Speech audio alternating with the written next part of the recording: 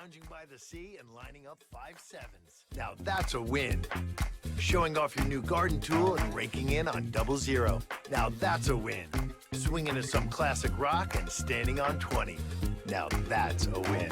Do what you love and get the thrill of Borgata anytime and anywhere in New Jersey. Play online, poker, slots, blackjack, real money. TheBorgata.com. Now that's a win.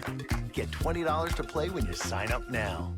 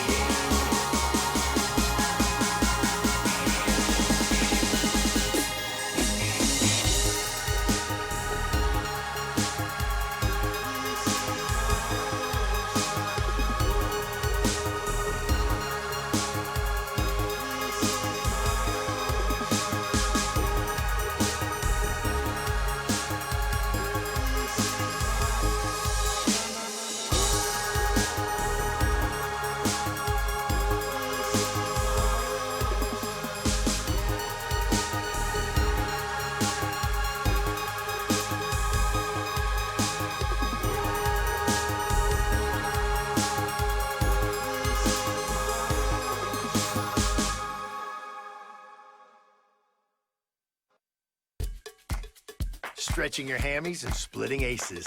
Now that's a win. Toasting the perfect marshmallow and turning up 5 cherries. Now that's a win.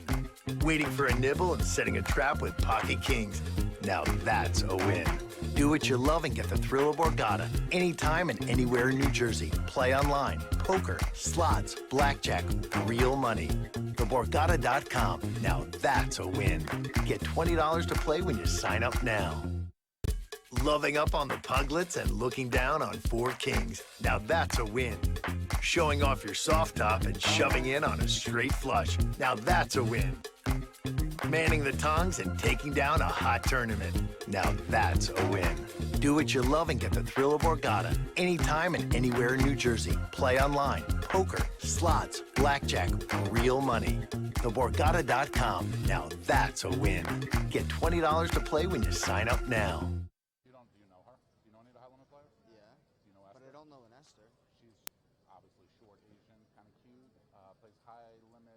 Play during the day or at night? I can't. Because that's the big. When do you work? At night. What time? Where are like the between 9 and 11. Really? Yeah. You're late swing? Yeah. I love it. All right. God bless. All right, guys. I just want to give you a heads up. We are going to start broadcasting in 10 minutes, even though none of the players are here. Yeah. So once we get here, we're going to really rush them through opening up their bags. Put that on here? No, I should wait. You can put it on if you want, babe. What's up, brother? Do we know where the players are? All right. Check Borgata card. Attention poker players, if you are playing in our final table for main event 10 today, we do ask that you go ahead and start taking your seats at this time. Once again, if you are playing in final table, congratulations, event number 10, please go ahead and start taking your seats. We are seating at this time. So there's no way this has to be a room-wide broadcast? It can't be just from here? You can't do that?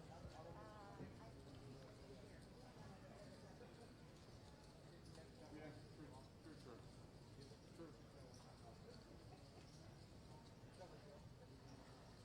Done. So listen, I'm thinking about just referring to the solo.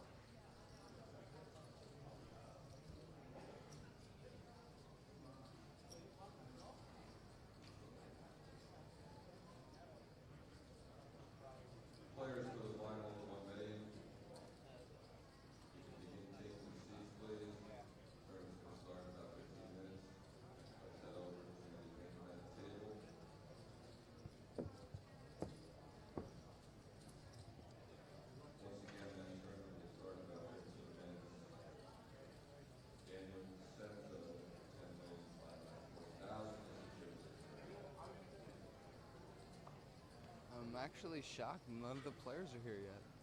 It is a little unusual. Not one. No one in the audience either. Not one. And there's This is no even one. more unusual. I hope they know it's 3 o'clock. Oh my god, that'd be horrible. If they showed up at 4. What do we do about that? Do we just start at 4 then? If no one showed up till 4? Are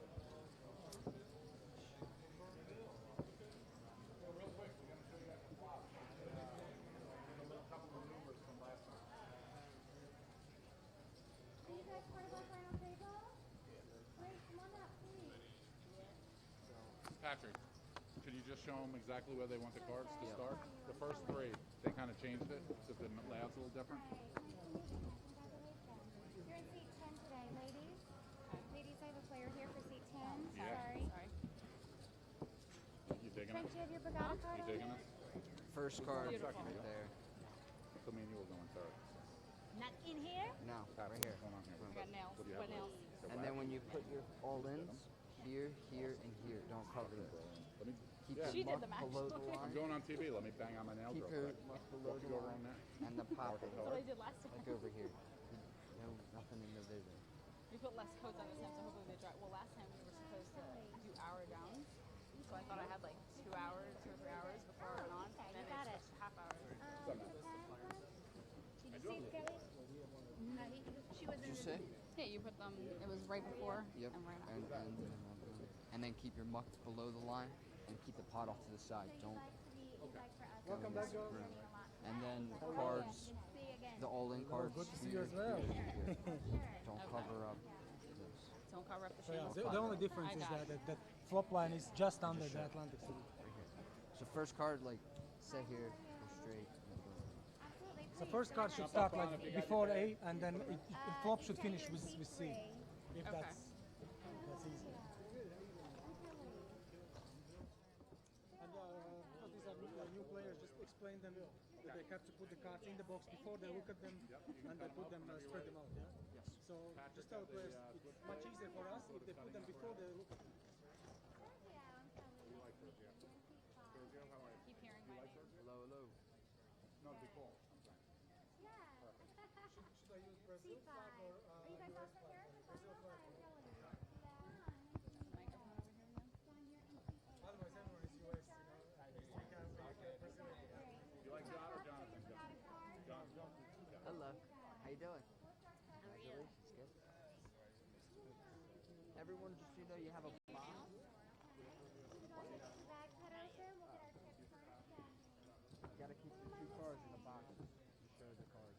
2 seconds. When you first get it out. Awesome. Seat 7. And we're gonna No, no, no. show You where keep to that. put your cards. That's yours. You know, just a little pasta. Quick second. Sergio. Phone etiquette. I'm gonna wait for everybody to come in. I don't have to. You can put it in here. No, we'll call you back. Hey, you want to say your name? All right. We're just missing Douglas and Q.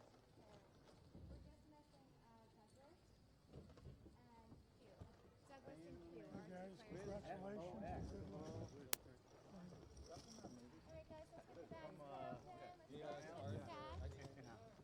Just to let you know, players, our cards are RFT cards. Okay, that means that they are going to be broadcast on the live broadcast. Everyone has a box directly in front of them. Okay, does everybody see their box there? That means when you get your 2 cards, you're going to put them side by side, just like this, within the box. All right, as soon as you receive them, you can go ahead and do that. That way they can electronically read what they are. Our broadcast is delayed a half an hour, but just be aware that 30 minutes from now, players will know what you have in your hand, okay? Everybody okay with that? All right. So this is how we're doing it side by side. If they're overlapping in any way, we can't read them, right? So please make sure you put them side by side. If for some reason they're not read that way, we're going to have to correct it, okay? And it can hold up the game. Oh, I don't know yet. We haven't done that.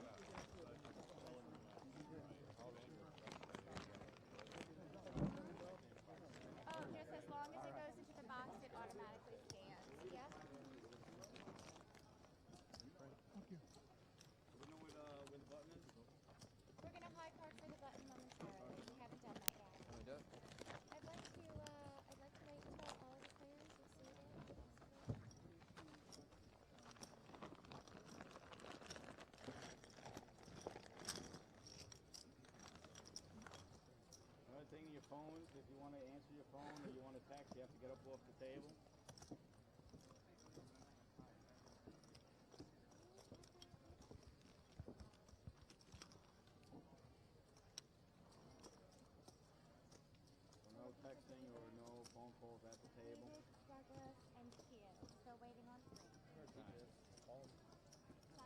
until broadcast. I'm not sure. I probably wrong. I bet the under. Yeah, probably. No, not yet. I'm waiting for a couple minutes.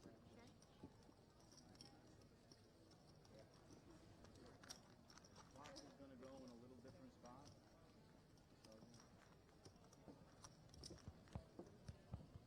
Alright, I just want to make sure everybody sees the boxes.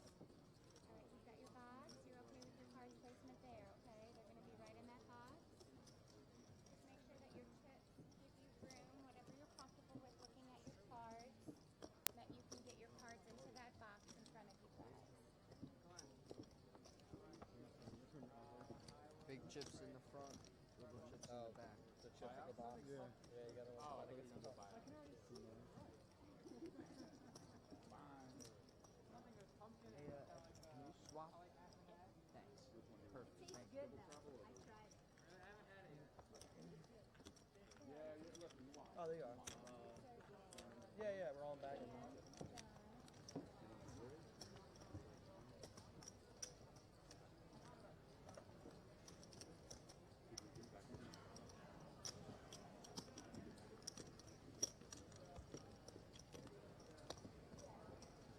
So we're going for a lot of money, so, we just want to, everybody calm, try to make everything clear on what you're making your bet at, and, we don't want a guessing game.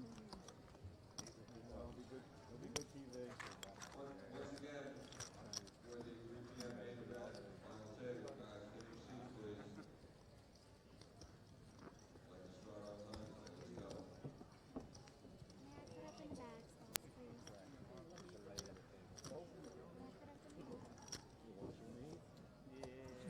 No problem.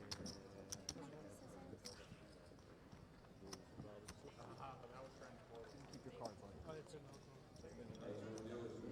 I see you wrote DJ on your paper. Would you like to be called DJ? Great. Rather in lieu of Douglas. DJ, yeah. Douglas is a little too old. No problem. Sounds a Level little number 4 for the 6th man. Level number 4 for the 6th man. 1, 2.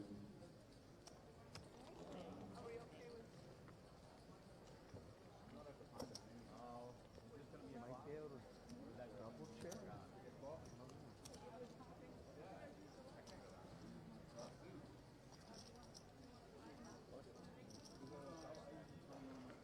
That's for the ends and whatnot, right? Alright, DJ, what you might have missed Yes. is that we are using RFD.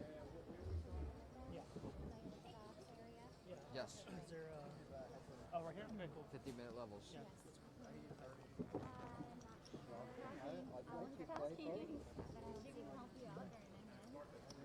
Not yet, we don't know. Last Do you table, want me to they do the asked button? them to use They're asking. cell phones. Last table. Headphones. No, Headphones. headphones, no cell phones. Okay, if I can. At the table. Headphones are okay.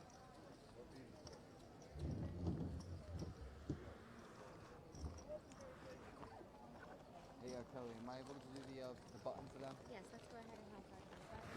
We high card for the button? Yes, thank you. All right, it's 30,000, Annie.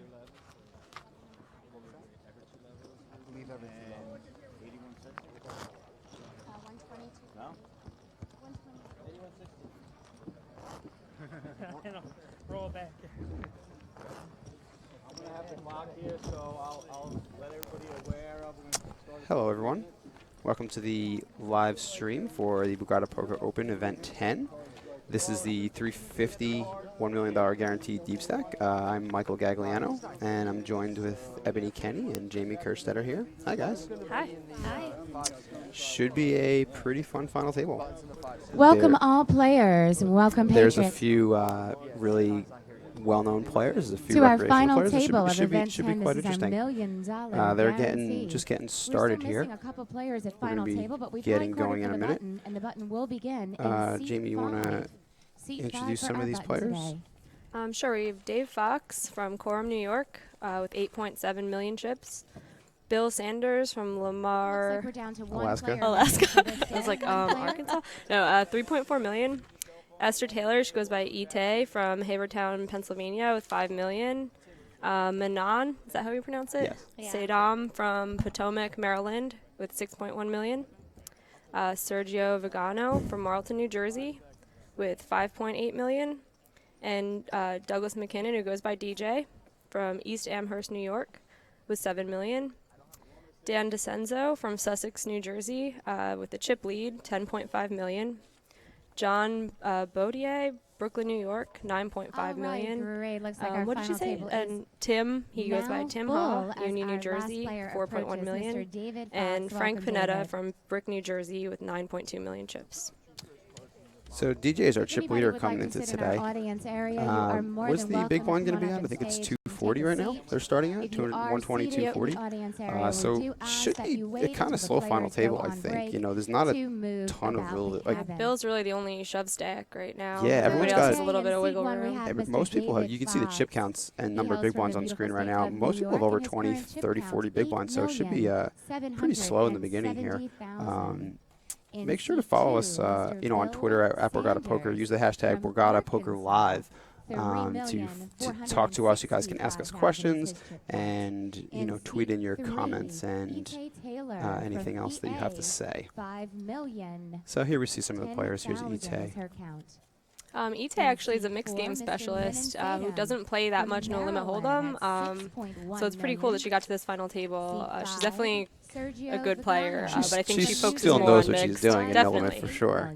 I played with her. She's definitely still has, McKinnon, you who know, prefers to be called DJ, hailing from New it's not her York, first rodeo. Let's at put it that way. exactly 7 million in chips. Yeah, Sergio, you see, is Dan originally from Brazil. Sussex, New Jersey, our chip leader right now. It's going to be an interesting dynamic with DJ and Dan DeCenzo right next to Not each far other. behind him Two in very second place on the table qualified today, professional Mr. players. John Dan Two is of probably not. the more aggressive players. Yes, and Dan is not somebody I'd really want on my 9.5 left. million. So I wonder In if that seat cages 9, we DJ a have little bit Tim for the Ha day, if he's going to from have to New like wait Jersey it as out well and kind of at like pick his spots better. It may slow him down right from the start, In seat especially 10, with Mr. not a lot of Frank Panetta shorter stacks. from Dan Brick, really New may put the Jersey, pressure right on here him. Close to home, 9.2 million. We'll have to see what Our chip happens. totals are very See how close see how today, things play players. out. Sometimes We're you just coming get back on level a couple number of 30 Big hand shorter, matchups. yes, a That's couple a of shorter 30 stacks get big ante. hands, and a couple 120, quick bust outs, you 240 can completely will change be the our dynamic. blinds. So we'll have to see how things go. So we'll be starting momentarily here. So we see Frank in the 10 seats. So we are 10-handed. And All right, we're what are gonna they playing for? shuffle Where do we have that up the payout I sheet? think Ebony has the payouts. Yeah, Once I have again, the like I payout said, sheets. our button Okay, will so begin 10th in place is seat going to get 5 today. That makes 9,700, and all the way up top is 168. It's that definitely makes pretty seat big six difference our there. small blind. Yeah, Slightly. huge Seat payout for a 7 our $400 big tournament, though. blind That's today. awesome. This is what Borgata Coming does in at best, though. 120 These and 240. small buy-in, massive field events. Yeah, it's what they're known for. Like Tab said last week during the live stream last week when I interviewed him, he said, we're doing this for the little guys. So it's good that they do that. And a lot of them, you can see, a lot of them made it all the way through here. We have where do we see? And our cards are out for the first hand of the William day. Sanders. Bill, yeah, and C2. Yeah, Bill Sanders. This is he says he plays poker quite a bit, but he only has $3,000 in tournament winnings prior to 10 today. So this also is folds. already by far his biggest score. Same thing for Sergio. Frank is out. So here we go. First hand of the final table.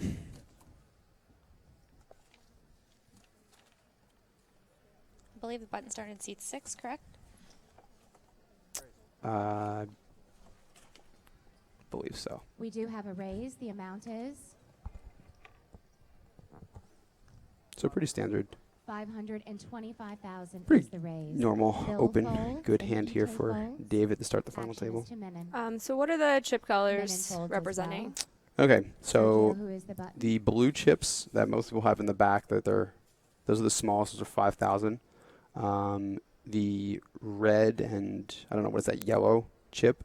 Those are 25,000 each, and then the white chips in the front are the biggest. Those are Sergio 100,000 wants each. his raise. I don't know if they're going to bring in a bigger color at And any he point. pushes chips into the pot. The amount So is Sergio's 2 going to 3-bet million. from the button here 2 million. with 2 10s. DJ folds and Daniel is out as well. With only 20 6 big blinds, Action a little less. returns What did he to start with? David 5 Fox, who point. is in seat He started with one. 5.8. It looks like. Yeah, it's probably not a hand he's gonna fold, even if he gets crammed on here. No, these hands probably should just get all in pre-flop here. There's 1.475 for seat 1 to call. Unless Dave Fox wants to hero fold I mean, there is something like people don't usually come out of the gates 3-betting really wide. That's true. That's definitely so true. if you're ever gonna fold a hand this good in late position, this would be the time to do it. I'm just not sure he will. One of the things here is that he is the button, though, so I feel like Ace Queen suited is a pretty strong hand in that respect. Funny thing with Dave Fox is we had this conversation a couple years ago, and we were talking about late in tournaments. And he said this is such like a nit credo, but basically he's like, well, you want to make sure you're still there in the tournament when your run good happens. This is true. This is true. I should have thought of that when I said it. I think he won't fold because that is like he's dying to fold it. One of the things about that hand too is that just that's a really large portion of stacks for everybody, and no one wants to bust in 10th. Right. And I'm wondering Cards are out. if Sergio's even calling a shove if Dave goes all in there. It would be a weird hand to 3-bet fold with less than 30 big blinds, but it's possible. I would think so too, but that's one of those spots where you see people make those types of plays and then kind of not know what to do when someone puts the pressure on them. Because the stack sizes are kind of awkward. Exactly. Like when he is able to get the chips in, he's not in great shape. Like having 2 10s there is not the best when you actually do get piled on. But I mean, there's so many more combinations of Ace King and Ace Queen than there are of like Jacks Queens Kings. Yes. Like you are probably still doing okay. So I guess Bill Sanders is actually from Arkansas. I was right. Well, so that's the wrong postal abbreviation though. AK is Alaska, so someone has had the abbreviation. I'm just glad. Yeah, AR is Arkansas. Yeah, I knew that AK was definitely Alaska. I'm just glad someone else is also really dumb, and not just me. Some of them are a little tricky. I mean, Arkansas. I didn't know what Arkansas was, honestly. Right. But I knew that it wasn't AK. I knew that was Alaska. So, so Frank opening from unthinking +1 with Ace-6 off here. Pretty aggressive. Pretty aggressive Not something open. that I would do. 10-handed. Yeah, but he's got that old man image, Oh, so yes. he gets to do a lot more. That's true. That's Dude, in 20 years I will be opening Ace-6 off under the gun. But all the young kids will be that age then and That's true. battling it out. You'll have Oh my God, that's gonna be hilarious when betting each other. we'll be like at a WSOP table in the future, and we'll be like, oh, my table's so bad, everyone's over 40. Yeah, depends on how poker winds up going and what the new generation winds up doing. This is an interesting flop. You might. I don't know if we're going to see some action, but some things could happen depending on the runouts here. Yeah, for sure. Oh. So Jonathan's going to go ahead and raise here. The raise appears to be Looks like $2 million. $2 million. It is now $1.3 million for Frank to call. And I wonder if Frank just winds up folding here. It looks like he kind of isn't too happy. What do you think of this raise with 2 7s here? I mean, I don't think you're doing very well. Like, the added gutter ball is not really that valuable from an under-the-gun opener who looks like he'd be very tight. And this does not look like a man who's going to fold 10s plus here. Like, who's going to ever fold an overpair. So basically, that added equity of the gutter is not that valuable. We will see a turn. And if Frank does something like go all in there, you're not really loving life with 2 7s there. Yeah, and he has to slow it down now. And that's kind of the problem with the 3 of inflating the pot. John checks. Frank shows. Frank pretty happy to show. Guess he could definitely think that Jonathan has some sort of flush draw or something like that. Yeah, I think Frank probably could have won the hand there on the flop. It was, who knows though? I haven't seen them play enough to see. Yeah, it's kind of hard for us. We don't know, necessarily the dynamics. With the players this far. Yeah. Exactly. We know a few names, and we know, like we said, Dan and DJ are known to be a little on the aggressive side, but. Frank might be kind of crazy himself. He might be really been putting the pressure on these guys short-handed coming to this final table. So, well, Jonathan's got to be happy with that hand because that just put him into the chip lead now with a little over 12 million. Yeah, that's all 3 of those guys now. The 3 biggest stacks are right next to each other. So we see Frank lost a good chunk of his stack there, but he still has plenty, so he should be in okay shape still. Be sure to also check out the Borgata Poker Open webpage, borgatapokeropen.borgata.com, and follow all the action on the Borgata Poker blog. There's some good blogging, reporting going on. They cover all of the events, not just the big ones. So if you guys are out here playing, you can look for your name if you want to be making a deep run, being chip leader, that sort of stuff. They do a really good job with that, so be sure to check that out. Be able to see his whole cards the rest of the broadcast. Bill is down. This is a lot more fun with the hands being shown. The last time I did commentary, there were not, and we were just guessing a lot. And I was like, please don't say something. I was like, well, he's definitely folding here. Oh, he has aces. It's interesting. That's an interesting way of watching poker, because you really get to think and put your reads on players, and you can range players before seeing. The problem with that is, unfortunately, you don't get to always see what they have, which is the problem. I don't like the broadcasts where you don't see whole cards until after the hand. I know some. Because it's so easy to pick apart a player and say oh my God, what is he doing here, whatever, because you have all the information in front of you, and it's kind of unfair to the players that you're analyzing. Yeah. It's easy for us to say easy call or easy raise here when we see their cards, but when you can't see them till after the hand is over or not at all, it's a little tougher. So Dan raises the button. He should just take this down. I can't imagine Tim's going to get too crazy with 10-5 here with a kind of shorter stack. And the big blind will lay it down. Dan will win the pot. Our button will move to seat 8. John will be the button this hand. Ante's up, players. That makes Tim our small blind, and Frank will be our big blind this hand. Skinny Donk says, Jamie, you can open ace-6 under the gun now. Old lady image. Thank you very much, Skinny. They appreciate it. You just told the world that you would never open there, so there you go. Well, he's just saying I'm old enough now to get through with the ace-6 off. Well, wow, that must mean I'm definitely old enough. I should have played the seniors event You can today. open 10 high. Just kidding. I feel like a dinosaur in the poker world, and we are dinosaurs. Yeah, I was going to say. You're still under 30, correct? Barely. Yeah. Barely. Yes. And you are too, Jamie, right? No, I wish. No, I'm the young. I can't believe I'm the youngest one here. So. Thank you. Hey, you just said that. Thank you for that. You just alluded at that anyway. So. Moving on.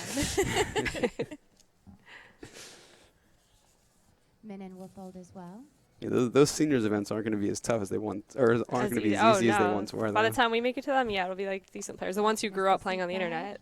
Yeah. Who also folds. It is actually. It's come around to that now. Sometimes I'll be at a table and the 21-year-olds are the fish. They haven't played online. They grew up playing one hand at a time every 5 minutes, and we used to play, Well, it's really interesting because, especially after Black Friday, and there's a whole group of younger players now who haven't really played online. Right. It's not like a few years ago when everybody who was younger was always playing online. You don't have that anymore. So you definitely get a little bit of... The learning curve has slowed down tremendously. It definitely has, yeah. So we see DJ open in late position with Queen 9 suited. Perfectly good open. Jonathan wakes up with ace-jack of spades. He's going to 3-bet, pretty standard. This would be awesome if Frank just piled. I think I'd fall in love with this man. Don't think it's going to happen. Probably not with the 8-5. No. And now it's back to he's going to wait till he's a blocker at least. I know what he's thinking. John will win the pot. So that ace-6, he knows his blockers. Cocktails have arrived. I actually don't know if I love the 3-bet by Jonathan with a hand like ace-jack. DJ's opening a pretty wide range in late position. Oh yeah, I would love to just flat and play in position against him. Exactly. And he has 3 times the chip stack too. If he 3-bets there and DJ goes all in, he has to fold. Yeah, you can't call, and DJ could have a hand like pocket 8s or 9s or something where you have great equity. You can take the pot away, all kinds of stuff. Yeah, but there's something to be said for if a player's not confident about his post-flop ability. Absolutely. Why not just go ahead That's and a really take good it point. there. And it's versus a good player. I'm not sure how well these opponents know each other, but DJ's a really good player, and you're really not going to get too much out of him post-flop. He's not going to make too many post-flop mistakes. If anything, so maybe he's the going to put pressure on you. Yes, the 3-bet take it down might actually be a good play. Especially at the start of this final table where you know, people aren't looking to bust, and these You DJs want to not going to outlast shove a few very people wide. first. Yeah, sometimes actually 3-betting is the lower variance play. It's not like DJ's ripping ace-10 off there or something Right. like that. Menon is down. I just don't want to fold that ace-jack suited, though. I know, I don't either. So pretty. Plus, Don't me and you any tend to be option post flop. wanna- Like, look, I'm the flattiest person in the land. Like, I love playing post flop, and so like I look at that and I'm like, oh man, I wonder what the flop would have been. Dan folds 7-5 suited there. I think it's a good fold. I think that he definitely looked like he thought about opening. But I think especially he always thinks about opening. It's true. It's true. Especially if Frank has been playing on the aggressive side, you may not want to get too crazy this early. So Tim's making a move with some sort of 3 here in his Tim is hand. reaching for chips and places. We can't see his other card. 520,000 into the pot. 520 is the number. Looks like to some sort of call. button steal, Small blind. which fold. Is not going to work. not going to work when David has ace-jack. Dave's just probably just going to shove here, and Yeah, I Tim would- started the hand with only 3.1, so. can't imagine Tim has a lot of calling hands that have a 3 in it. So Yeah, unless he has 3s or ace-3 suited, this is a spot where I'm just letting my button go. I don't think you really need to raise every button. yeah, It's even just so exploitable now. Like, everyone expects it, and pretty much people are pretty comfortable with the ranges that they should be 3-betting from the blinds. David announces raise. Yeah. so David's just going to 3-bet. He didn't shove, Is the raise. And Tim will lay it down. which is a David will win little the pot. surprising. He's Well, I mean, he's putting in. He's just putting it in, yeah. 65% of his Yeah, chips. He's not, yeah. you know, button no loose intention of to folding seat ever. 10 now. why do you think people do that? You think this is? I think it looks 5 stronger. You think it does? I think I mean, so. he made I it think really in live big, though. poker, yeah. I mean, in live poker, though, little tiny edges like that, sometimes it works. Like, sometimes people look and they're like, they were Small liking their, blind. like, pocket 4s before Is that David happened, and they're for like, ugh, 120? never Our big mind. blind You bill know, for like, 200. maybe, even if it happens 1% of the time, Are they still calling a worth doing shove it. with pocket 4s? I mean, Is there a difference if you make it probably really calling a big? shove. Sometimes I think that, like, putting half your stack in looks very scary. Yeah. I think also there's something to be said about a lot of people live, like online, you know, your chip stack is known at all Sure. times. Sure. And live, a lot of cards are people tend to forget what their chip stack Yeah, is. or they So, miscount. They'll, like, yeah, miscount so how many when blinds you have. When you know, click it back like that, you know, some players might think, oh, he might fold First if I act is shove. EJ. Right. Some You people know. have problems figuring out when they have full Yeah. equity or not, and it's not like it says he has EJ 3.1 million chips, which equals this Right. many They big don't see blinds. what we see, so Mhm. he might think he has Very more. true. Folds. Sergio folds. So DJ picks up a big announces hand raise, here. 500,000. This is one of those spots we were talking about where, you know, the dynamic between the two of them may come into play. That's- You know, yeah, I was gonna say, you you may don't wanna see be Dan make some sort of move there with ruh-roh. the Jack 10, but Dan's been seems like he's I played a bunch taking with it Dan slow. this summer in one of the 1Ks. We played announces for like a 6 hours re-raise. straight. Oh, this is awesome. so DJ is kind of Some loving more of life that when he just throws 2 million out there and he's 2 sitting there with million 2 is the kings. re-raise. Frank folds and David folds. This is great. I love the Our big aggressive, blind like now he checks his puts that cards. pile Yeah. there, out there, like That's take the that. that is the Blind. I'm never folding Now raise. it's back Yeah. to DJ. That was quite an that's- aggressive three It's bet. great though. Like, you get a lot of 100,000 information from that. It's million like to he doesn't call. care how much it actually is. Like, he's just putting out an amount. He's like, this I grabbed much, the and 20 then I stack. call. It's Right. basically the I raise call. So based on that, the way that he raised, if you're in DJ's spot now, do you? Well, DJ he went I all wouldn't in. even take all much time in. piling. Yeah, You Yeah, know I mean, you're getting a he call. put 2 million in. DJ DJ only shows has king 6, of so spades, there's a king lot of of hands he's not going to diamonds, fold pocket anyway. kings. And John all right, has Jonathan, ace of snap called diamonds, with ace queen Yeah. of hearts, and we will see a flop. So DJ is actually the one at risk here with Our the flop 2 is kings. 7 of diamonds, 8 of hearts, deuce of spades. The turn is 10 of spades. Pretty One safe last run out so far. card, our river. The 4 of hearts, and Yeah, DJ gets will a nice double double up. up. So that's pretty key there. A lot of those chips that Jonathan picked up earlier, he just kind of gave back there. Mm-hmm. So sort of a, you know, big sort of a confrontation, 2 big hands there. But again, I think you know, I don't know if They're like 20. Was it about 25 big blinds deep? it's about 25, yeah. But Yeah, it's probably going in. I mean, it doesn't really matter. was Obviously, he pretty early doesn't need position. to. he doesn't need to 3-bet so huge. He can 3-bet smaller, but I still think that he's going to be folding to a lot of hands that he races if he does 3-bet small with the intention of folding. Yeah. Because DJ's still going to be piling 10s and jacks, and like you kind of at that point, like unless he min 3-bets, like he really Once shouldn't you get put away it in, from you his can't hand. get away from it. Yeah.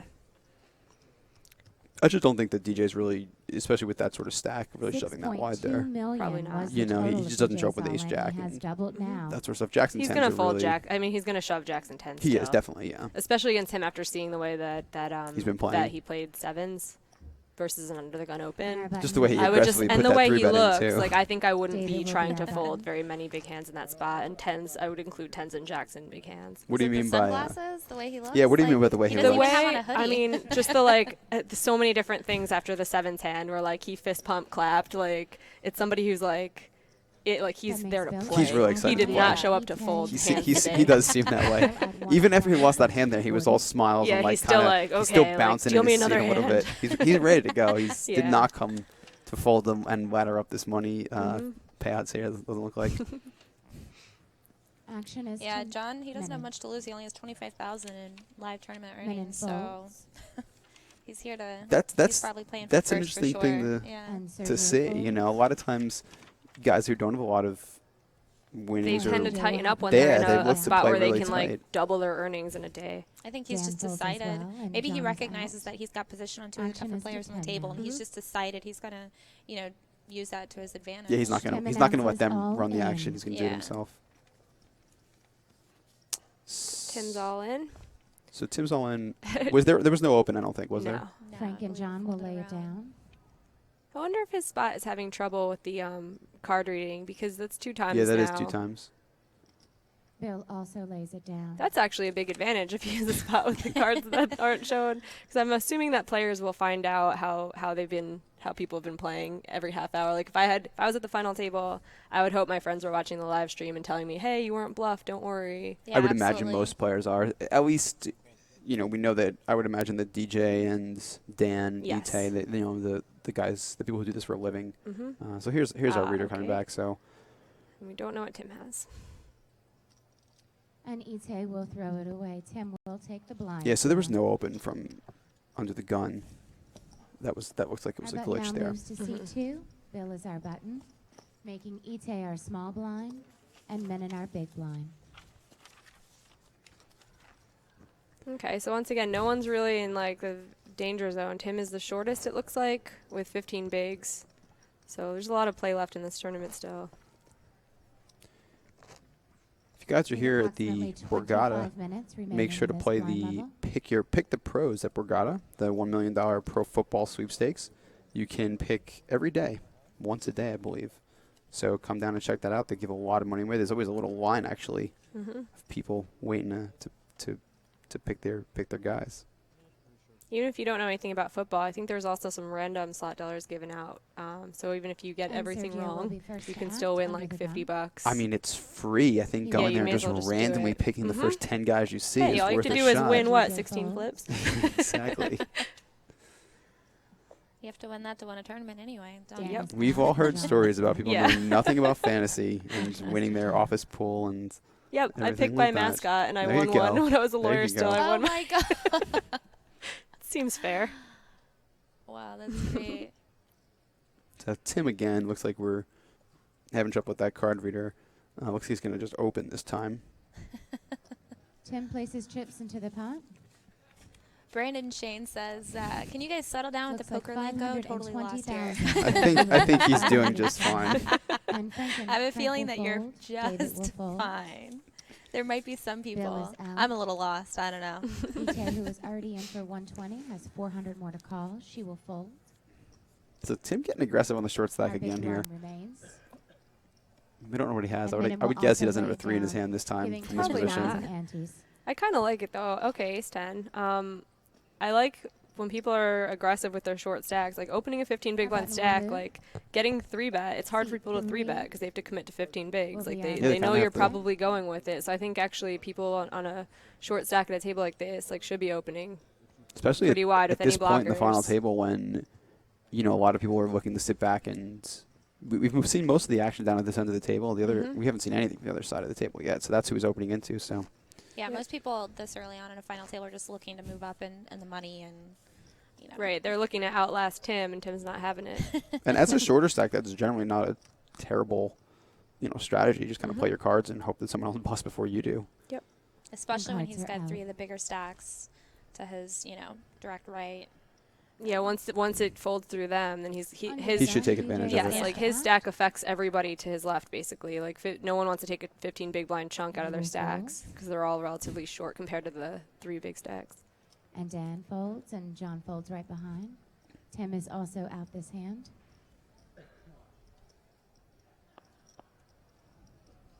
Frank folds. So again, guys, tweet at us. David is out. Use the Borgata Poker Live hashtag. That's how we're reading some of this stuff. You guys send in. Ask any questions you have about, anything, strategy, players, the weather, whatever you like. How about me today? I'm opening really wide, especially because you really haven't seen any aggression. Is Queen 8 included from the in that? for sure. And Ite Any versus aggression a from the raise in players the in the pot. blinds right now? Do you think being the only woman at the table, Is you have to have some 510,000, experience our small blind Yeah. with this? How do you think people are going to respond to her? I think just people at the are start of this final going table? to view her the same way they're viewing the old man at the table. Okay. I tend to get the same treatment unless people have played with me before. And the big And I blind think she folds gets as through a well. lot We'd on say her we'll button win her opens. first I think pot her of the 3 night. bets get a lot more credit than most people's would. So you think people just think that, Our button has moved We just have down to have seat it because 4. we're Minute women is our and button. women play tighter? We just, that's you know, that's the Sergio perceived Yeah, image. I think we play more people timid operate and- on the stereotype that you are tight until you show otherwise. About So I 20 take minutes advantage of it remaining until on I this show that level. I'm capable of spazzing, and then I tighten up again. That makes sense. Do you feel that people do you ever get people that try to push you around because you're a woman, you think? Absolutely. That's not as common, though. I mean, I guess it depends on, like, for me personally, Jamie, I think you play, like, super aggressive all the time. But for me personally, it cards really are depends on, like, my table, what I'm getting away with in general that day, what they perceive me as or what I want them to perceive me First to as. act And this hand I will kind be of our go from chip leader. there. If I can set set the tone for how the table perceives me, then And Dan You're better off folds. doing that because I feel like your table image isn't just one thing. It's like 9 different things depending on if you've played with the people before, if they know John you, will what raise. their own personal stereotypes are. right. So it's like depends who I'm in the hand with. I'm in the hand with Gags. 650,000 I'm gonna is play 650. it doesn't matter that I'm a girl. Like I think of all the hand histories we have Tim together. is down, If I'm as with well a as random Frank. stranger Someone who who's knows how going you to give me credit for play. having Queens plus no matter Action what is to from the David. button even, like then that's what I'll play that player differently. So we see Jonathan getting a little frisky here a little again feisty. with the ace-5 off on the gun +1. And now after David, do we just 3-bet and try to get this in, especially for someone like Jonathan who's been... David announces a Yeah, I re-raise. think so. Yeah, I think that's can't be too bad with pocket queens here.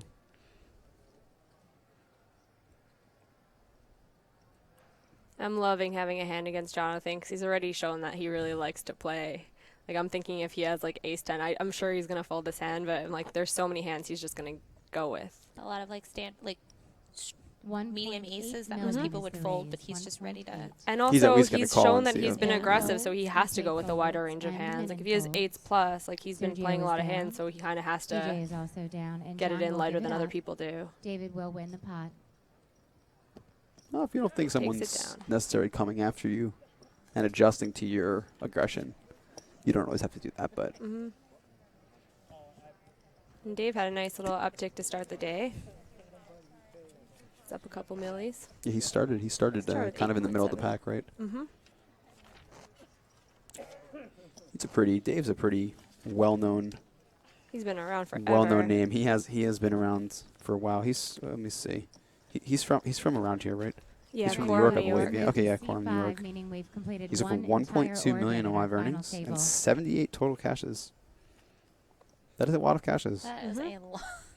I And certainly do not have that many. he and Matt Brady used to back people together. And That's John will be under the gun this Ite's hand. husband, Matt Brady. Hmm. So that's like an interesting dynamic. I'm sure they're good friends. Yeah, they have to at least know each other. Mm-hmm. Here comes Jonathan. And that is Little a bit of a call. better hand here. Did He just- wants did he to just play. call? I Oh, really he like just- Jonathan. He's going to make it interesting. Yeah, he's relentless, which I think is good because 10 at some full. point people are going to think, well, he's got to have a hand at some Yeah. point, right? He can't just keep doing this. He actually just called here, though. He didn't Yeah. come in for a raise again. I like which- it. I like testing out the limp, see what David happens. folds. I'm kind of surprised that he did that though, just based on maybe his aggression hasn't been working, so maybe fold that's why he's as trying something different. I mean, at some point he might try something different and fold, but I don't think he No, it probably will. Doesn't seem like he's in that mood today. And Ite folds. He is, you know, we're kind of, you know, needling him a little bit. No, I like him. Oh, I'm not being sarcastic. No, I think neither it's fun am to play I. with someone like him who's He's trying to seems win like he's every loving hand. the game. He hasn't done anything incredibly Nothing's like been wrong. outrageous. Yeah, Yeah. he's just being aggressive, which is generally very good. I just Action think is that on he's Brennan, who appears to be kind of ran reaching into a for couple of chips. hands, and He will call. so if you're Manon here, I like the what are just you call. thinking? Like, what's going through your head when Jonathan now limps? Like, I'm gonna see a flop with King Jack. yeah, I think woohoo. I'm gonna try to outflop I might be this guy afraid that 'cause I think Jonathan he's might got a like big limp hand. shove or something. Yep. I don't know what to expect from this limp. So Sergio Oh, announces Sergio call. is looking. Oh, did he just fold? Small No, I blind. think No, he he's called. thinking about it. I think he announced He's call, calling yeah. 240 with 7 blind. deuce of Who hearts. will check? Sergio, what did you start this hand with? Do we know? That's can't be And it right. looks like we are 5 be players. We got right? a couple What do you players mean? that started with He has 199,000. Yeah, 5.8 million. apparently. There we go. Okay. Oh, no, it didn't get Yeah, fixed. there's a couple of them. Yeah, I Oh don't boy, know. so we have a lot of board coverage with this range of hands here. This I is don't fun. think If I someone was thinking of a flop, Well, we know DJ's got about 12 million, And our flop is Ace of Sergio probably clubs, about 3 of 5 million. spades, Jack of diamonds, DJ first to so act, nobody checks. likes this flop. Dan No, checks I mean- Because one. everyone thinks someone must have an ace, but no. And Jonathan's John going will to take a place stab chips at into it now the with I like it. I think this is great, actually. 600,000 is the bet. he has the most equity other than the Minimum person who fold. has all of the equity. Sergio I mean, I'm folds, not DJ limping and then folds, betting into Dan 4 folds, people without John an ace will in this take flop, that but pot. I do And that admire his just heart, that and just it takes works. it down. Look how fast And our look how I think button if fast I'm king jack and of we're clubs, gonna I'm do a peeling dealer here, especially with change. the With the back ace door, of not clubs, flush yeah. draw. I think you have to, especially with it's Jonathan. I mean, he's And you we know. haven't seen Jonathan play 21 though. Is he minutes gonna? He remaining actually in this did. He game. shut down. He raised the 7s, then he shut down, Yeah. checked it down. Yeah. So I think I'm more likely to flat if I have king jack of clubs there against a player like that, because you are likely to not get charged very much and be able to see 2 more cards. Plus, maybe he limped in with a jack. Maybe he's jack 10 or something. And he's just betting to kind of see what happens. Looks like we have a So we can brand see new the deck short of stack cards now is our blue C2, deck. Bill or C10. C10, yeah. No, he's actually C2. Oh, yeah. Bill Yeah, This it's is just- this is in order of chip yeah, count. so not, he's C2. So we're 12 just, bigs. We're gonna see some action from him soon. yeah, Tim actually chipped up a tiny bit after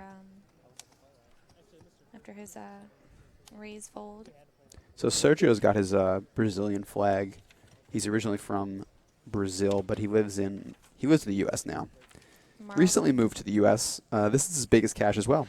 His largest cash is he's $12,000 in tournament earnings, and so this will be his biggest cash. Doesn't say where he moved in the U.S., but I would imagine it's not too far from here. Sergio? Yeah. Our blinds are Marlton, still New Jersey. 120 Oh, where do you and see that? 240, 120 120 and Oh, there you go. 240 with a I 30 have here action. just For We those have of you 19 listening and minutes watching, we remaining have in just a this bunch level. of random factoids on random sheets of paper, so we're shuffling if that's what you hear. Looking for information to give you guys. So 10 more And minutes cards before the are in. blinds go up here, and once these blinds start going up, we're definitely going to see action. The chip leader's only going to have about 40 big blinds. This structure is interesting. It's, I don't want to call it fast because it's definitely not fast, but it's definitely not slow. It's somewhere in the middle. 10 fold. So it tends I to like the drive graduated the action. blind levels, though. I think that's something that I'm pretty sure Matt Savage introduced, and I like that because early in the tournament, before you really have an emotional attachment to this tournament at all, you're not really invested too much. The blind levels are short, and you're kind of like in there and out of there fast. And then when Absolutely. it matters, when And you're Bill playing is for down. almost 200K, you have 50 minutes, and you have time to fold. actually make decisions, and the blinds don't eat up your stack. It's pretty is down. smart. It's also just good for, a recreational player, somebody that wants to come down on the weekend and try a tournament. You don't want to sit And there for Sergio 3 days and not Right. make any money, Mhm. You want to get in there and play, and if you lose in a few hours, you get to go home. And if you're in there for day 2, Yeah, you're late making it day count by 1, that yeah, point. exactly. DJ announces raise 520,000.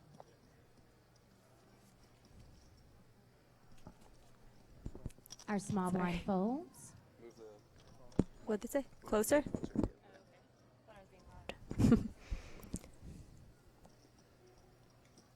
So DJ's opening the button here with the And king John will 3, call. We'll see a which flop. I don't think is I think it's fine. too outlandish. It's I'd be a little nervous with I wouldn't. I Dan think and Jonathan? I wouldn't, only because I know Jonathan wants to play post flop. I'm fine with He's opening. 3-bet a lot though so far. I guess he's had good hands though. Yeah. He strikes me as someone who's come to play. Like, they want to see 3. I want to see what happens post. Like, I wouldn't really be afraid of him being so aggressively 3-betting me. That's true. That's a And good he point. flops middle set. Yeah, Jonathan's DJ doesn't obviously really catch loving too life. much of this.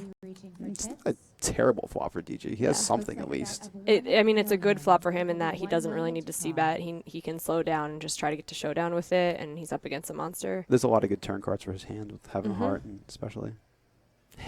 I wish I knew what was just said right there. I don't think he said anything. I think he just was. He's just chomping. Chomping the air, yeah. Just loving, tasting it all in.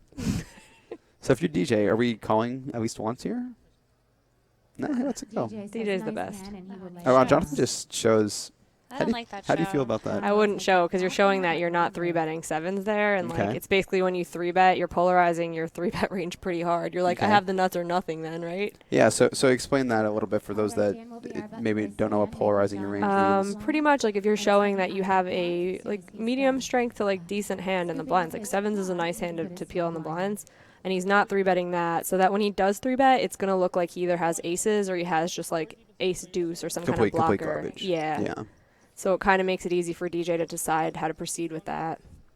So maybe it makes DJ a little more likely to peel some 3-bets if he thinks that. You know, he can have a lot of those. I would be 4-betting a lot lighter if I was DJ then, because you're basically like you put in a small 4-bet and you're getting the garbage to fold, and you're finding out where your opponent has aces, and you're That like, works. okay, muck. Showing in general when you're playing against a good player is not smart. It's not something that I would do. But sometimes, like, you're just excited. You hit middle set, and you're like, look, guys, like, I had it. And actually getting some credibility right now is probably smart because he's played so many hands. Showing that you have something and you're not just, like, goofing around every time might be smart for him. He's had to fold a bit. And David raises. Yep. 525,000 is the raise. David's picked up a few big hands here. A couple big pairs already. Uh-oh. He's going to mix it up with Ite here. Is on Ite. I wonder if the dynamic of them being friends is going to make any difference here, because it's like she really is not going to 3-bet him lighter than probably like pocket 9s plus. Like, he might actually be able to get away from a hand like this. And if there's anyone on the table that can get away from It's definitely Dave. Yeah. I make him sound like such a nit. He's a very good player, but like he is he's very good at like preserving his last chips. We'll put it that way rather than calling him a nit. One of the things about this hand is their positions. You know, David's under the gun +1. Ite's 2 to his left. Tens is not doing well in this spot. You know, it's just not a spot where a lot of people mess around too much. With that being said, that probably means that Ite could be doing some bluffing here, you know, and this is a spot where maybe she can pick on him a bit. I just don't think she I don't would. think most people don't, you know, and I mean, look, I'm a girl who's used to the stereotype, and I am well aware that I could get away with it, and I still look at her and I'm like, nah, she's not messing around. With these stacks, it's still really kind of marginal. It looks super strong. I mean, her 3-bet when she's starting, what did she start with? She had $5 million to start. She had 4.9, yeah, like, I think. She only this has to be bigs. a real hand unless she's suicidal, and she's not. She's a pretty smart player. Do you think there's any merit to maybe her just shoving her 20 yeah, bigs I probably instead of 3-betting? I mean, I probably would. You're not looking to fold your hand ever, and like there's a chance you get races to fold that would otherwise shove. Like a hand like this, these 2 tens. If he thinks that maybe she's making a move or something like that. Although there is some merit to making the 3-bet rather than 3-bet shove because it does look so strong. And then if you 3-bet aces, maybe I'll shove the tens. Yeah. Yeah, so David, you can just kind of tell, is not very comfortable with this spot. You know, I like watching live streams in general, you know, not just from the booth perspective here, but just even at home, because I feel like you just can see so much more. You get so much more information. Yeah, even when I'm playing live and I'm just staring at the person. And he folds. He makes a good fold. I think that's a fine fold. Like you said, I don't think she's really making a lot of moves, even though he technically folded the best hand. You just don't think that. It's not doing well against her 3-betting range on that stack size. I don't even know if she tries to get in 9s there.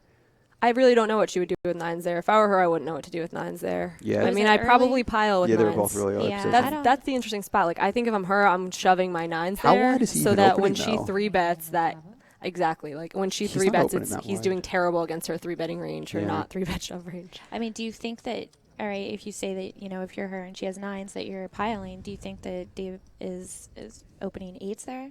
8s or lower? I think he will. Yeah, he opens has to. He would have thought the hand with He has enough chips. 8 and, point something million. I mean, even under the gun, or under the gun 1, I think that you have to open 8s there. Oh yeah, and he stacked up to like almost 11, right? Yeah. Oh yeah. He started the hand with about 10, I guess. So I don't know if he's opening any pair, but he's opening definitely worse pairs. Probably than 9s probably there. sixes plus. Yeah. If I'm him, I'm probably folding worse pairs than 6s, with with 10-handed, and people who like to mix it up. That's true. Especially with those guys are over in the blinds. So. That's why I kind of like the limp with the 9-8 suited earlier, because I'm like, wow, he's kind of opening his he's kind of opening the door to limping small pairs and stuff, which you've seen people do lately. It's like he can do it and probably get away with it. He just tested the waters, and people love to see the flop. So. Right. As you saw, we saw Sergio get in there with the 7-2 suited. So yeah, maybe he's got he's got something going there. Guys, tweet us your thoughts on Twitter, Borgata Poker, and use the hashtag Borgata Poker Live. Yeah, let's go. We want some more. We want some more questions. We want Sean Walton wants the live stream to show the commentators. You guys aren't here. They want to see some gags. We got him right in the middle for you, I'm all boys. dressed fancy. Yeah, I'm with the ladies today. Somebody asked, just saw that. Nashawn Williams, Scott Gotti asked, I feel like I've seen Douglas either in a small role in a movie or in a commercial. Can you give us some info on Douglas? Do not have that info. Do you think he'd brag if he was on TV? I think he would tell us if he was a television star. Is Google broken? We can. You can find out for us. Let us know. Let's look. I'll look. It might be down. It goes down once every 4 years for 20 minutes, and the world goes crazy. Okay, so what happened? What happened here? William limped. No, he opened. Okay, so William opened and Dan threw bet with 2 9s. So William has ace-8 called. Yeah, William has a really short stack. And ace-8 is just not a hand you really want to call the 3-bet with and then play post-flop, because pretty much you're rooting to like hit something you don't even know if you want to hit. Like if you hit an ace, you're probably going broke. Well, he's definitely he only has 1.4 million back. There's no ace getting away from that. Dan happens to have 9s, but a lot of the time when you flat that 3-bet, you're up against ace king, ace queen. You hit an ace and then you go broke. He only had 12 big ones to start the hand. So if you wanted to shove ace-8, I think that's reasonable. I think that I probably wouldn't do it, but if that was his at least you're seeing play, 5 all the time when you do that. Exactly. We see he has almost 30% equity here still on this pretty bad board versus and actually Dan. It's like one of the best boards he could get for ace-8, it really and is, still with he the has to gutter. fold post, and that's why it's like problematic to flat ace-8 there. It's just too much of your stack too. He put in almost half a stack there in that hand, and then just got away from it having all that equity. Taking our small blind, Frank. Our big blind, David. He said, tech question, can you clear up the pic? Everything is blurry. I don't... Oh, there we go. Oh, hi, you guys can see us. How's it going? We have no control over how blurry the pics are. We do not. We're actually watching the live stream, the feed here, and ours looks pretty clear, so perhaps it's some internet problems along the way, somewhere down the pipeline to your house. Perhaps reload the stream. I can suggest that. What internet provider do you have? Well, maybe you can call them. Yeah, call them.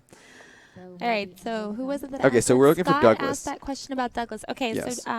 so there is a Douglas McKinnon that has an IMDb, which I don't, if any of you are familiar, IMDb is like Hidden Mob for actors and writers and all that good stuff. And there is a Douglas McKinnon, but he is a Canadian writer who's like 60. So we don't think it's DJ. DJ, I feel like DJ would have told me if he was on TV. Yeah, I don't think I don't It's not think him. he is. Sorry to disappoint you. So Jonathan's got another raising hand here, and I think this one's again pretty standard. Oh, he just called. The limp worked for him last time. I guess he's going with it again.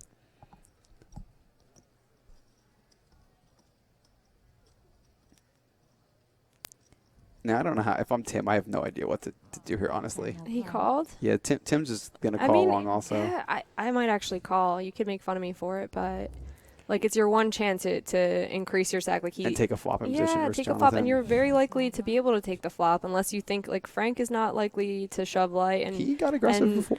I don't know. But I don't You don't know. like the call. My read would be that he's probably just going to call and that Dave's probably just going to check, and you're going to – I like the button call is what I'm saying.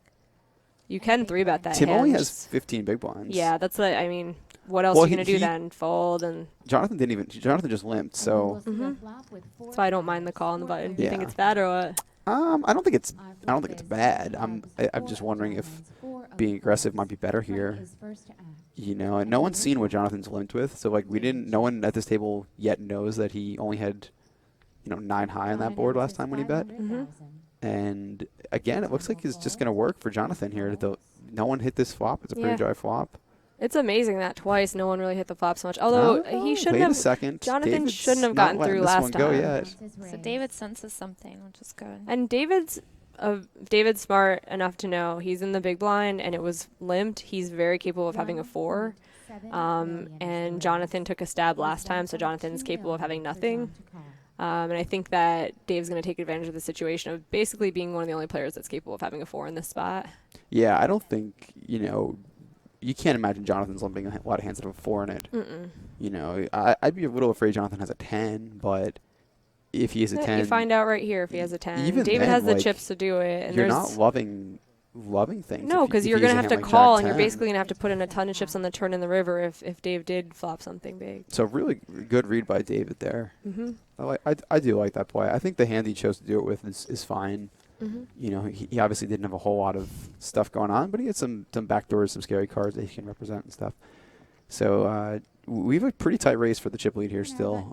Dan's still right up top with DJ, and David is right on his heels. We got Bill, who's super short now. So pretty much with ICM here and trying to make the jump to 9th place, we're probably going to see a lot of waiting around for Bill to bust his 6 big blind stack before you see any huge confrontations. Explain ICM a bit. What do you mean by that?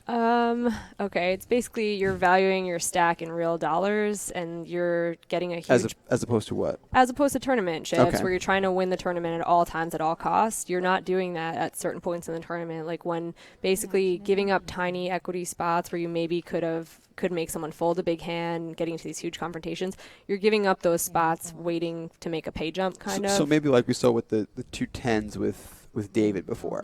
If it's earlier in the tournament, maybe he just says, you know what, maybe Ite is bluffing, maybe she's ace-king sometimes. It's close, but I'll go all in. But here, at the final table, he lays it down because of the real money and the pay jumps, and he doesn't want to lose 2/3 of the stack. He's making a few $1,000s. Say he knows that, say they have even stacks, and he knows he has 10s versus ace-king, and he's 52% in that spot. But if he just waits out a 6 big blind spot, 6 big blind stack, and lets a 6 big blind stack throw himself on the dagger first, he gets an extra $5,000 for not taking the flip. That's basically ICM. He's like waiting this person out. He's like, I can give up a spot where I have a 4% edge, 2%, whatever, basically just to not take that spot to make more money. Yeah. It makes sense. You don't always have to be playing for So the we had a win. confrontation here. We got blind versus blind.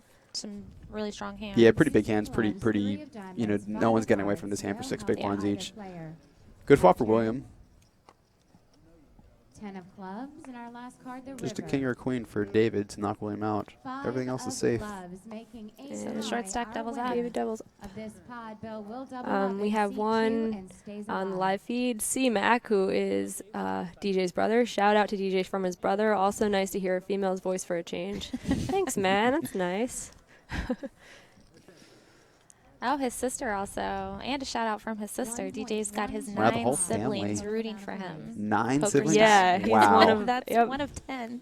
Do we know? crazy. Do we know where he fits into the? Is he oldest, youngest? I don't know. I Can you guys wanna Yeah, say, maybe one of you guys can tweet at I us. can't remember because we had a conversation about this, but Alright. yeah, I want to know. Mary Kate and C-Mac, you guys have some homework to do now. Give us Yeah, how let that us know. works. Let us know if he's the baby. I think he's the oldest. He's And the I oldest. think so, but wow. I'm not so positive. It's so it's a young family. I wish I remembered this conversation. Yeah, I think he's the Wow. oldest.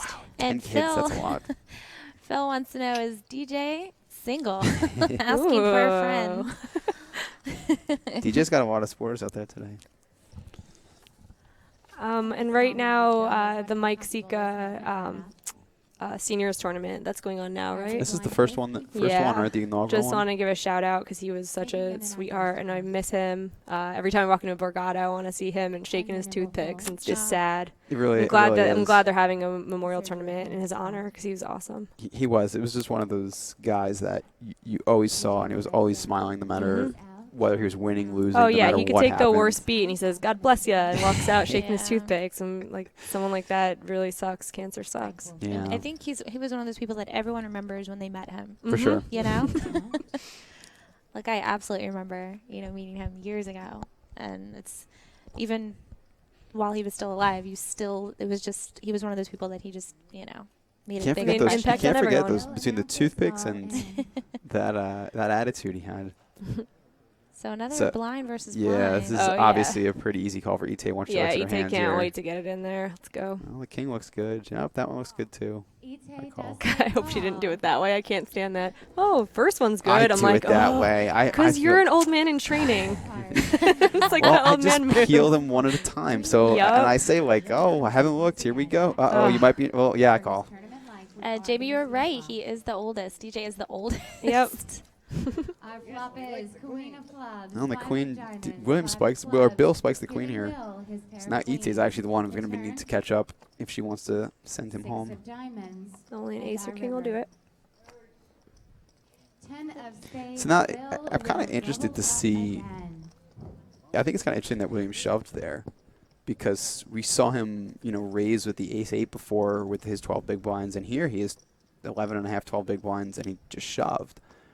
So that's, he had a better hand, sort of a better hand, like not technically, but I'd rather shove Queen Jack and get called than shove ace-8 and get called generally. Maybe not blind versus blind, but so maybe he's taken the hint from watching some of his opponents and gotten a little more aggressive. And Ite is actually now the short stack, I believe. What does this mean? So Daniel Strelitz, the Rival goes, who's the best poker player, Gags, Jamie, or Ebony? And they said, what about Settlers? Is that one of those little games you guys play together? Settlers of Catan is a board game. Yep, I knew it. It is a wonderful board game. If you guys have not played it, you should definitely try it.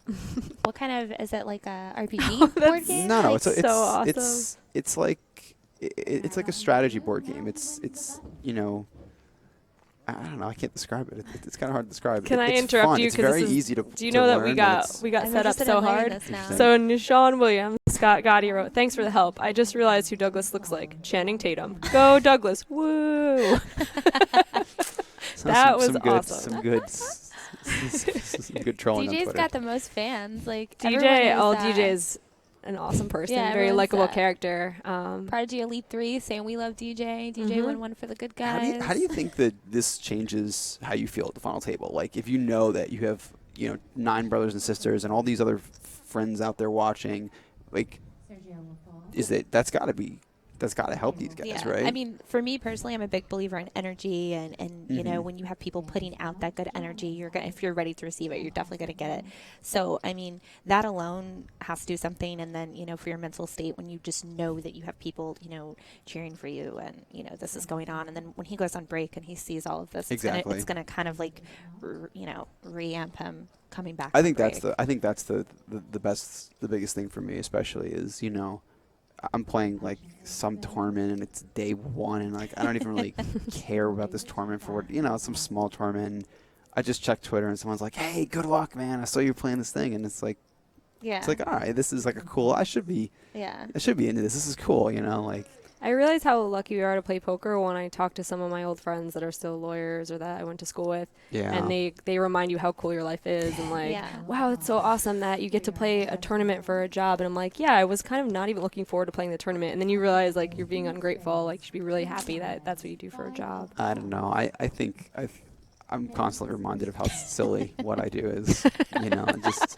All right, I just sit there at Downer night. 30 poker. I just sit there at night and I'm like, what does that? That was what Don't I you did. think like everyone does that? I used to save I rich people money. guess. You know how much that's it's not very fulfilling.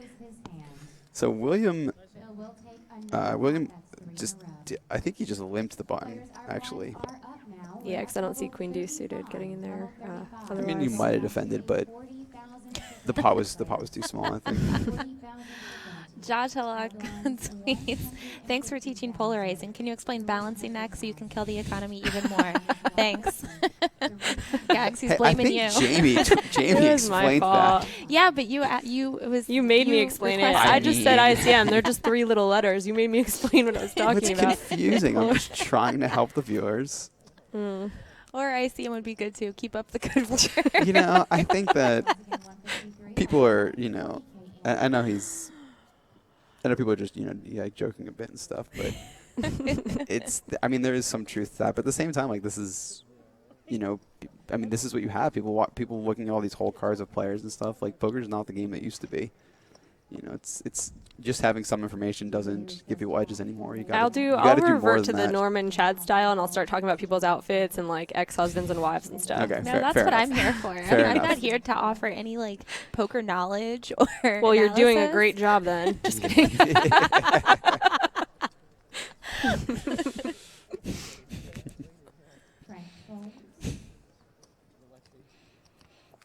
I'm just here for the Who Wore It Best segment. I'm really waiting on that. That's what's gonna happen on break, right? That's who you're gonna pick out. I have noticed that DJ really stepped it up with a button-down shirt. I like Bill's shirt here. Yeah, I kind of do too. I wish it had a little more color though, but I do like that design. The motorcycles? I bet he owns a motorcycle. No, he does. He's into Harley Davidsons. Oh, that's he very owns cool. a Harley and loves motorcycles. Sweet. It actually says he actually usually plays stud in mixed games, so maybe No Limit's not his #1 game, but he's done quite well so far. That's fine. I wasn't knocking Ite before saying she's a mixed game specialist. I'm like saying I'm impressed that she's got a pretty wide range. So we just got a family pick it's so cute. from DJ's sister, Mary Kate. And yes, it is a young family. That is a big family. That's a great picture awesome. there. That is a great picture. If you guys aren't Those looking, go kids to all look the Borgata same. Poker. Are they like quadruplets or something? They all look exactly the same. They like do. the same age. Yeah. Wow. Maybe 2 sets of twins? Yeah, they do look. How cute are they? So David opened ace-9 of diamonds. Sergio 3-bets, 12.7 million, and Dave's faces a decision. And it was a raise from the hijack, late position raise. I don't think we've seen Sergio 3-bet yet, have we? He I don't believe 3-bet so. the first hand of the final table, didn't he? Wasn't that the first hand? Tens. Yeah. Oh, and it was against David. Oh, yeah. And David had ace queen and he folded. Interesting. Okay, so they've got a little bit of history together. Yeah, it was against these two. So David's going to call here. So this is kind of interesting. Sergio does not have a lot of chips. If I was Sergio, I probably would have just shoved pre-flop.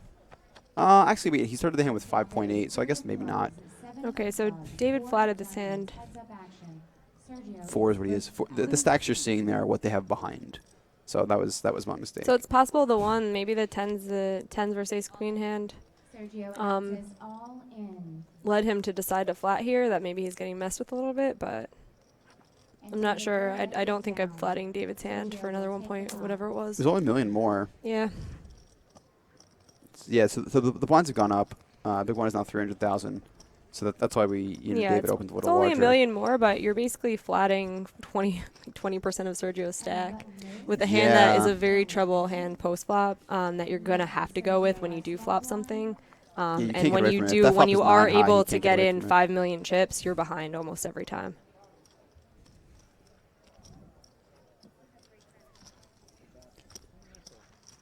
So Jesse Elliott says, love the chemistry between Gags and Jamie. Great commentary team. See, told you guys I'm not really here. Stop it. Ebony's doing great too. It's just hard to compete with two people that talk literally nonstop. Yeah, that's what I said. I was like, we're going to be in a competition for how many words could be said per minute. Somebody said I'm actually talking more in this one than I was with Matt and Scott last week. I mean, I was literally just sitting here. I'm like, listening. Okay, I think I'm going to go. I think I'm going to go. Someone had a good tweet when they announced who was doing the commentating. I don't forget who it was. Talking about, I hope there's a mute button. Oh, yeah. Who said that? Because I favorited it. It was somebody we're friends with. So someone will have to dig that out if you're listening. Run Good Gear says over under for live stream chirps. Oh, because they said they'd pay me $20 if I said chirp 15 times. Oh, just. But what I thought it was them, 20 per chirp. Oh wow, you know how many times I'd say chirp today? That'd be some. I would just. Can I get in on this action? Yeah. So far we said it 3 times. All right, so Jonathan opens an early position, ace jack, and we got. I'd be interested to see what Frank does here because he got aggressive with that, a6. Is that all in button in front of him? I don't. No, well, it's the I don't- dealer has it. She should move it. She put that in front of him. Well, No, it's sitting in front of him. Sitting there the That's whole Oh, it has been sitting problem. there? Yeah, it has been sitting We there. need the that to whole be time. moved. They It should needs move to that. be moved. So it looks like Frank's cutting out some sort of 3-bet. And if you're in Frank's spot, you see Jonathan raising Oh, no, a he's lot, just gonna call. And Frank's, this is the best hand he's seen in a while. So Frank's been interesting because One like of- when he opened ace-6 off under the gun, I thought he was gonna be one of those crazy guys that looks like an innocent old guy, And then and all of a sudden he's just firing. But it seems after that he's played what I would expect someone who looks like him to play. He's kind of just played his cards. played fine, which, yeah. which I think is good. Not at this point in spewy the at final all. The table. ace-6 off open was just very out of character compared to the rest of it. That was surprising. DJ, who is our big blind, So DJ looks like he's thinking about peeling out of the big here, which verifies the amount of the raise with the dealer. is okay. I mean, if you look at his equity, he's got an okay amount of equity. And if you Yeah. consider if that if you gonna know have, these two guys have these hands, you would clearly call. Yes, but also he has a hand where he's gonna know where he is post flop. He's an experienced go player. broke. He's not gonna Yeah. go Yeah. broke Yeah. when it comes out king high and someone is ace king. Yeah.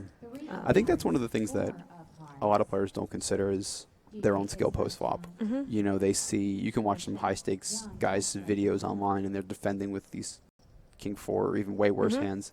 And a lot of, either even professionals that aren't as good try to do that sort of stuff and just don't do as well doing it. Yeah, a lot of conversations I've had with players much better than me recently has been about defending your big blind much wider than people used to.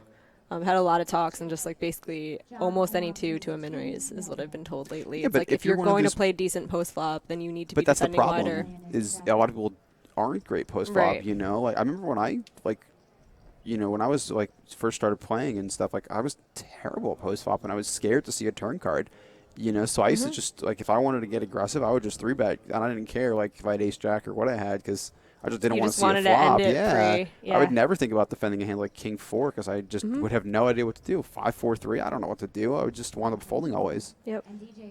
And people wind up making, bigger mistakes. So again, we see Jonathan's aggression just kind of taking it down there.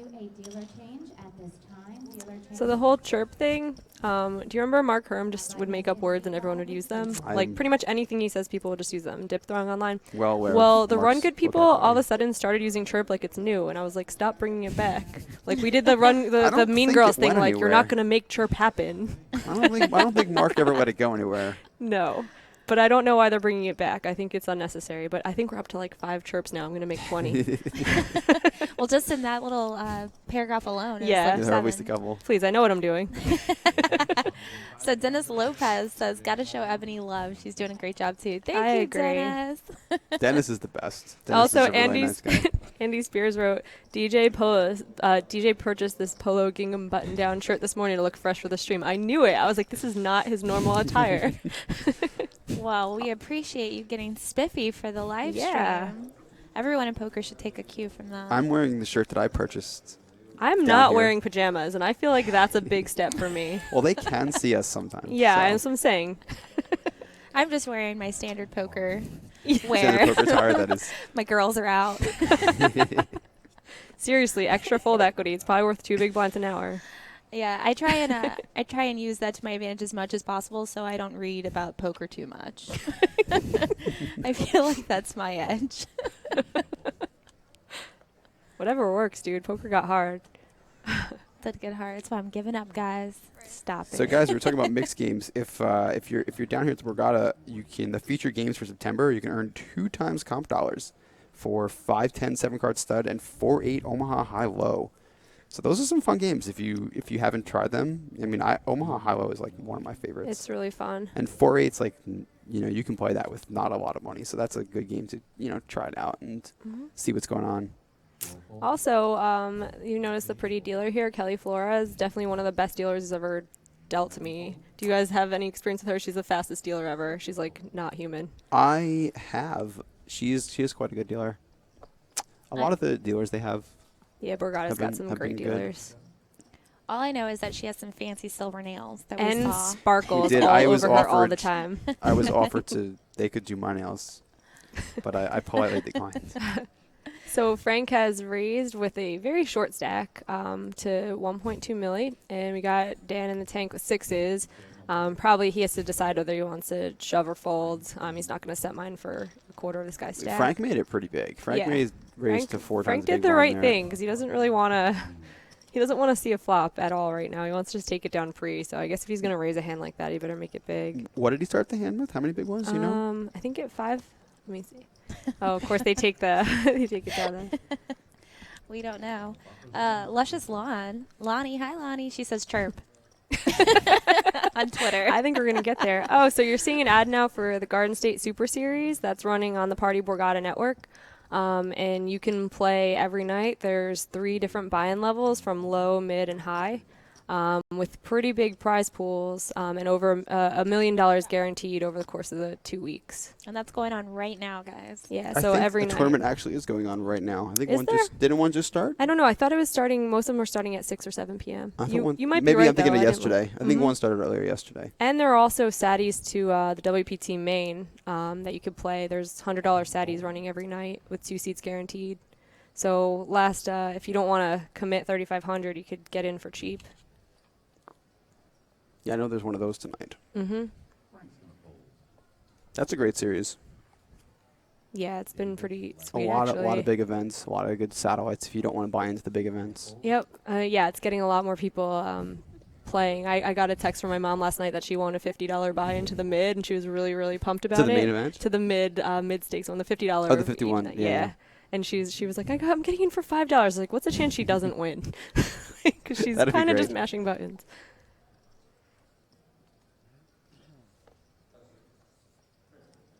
Sergio's been pretty quiet.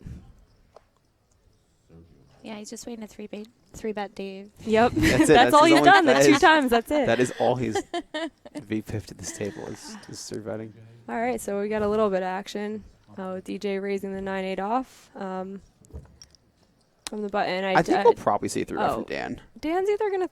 I mean, he's not folding, so let's just see what happens. I think we'll see a 3-bet. He hasn't done a whole He should ton 3-bet. at this final table. DJ's been relatively active, and 4s doesn't really do great if you just call here, so that would be my guess. I think Dan does a decent job of cultivating a tight image. Like, from when I played with him this summer in the 1K, I knew he was good. He's like days online, and I know him, and I was expecting all this action. And he actually sits very quietly at the table and does not play that much until he takes stabs like this. Like, he 3-bets. He does not do a lot of flatting or a lot of opening hands. I feel like he 3-bets a lot. He's really good. Yeah, so he does 3-bet and quickly gets a fold from DJ. They should have DJ on the screen.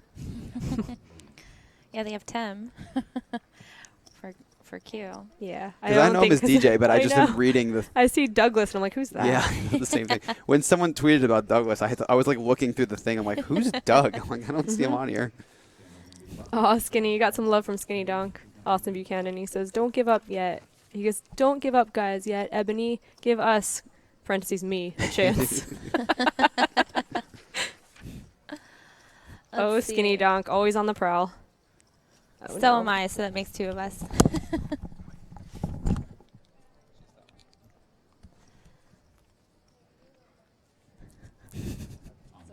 So Sean says, you guys play in WPT Maine. Do you think there will ever be a full stars player pool in the U.S.? I'm actually not playing the WPT Maine. It's like, I know, everyone is like, I am. So I have made the decision when I said I actually am quitting tournament poker for 3 years. That's the goal. Wait, why 3 years? Where Yeah, did that goal come from? So I'm moving to California next month Ooh. and going to pursue a television career.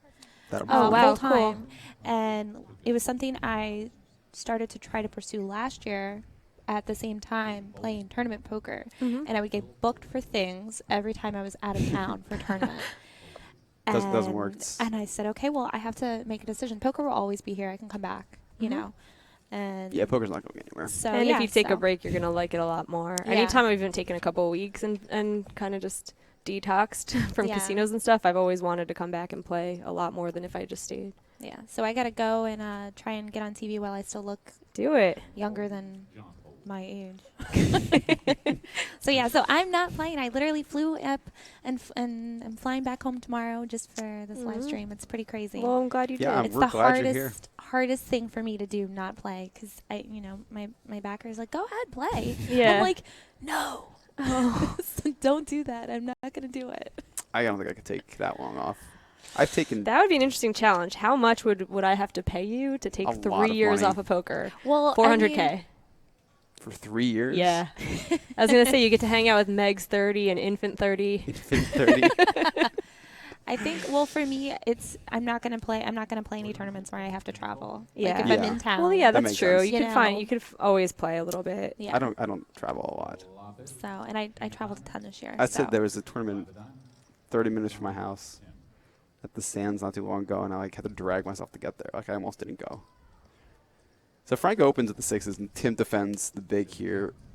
And both these guys are on real short stacks. Very They're short. I think they're in the 8th and 9th. I'm so in shocked chips. they didn't just somehow get it in pre. Well, Frank's under the gun, and but Tim's Tim, the I big. mean, he still, I think, is he thinking he's going to stop and go a lot of flops? What do you think? I don't know, honestly. I think he's maybe just trying to hit see a if he pair? can hit something. Yeah, Yeah. which It's all right. it's probably not the worst strategy here. No, versus it's Frank, not. 'cause I'm just curious if there's a backup plan. I hate peeling on a short stack trying to hit something.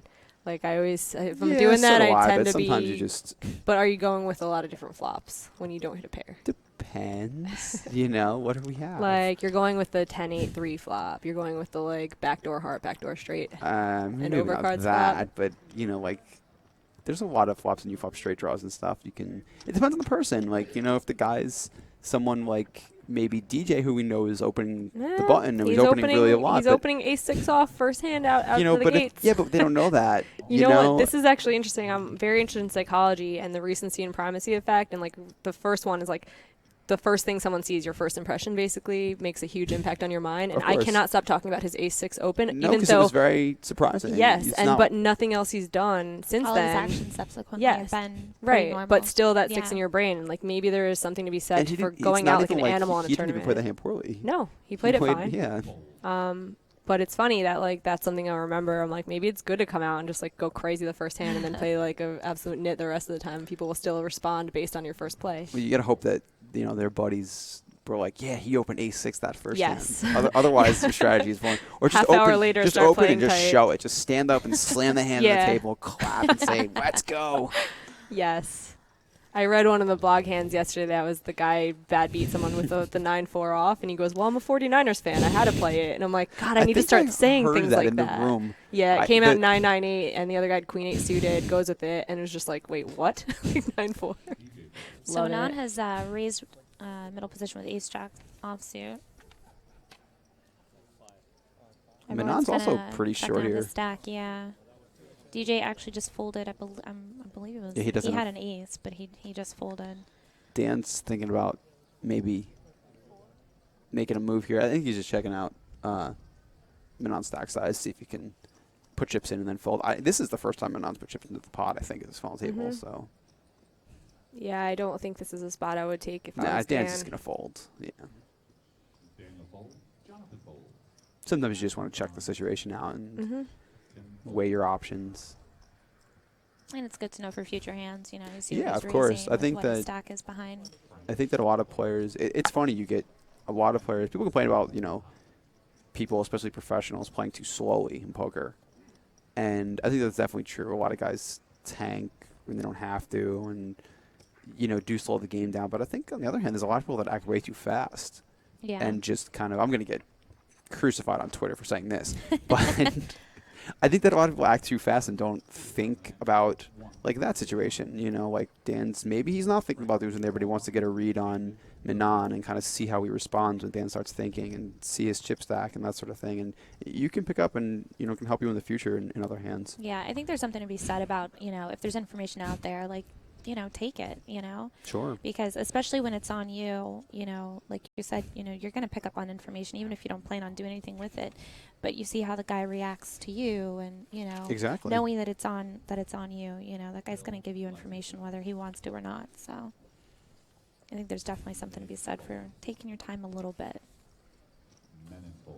I like Itae's hat. It's kind of like she's wearing sunglasses. It's covering half her face.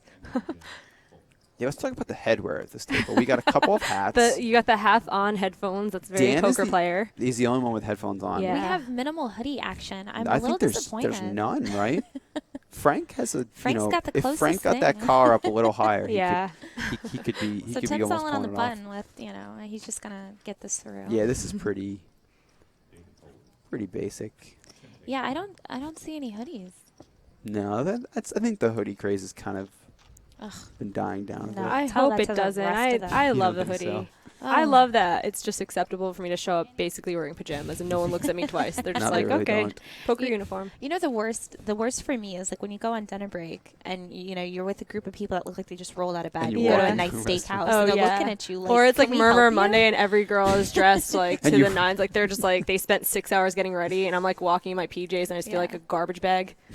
I went the other night. I was in. I think I had on. I mean, my standard poker wear is a snapback right now. Is what I've been wearing. So I had on snapback and some Jordans. I don't know what a snapback. What is this snapback? It's How old a are you, hat. Gags? Oh, it's a Gags is like hat? I had 150 no years idea what old. that I was. love it. Okay, so go to Borgata Poker and tweet us right now that Gags did not know what a snapback is. Is that like? Am I supposed to just know that? It's like. Yeah, but all I the mean, I kids kind know of love that? you for not knowing this stuff. I really do. I think I'm pretty hip, but. So okay, well, so The you're fact hip. that you said hip means you're not hip. Well, no, he could be hip, then I'm hood then, since Okay. you didn't know what a That's fair snapback enough. is. So it's a hood outfit. Maybe okay, maybe so I'm I not. had on my I'm Jordans. not. I'm not very hood. Yeah. But yeah, so I go into dinner, and everyone's looking. I went with a group of Canadians who were like, they don't get the memo that they have to wear hoodies, so they all look nice. Yeah. And I'm like, oh well, it's dinner break, no big deal. And I'm the last one in to join dinner, and I look 12. And I'm talking to the waiter about wine and this and that. And he's just looking at me like he's so shocked, and he's just like, you shouldn't know anything just They're based like, on what you they're look like, like. do you know Yeah. they don't sell 40s here? I'm like, I need a paper bag with my drink, please. I think it's interesting because like other places like in Europe and stuff, like people go to casinos, like they get dressed up and there's Yeah. dress codes. Like you can't go into a casino in, Spain with shorts and stuff. Oh, yeah. And Venice is like that, too. yeah, a People lot of dress places in very Europe nice to Have play. dress codes in Yep. casinos. I like it. And that in America, like I always say, like when you go to a restaurant in a casino, like there's always going to be someone dressed worse than you, no matter what you're wearing. So it's kind of like at the beach, there's just no dress code for the restaurants there. Yep. You get a shirt, and you have shoes, and they'll let you in. That's about it. But I do think there's always a debate with like people what they should be wearing at final tables. I feel like something that's getting televised to the public, that there does need to be some kind of effort put into it, because we want outside sponsorships. We want like watch companies, clothing companies to look at poker players like we're not deadbeats. We want them to put some money into our like economy that's struggling a little bit. And I think that dressing up a little nicer one day of your life can't kill you. Yeah, if you look at the bigger picture and just, you can still be comfortable. Hello, it's 2014. There's so many materials out there that you can true. still Yeah. look nice and be comfortable. So Yeah, the whole idea that sweatpants you is have to not wear the only sweatpants- one. Yeah. That's for you, Joe McKeon. Sweatpants is not the only type of material. So yeah, and Well, like you said I've with seen the his sponsors. bag and that he the- brings to the casino. I think it is the only material. Sweats on sweats on sweats. Yeah, Yep. that's it. Let's get some conversation going. What do you guys think about? Do you think there should be a dress code at final tables that are televised? I think so. No, Some I don't kind think of. so. I don't think it should be. Maybe not a dress code. Not- I not feel like like a people strict, should like, feel oh, personally. button up, da-da-da-da, you know, Is this but- considered televised? You're considering like this is. I think something that's going to reach Even like though the we're- public, like something that's Okay. on Okay, ESPN, yeah. that's like WPTs that are final tables televised. Like Anthony Zinno looked boss. Like he got totally done up. Well, He and wore a suit and he wore ironically sunglasses enough, he was and wearing he Hugo won. Boss. He was. That's right. And he ended up winning, and it was nice to see someone looking very professional on TV. And Okay, he wait. wears, So we and he got wears a big sweatpants. hand going on here. Sorry to interrupt. Our fashion discussion. It's Yeah. okay, Gags. We'll let this one slide. Well, this is getting a little crazy. This hand. So I believe Manon opened, and we just think he has an ace. I don't think we saw his other card. And is that Bill defended the big, and the flop is king. Bill has pocket eights. I know that much. And the flop is king 9-4, I think. yeah, I and it wonder looks where like- all our information went. It looks like Bill check shoved. And Minon's thinking about making some sort of call here, and Bill's going to be at risk if Minon does call. If he has a hand like ace king, I think he's definitely going to call. I can't imagine what the other card is with his ace. Yeah, there's you see the flop is king 9-4. Maybe he has a hand like ace-9 and he's thinking about it. I'm not sure And which. interestingly enough, this is the first tank longer than 10 seconds that we've seen at this final table. And that's something great about playing a $400 without a bunch of pros who take That's forever true. over nothing decisions. Like, this is a huge decision. It's the first time anyone's really thought too long. So it's 2-3. Let's get about 3.7 more for him to call here.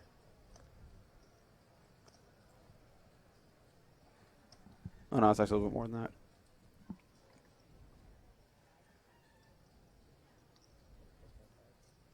So this is a large portion of both of these players. Actually, all of Bill's chips. Oh, there we go. Wow, this is Nope. well, he had 8s for a second. He definitely has 8s. We know that. Yeah. He does not want to call here. He's just really Mhm. hoping that Manon just folds here. It's a bit of a bold move here on that board. 2 overcards. Very bold move. He's betting. He's basically putting his entire stack in, betting against his opponent having a king, which is well within his opponent's or any range. pair even. I mean, Manon could have been like pocket queens and maybe. Yeah, I just don't know if you hero it off here. Do you? I probably wouldn't versus Bill, just based on how he's played so far. But we've seen him make a couple of kind of aggressive moves, so maybe we do. You know, it's not a lot of draws that Bill can have here. No. Like any sort of draw is like There's a no really draw, yeah. bold move. If he has like Jack 10 or something, that's not something you expect to see usually. Yeah, so Manon's going to lay it down. So a good move by Bill is going to pick it up. Bill, it looks like he's playing well with his image. Like, he appears to be a tight player, and like he's going to get away with a lot making this move.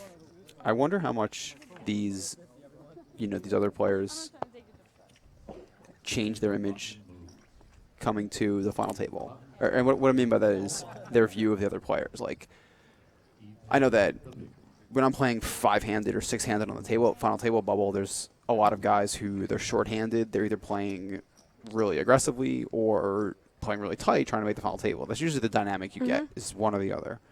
And then when you go to the final table, some guys continue with that, and some guys just completely change. I've seen everything happen from a guy who's playing super tight to just going nuts, go ballistic right at the start, and then just wound up getting knocked out or winning the whole tournament. And I've seen other guys who were playing really aggressive just completely tighten up.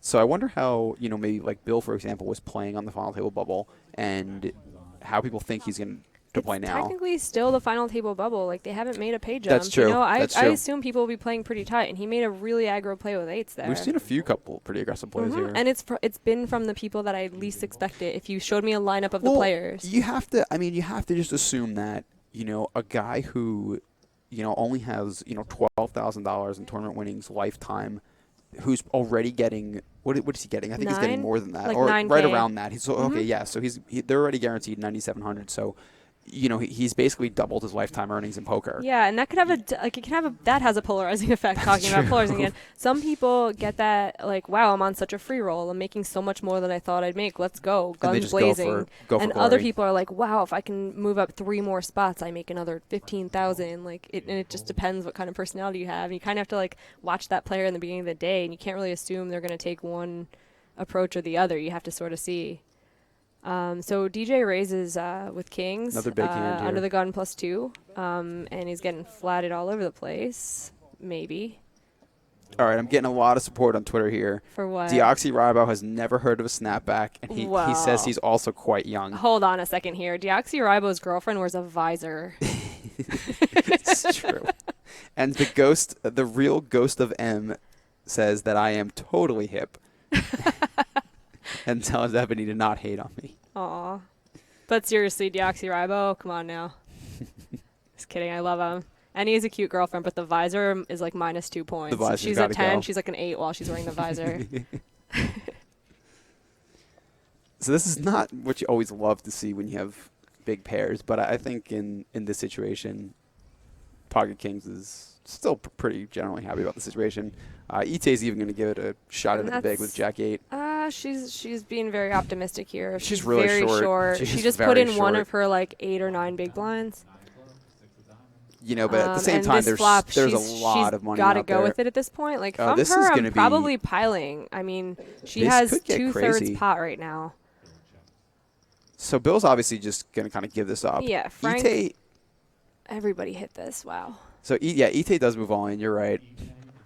She has to. I mean, she sees the doesn't have much of a best choice. possible flop for her hand. It's just a shame that she's up against middle set and an overpair. DJ's not going to fold. DJ's next. This is really unfortunate for him. Yeah, and you know what, though?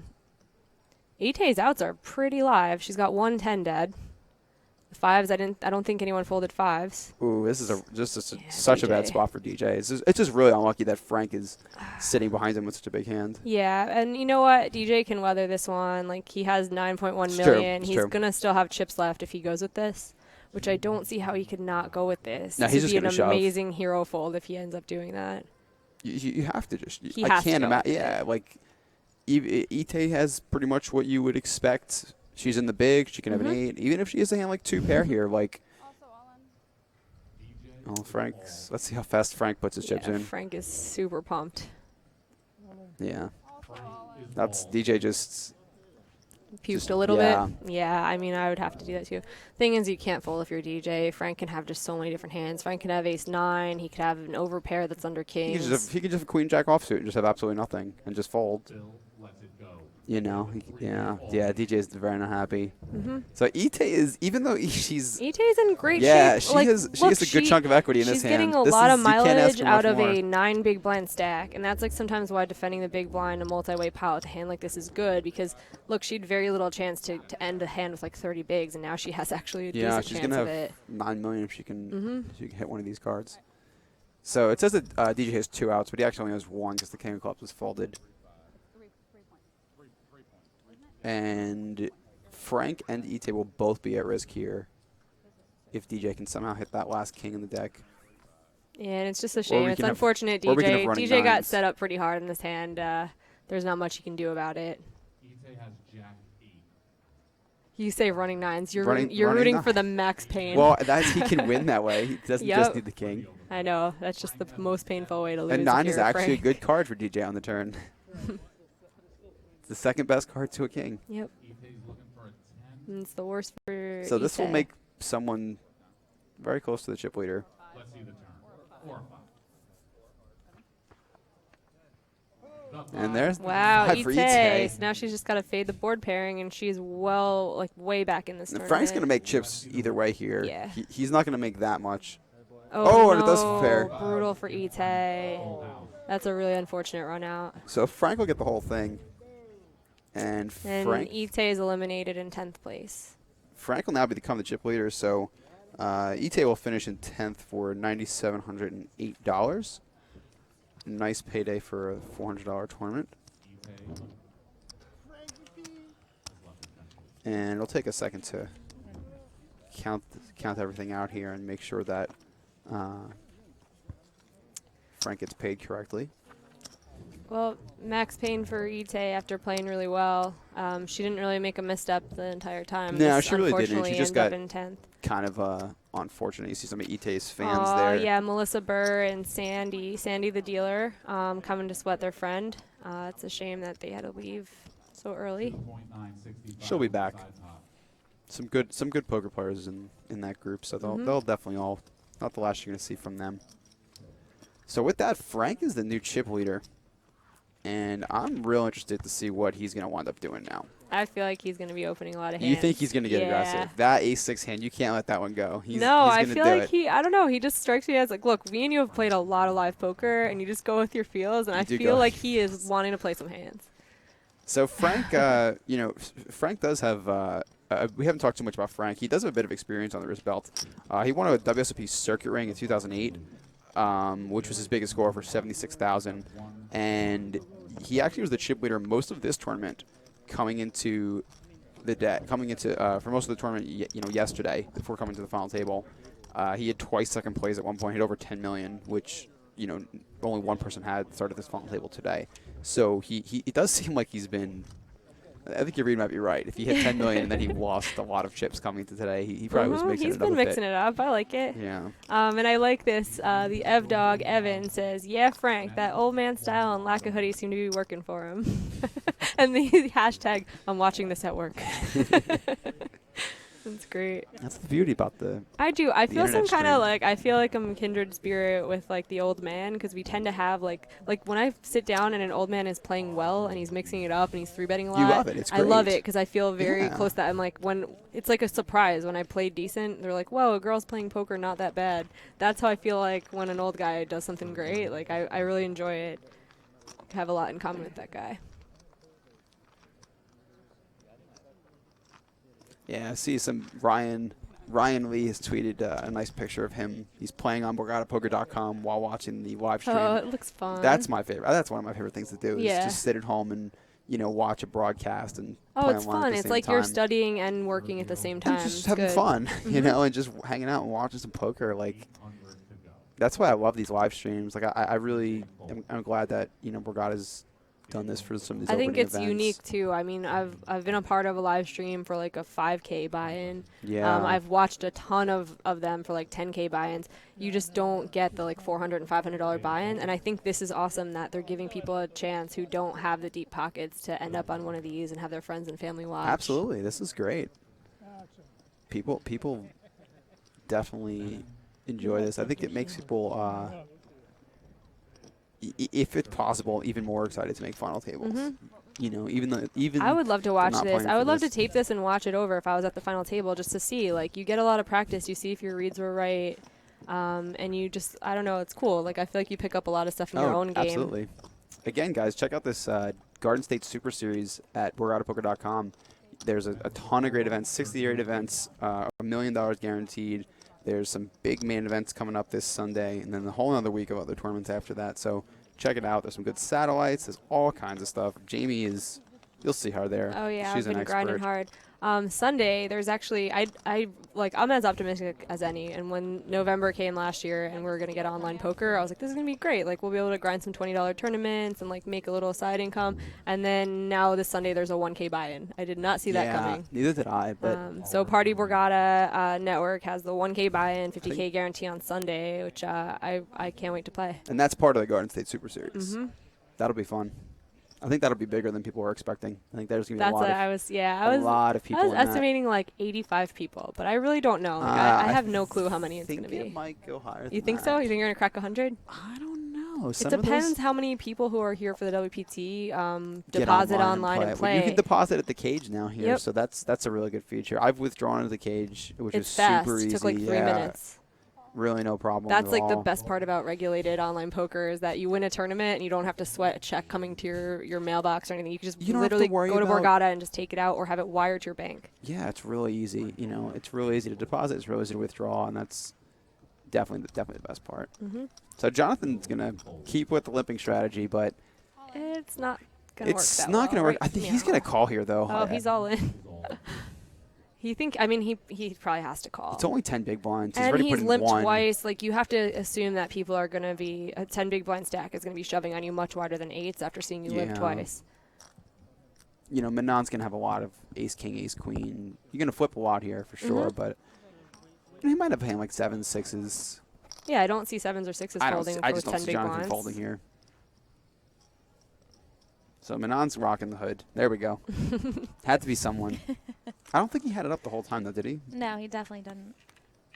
In hands, I think he pulls Yeah. it up. Yeah. Sergio fold. John. Do you have a ritual that you do, like? When I'm all in? Well, just, in general, you look at your cards, you put the sunglasses on, pull your hood up, turn your music off, think for, you see how these guys, now you just. No, and you know what's funny? Like, I had a prop bet that no one has accepted from me yet, which was that I was going to wear sunglasses all day. Like, how much would I have to get paid to wear sunglasses all I day would and never take do them that. off when you're in a hand? That's pretty good. And just see if anyone notices. So Like, you Jonathan win does the prop make the bet. call, and he's obviously going to be a little bit behind here, and he needs to hit an 8 in order to knock Manon out here. And he's losing a significant portion of his hand if he can't hit this 8. It's about a third of his stack, right? Or a half. It's about a third, I think. He Yeah. started here with about 9, I want to say. Oh, okay. 8.6 or 8.8 because he's got 5.6 Okay. back. Oh, that's what he has back. That's what he's okay, back, I wasn't yeah. sure what the Yeah. they've subtracted it. No, they're good. They're quick with Yep. these. The graphics are great here. I got to give Yeah, it's making this a credit. lot easier. This stream has been great. I watched the first, the 2 million guarantee Ebony was there for with with Matt and Scott, and that was great. And the graphics are good, and the camera's work has been great too. Yeah, we got I think it's Poker Productions. They do a great job. Yeah. So Shout out to them. Good job. 10 more minutes before the levels go up. I think we have a break, actually. Yeah, I think we do too. In the next 10 minutes.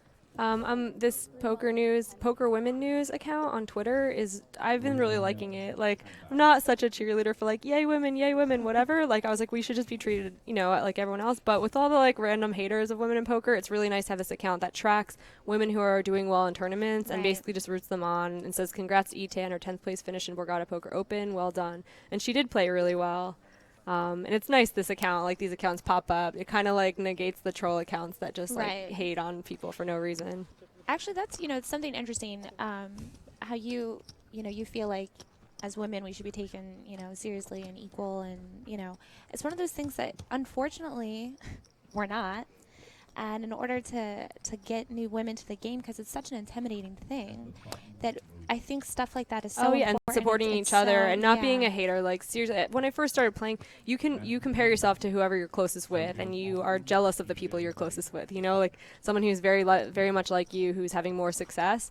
Like, jealousy is just something that's going to happen, and like getting over that and becoming more of a friend to women and like basically rooting on. Like, it takes away some of the envy and jealousy if you're like genuinely supporting these people. Yeah. I think that's helped a lot. I think a lot of women I've made friends with in poker have that same view of like rooting each other on and like basically trying to make up for the random haters that show up for no reason and just like anti-sweat any girl who ever does anything good. It's crazy. When I got named at WPT Once to Watch, that was like a random fluke. I don't know how the hell that happened. But you are the most self-deprecating human being I've ever met. I beat everybody to the punch, that's all. You're gonna have to change that out in Hollywood. Yeah. No. Believe me. I know my assets. But when I got named to Once to Watch, I had someone I thought was a friend of mine, a female in poker, who, come to find out, she was so upset that I got death named sweating to you. Once to Watch. Well, she wrote them a letter. Oh my God. Like, whoa. the whole night. Yeah. So yeah, unfortunately that is a real thing, and it's I don't understand it, and especially it's just a jealousy thing. And I feel like, look, I've had the pangs of jealousy when you've been playing so much longer than someone, they have random success. But you know what? It feels a lot better to not be such a jerk and to just be happy for someone who you like as a person rather than be jealous of them because they're like getting success that you don't have. It's tough just being in poker where, if you're playing seriously and you're putting a lot of time and effort in, and then someone that you isn't putting that effort in and maybe you don't even think is as good just wins all this money. And I for sure see that with a lot of people who feel like, oh, well, why isn't that me? Yeah. And unfortunately it's just part of the game, So Jonathan opened here. He opened to $1 million and Frank 3-bet the King Jack here, and Jonathan did not have a lot of chips behind, so I think that's why Frank 3-bet to a commit. So Jamie's read was kind of right. So Frank did commit. Say it here. again, Gags. I love it. Did commit here with the King Jack. No, she wants you to repeat that. Yes, she was right. I like hearing I was right from Gags. So Frank's looking to hit a king or a jack here, and he has to. The heart doesn't matter. So Jonathan now doubles up, and I think Jonathan takes the chip lead now. I love the fist pump. I'm sorry. Yeah. I'm very much enjoying the characters. DJ is too. You see the little chuckle. He can't even help it. Dan's just been quietly watching. I'm telling you, this is him. You don't know he's there until he's 3-betting you. You're like, I think that's a great strategy for this final table, and especially with 10-9 people left. If he can develop a tight image and then, like you said, abuse it when they get shorter handed, I think he's definitely going to be a threat to win this. But Jonathan, we don't know what we're going to see from him. Making a little eye contact with one of the cameras. That's great. Yeah, I'm pretty sure Jonathan is chip leader now. After that, let's hope we'll get a graphic with all the chips. But he's going to double to about 12.5 mil, 13 mil, and I think Dan is just slightly less than that. So on Pacific Avenue tweets, broadcast looks sharp and the commentary is on point as expected. # soothing voices. Ooh, I wonder who that is. Well, thank you. You want a soothing voice? Go out there and listen to the. Oh my goodness. Tournament director announcing this tournament. /flight attendant. I like her though, but yes, she's great. It is very. It's like I kind of want to go to sleep. It's like, and Gags 30 has folded his big blind. I'm like, damn. DJ small, saying that was gonna be the big blind. And then there were none. It looks like Kathy Deaver finished in the top 4 in the heads up, which many women don't really even play that. So that's pretty great. 9,300. She plays a lot. That's a really Playing her a hard lot. field too. Generally, Yeah, that's one of the tougher tournaments that are around in this thing. Heads up is interesting because I say it's tougher because a lot of the pros come out to play that. It's one of the larger buy-ins, and also it's fun. Like it's something different that you don't get to always do is play heads up. You can play 50 tournaments and not play heads up once. Yeah.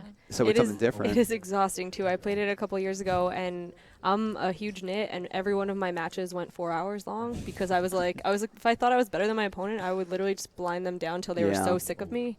Like they're just like giving away one big blind every 10 minutes. And by the end of the day, like you don't realize that like being involved in every single hand is so much different than just playing a regular MTT for 12 hours. Yeah, it is. I feel like it goes a lot faster. It does. Like when I'm shorthanded in tournament or heads up, like the hours just like fly by. They fly by, but then by the end you realize you've Yeah. made thousands of decisions and in you're one super day. drained. Exactly. Sergio makes it 800. So Sergio opens the button, and DJ's got a pretty big hand here. It looks like he's just going to shove for 11 big blinds. I wouldn't imagine he does much else, and that'll just take it down, it looks like. DJ is all. Yeah, Sergio's open is kind of interesting. I mean, he hasn't been.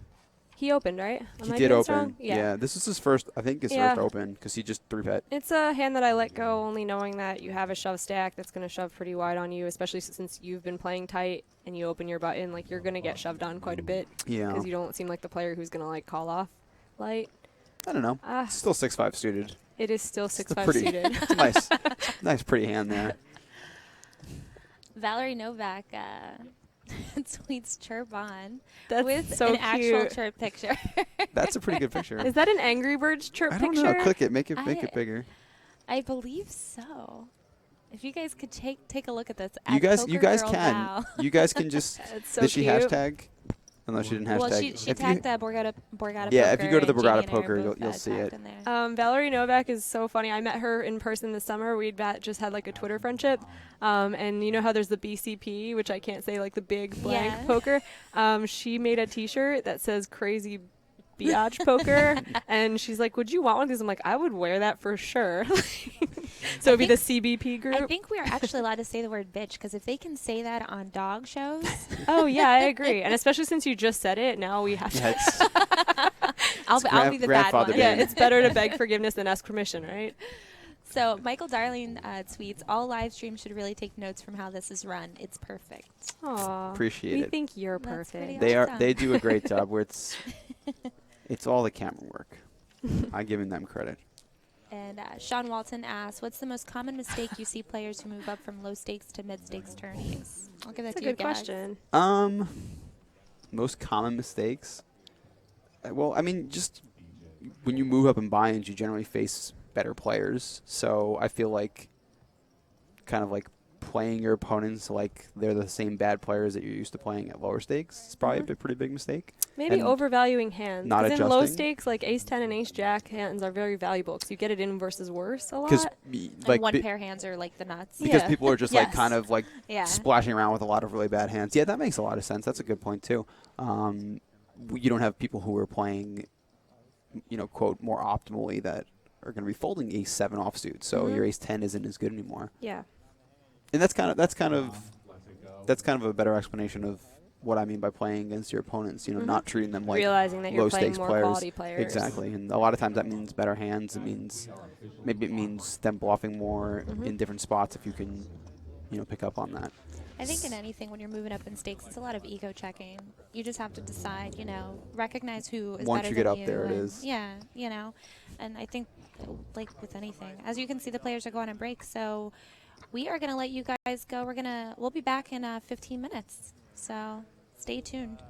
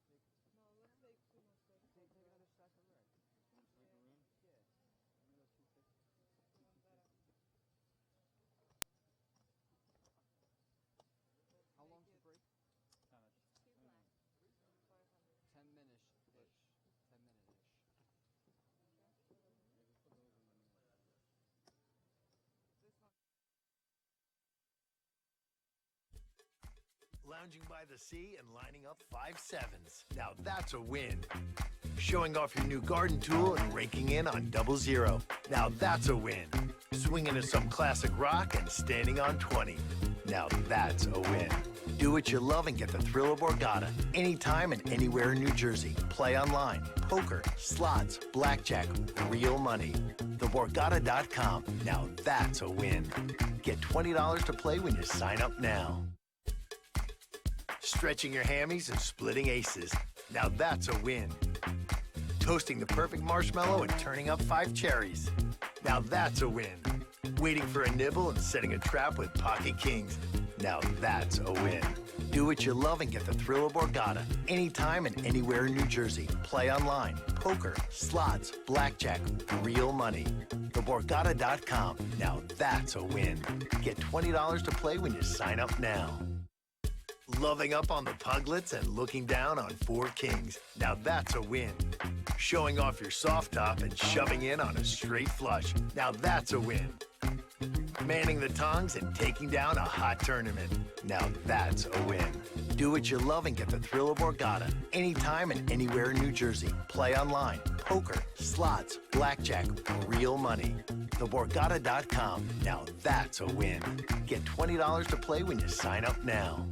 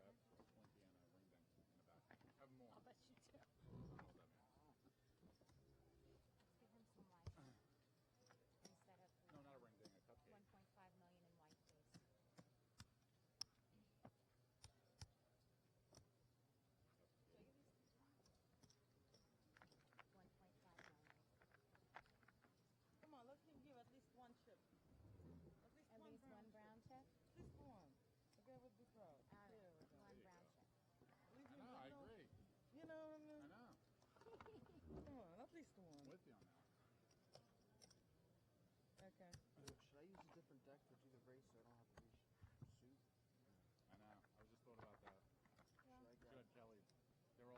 is 2 millions. Mm-hmm. You don't have to resuit them. Come on, do you? You don't have to resuit them after power? 4 million. Great. That was that one chip. That's right? it? That's the grains. Too much grains. Okay. 4 million, 100, 200, 300, 400, 500. 4 million, 500. I know, Paul. How's it going? All good. You 4 happy? million, Well, if you're 500. happy, we're happy. I'm not happy that people That's perfect. smoke It goes everywhere. I know. Yeah, no.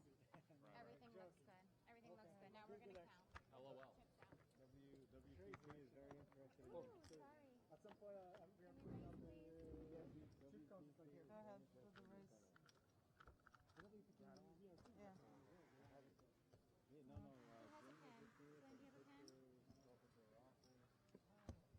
Give them 20 pies for the prize? Wow, that's juicy. Let's not go for hero status. We'll take him back to the queue. LOL. What if we're blind? Because me and Kelly have to have a talk. We got the chip. Yeah, we're gonna. Glenn. No, I'm gonna hold them all up. What are the blinds? Legitimate question. I'll accept that. Where?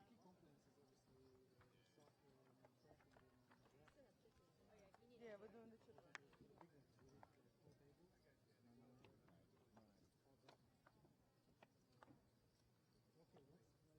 How many there? One. How many here? Finishing up the race. Here we go. How many you need? Do I got them all? Yeah, 3? Yeah. Oh, you don't go up? You don't go to 4? That's a round down, not up. Is that round down? Cool. Yeah, but. Ace of hearts. Hold on, baby. I'll be out of your way in a second. Yep.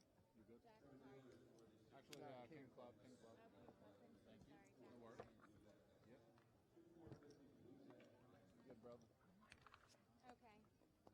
David, in seat 1. Yeah. We gotta do a 2, chip count. 4, 5. 5, 1. You want me to snap off a selfie with you? 6. Hey, would you? 50. I'd appreciate it. Sure. Super fancy. Want me to move the microphone or you good with that? Thank you. All right. There we go. A little photo bomb action. Like it. Rapid fire. Vinny. Alright, here we go. Back to Oh, serious. yeah. Absolutely. Back to serious. We're at 1, 2, 4, 5 million, 6 million, 1.1,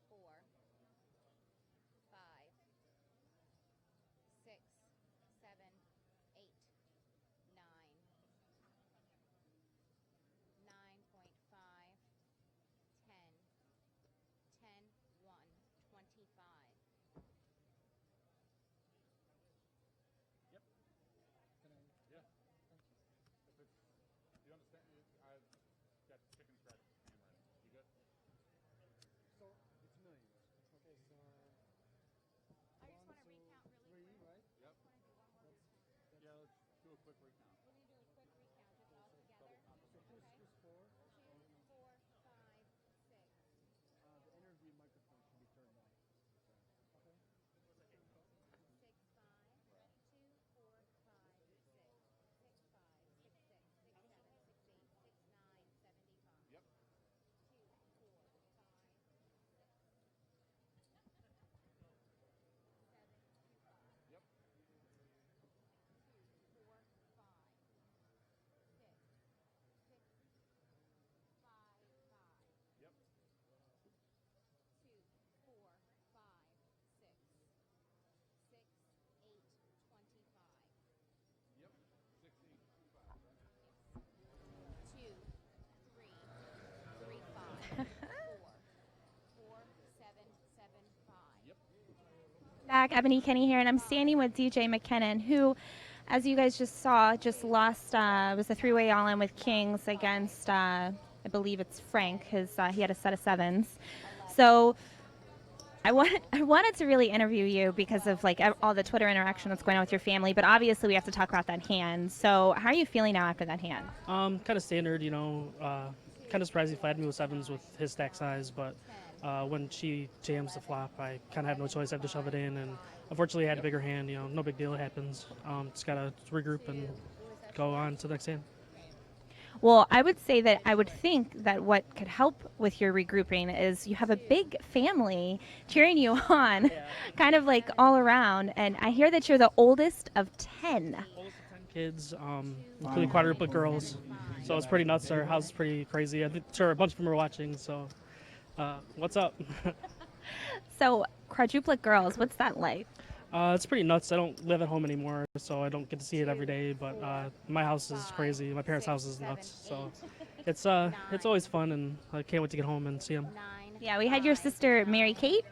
She actually tweeted a family picture, so we got to see everything. And we were all guessing like ages, and we're like, it looks like 2 sets of twins. We weren't sure, but What's going on there, but yeah, they're great.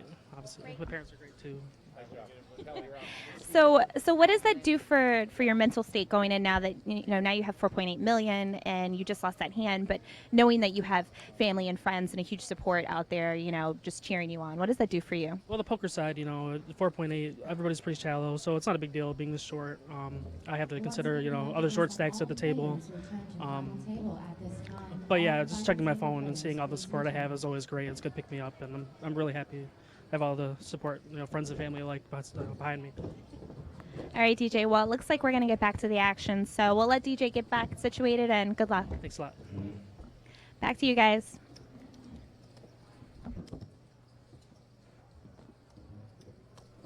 Oh, welcome back. Everyone's getting settled. It's going to start back up. So I think I was right. They're quadruplets. You gotta. There you go, Jamie. Oh, sorry. Jamie's trying to talk to everyone. Gag's got you. Yeah. So while they're before they get started back on the action, we'll use this time to kind of go through. We got a lot of Twitter notifications while we were on break. All right, let's see what we got here. So Sammy the Dentist says regarding Jonathan's celebration, isn't there a TDA rule against performing a slow clap for oneself? I think the golf clap is acceptable. I don't know. Would you rather prefer like a quick clap? I like the slow clap. It's like slow motion. It's like. How do you feel about celebrating in general at the table? I don't do it. I mean, look, for one thing, like, pretend you've been there before. Well, some of these guys haven't been there before. I know, but I'm saying I'm enjoying it. Like, I think it's cool. I like it. I like seeing some emotion and not a bunch of robots. Mm-hmm. But when you lose a huge pot and someone claps in your face and fist pumps, it hurts extra. And like, so I guess people should keep in mind every time they win a big pot, someone else is losing a big pot, and maybe like celebrate inside a little more instead of outward. Yeah, well, I think it also depends, like, how you celebrate. Like, if you're being, like, a butthead, and you're like, I'm trying to be so PC here. It's so not like me. But, if you're, like, celebrating in someone's face, because I've had that happen, to someone me before. Screams in your face. Or, when I've been at the table when someone's done it to someone else, and it's like, really, guy? Yeah. Come on. I think that what Jonathan is doing is like just like perfect. Like he's clearly excited to be there. When you win a big pot, you fist pump or you clap once, and I think that's fine. Yeah, as long as it's not prolonged. Exactly, I like it. But the guys that scream, and you know, like everyone's been in the poker room on 15 minutes into the tournament. Some guy's like screaming his head you're off like, and oh, clapping. I guess we're all like, playing for second. Exactly. Yeah. God, this is so funny. The WSOP this year, one of the World Cup games was playing in the background, and some guy was screaming every 5 minutes. He was just screaming. And I'm like, what a jerk. Like, how is this possible? He's screaming in his guy's face. But he was watching it on his phone. He's watching World Cup. I thought he was screaming every time he won a hand in level 1. That would be interesting. So Brian Yoon says, I'm not sure Gags is qualified to speak about anything heads-up related except for chops. Oh, that's so sad. Okay. So I get made fun of for chopping. For starters, people don't like it when I chop, apparently. Even though I rarely outright chop tournaments, I just make savers and stuff like that. I didn't realize that people were like into your bankroll management that much that they needed to have a say. Okay, I get made fun of by Brian Yoon and other friends because I was playing in a heads-up hyper turbo, like online, and it was like a multi heads-up tournament, and I got heads up. And I wanted to chop because, it's a hyper, let's just chop. And typing in the chat, and I wrote, click the button, click it, 4 times. And the guy was, really, really bad. I don't remember what happened, but the first, 2 hands he played, he played really poorly. And they're making fun of me for trying to chop against someone who I, clearly had an edge over in the way I was doing it, too. So the joke is whenever anyone mentions chopping, they all say, click it. That's all they say. So we have click it and chirp. Yeah. And on Pacific Avenue also says, just realized this was Gags chirping the stream. This is Gags. Oh, wow, chirp. You guys are making my $20 so easy. Run good year. Give me my 20. Thank you. He said, Wizard live, online, and on the mic with hashtag step aside Stapes. Oh, I don't know about that. Oh. Stapes is the best in the biz. I don't know, Gags. You're kind of like your Stapes, but with tact. With tact? Without the bad jokes. Yeah, I love Stapes, though. Yeah, he's the best. So we're back underway. What are 9 left? There's still 9 left in this event 10. And everyone is now guaranteed. Where's that payout sheet again, Ebony? You're on that. $14,562. So that's 9th. And it obviously, like I said, goes up to their first place. They're playing for $168,000. And the big one is now $400,000. So we are definitely going to see some action at this level. Dan picks up ace-jack suited from the cutoff. It doesn't look like he's going to get much action. Joe and Tim are out, and Frank is out as well. Dan will take the pot.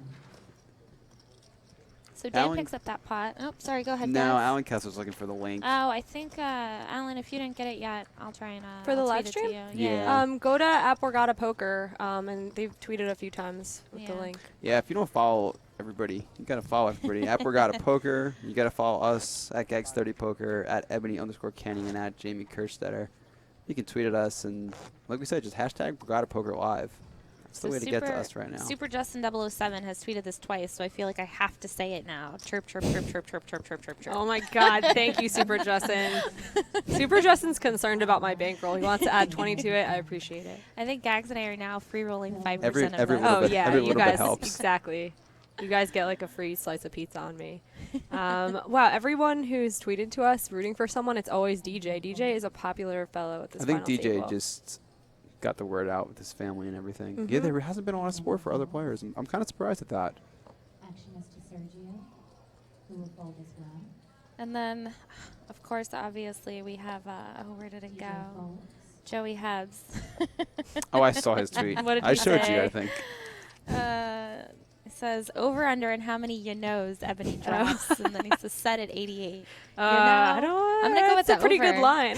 I'm going to go with the over, just barely. And he bets 900,000. So Jonathan's gone back to his raising style. Let's see if it's going to work better this time now that he's got some more chips. I think it's really interesting that, well, it's not going to work. David's got a hand.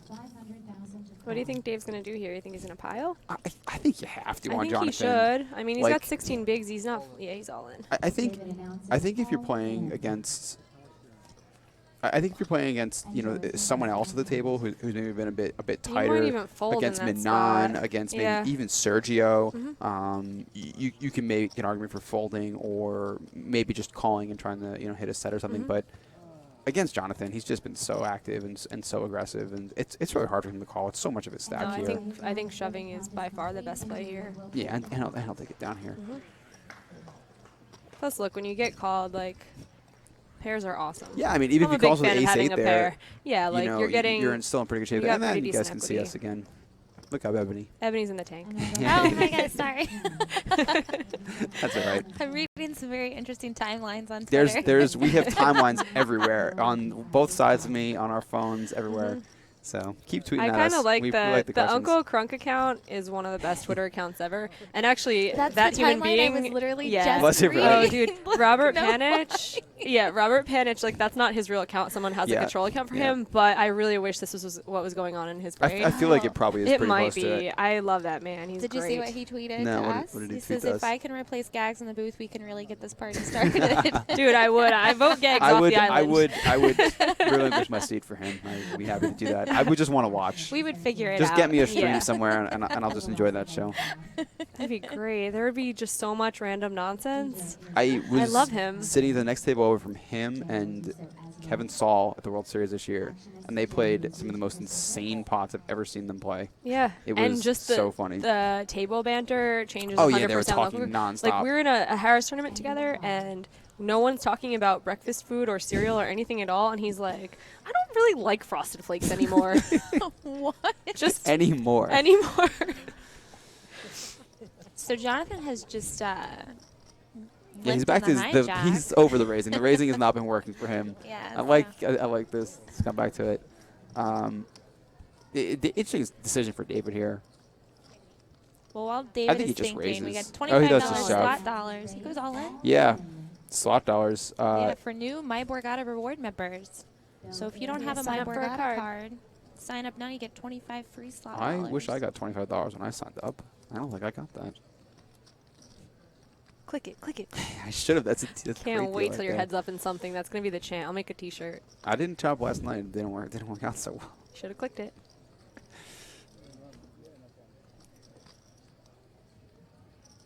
So Bill has a decision here too now. I think he's going to wind up Although, folding. I hope he folds. Do I'm you a do you fan like of- David's shove here? Do you think you should have just raised maybe? I like the shove. Why? Because playing out of position, like Ace King, look, he has a stack that's fine for shoving. He might get called by worse. Playing out of position against a guy who might flat you with like such a wide range of hands, I don't know what page Jonathan is on in poker here. Like, This is I true. really don't know what he's gonna do, and I just feel like you have the best chance right now of getting it in good and seeing 5. I think that's what I would do. I mean, I think you basically always have the best hand when he just limps. Yeah. He raised with queens. They saw that. That got shown down.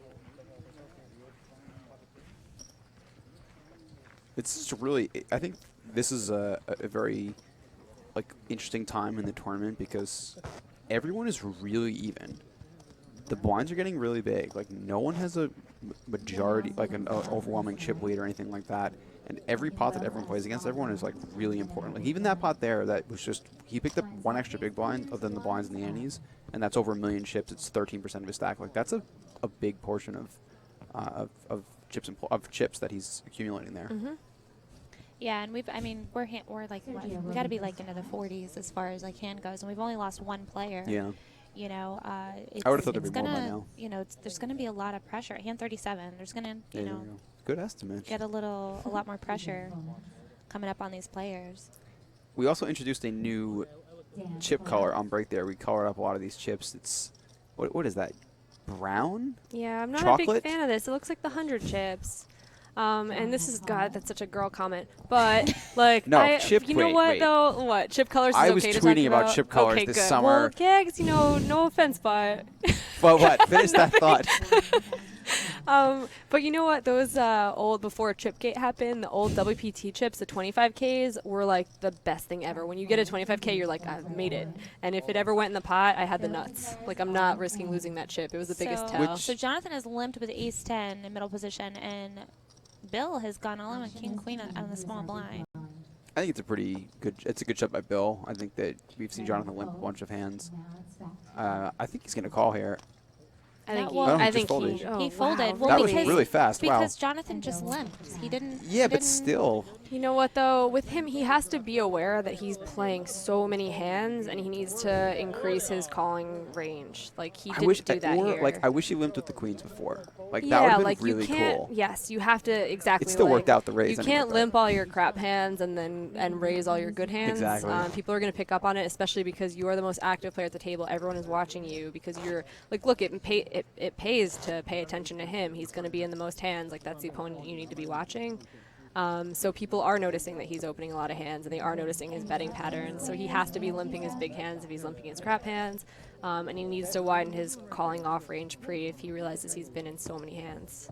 And look at the difference. You have Daniel Zenzo, who's a chip leader, and he's playing the tightest. I was gonna say he's just been sitting there and picking up 1 or 2 spots. I don't think he's lost a pot yet. I think every time he's put chips in the pot, he's won, whether it be a raise or a 3-bet. And I mean he's got a ton of experience. He has a Borgata Poker Open Championship title in 2011. He's got a circuit ring in 2012. He final tabled a WSOP event this summer. He got 4th in.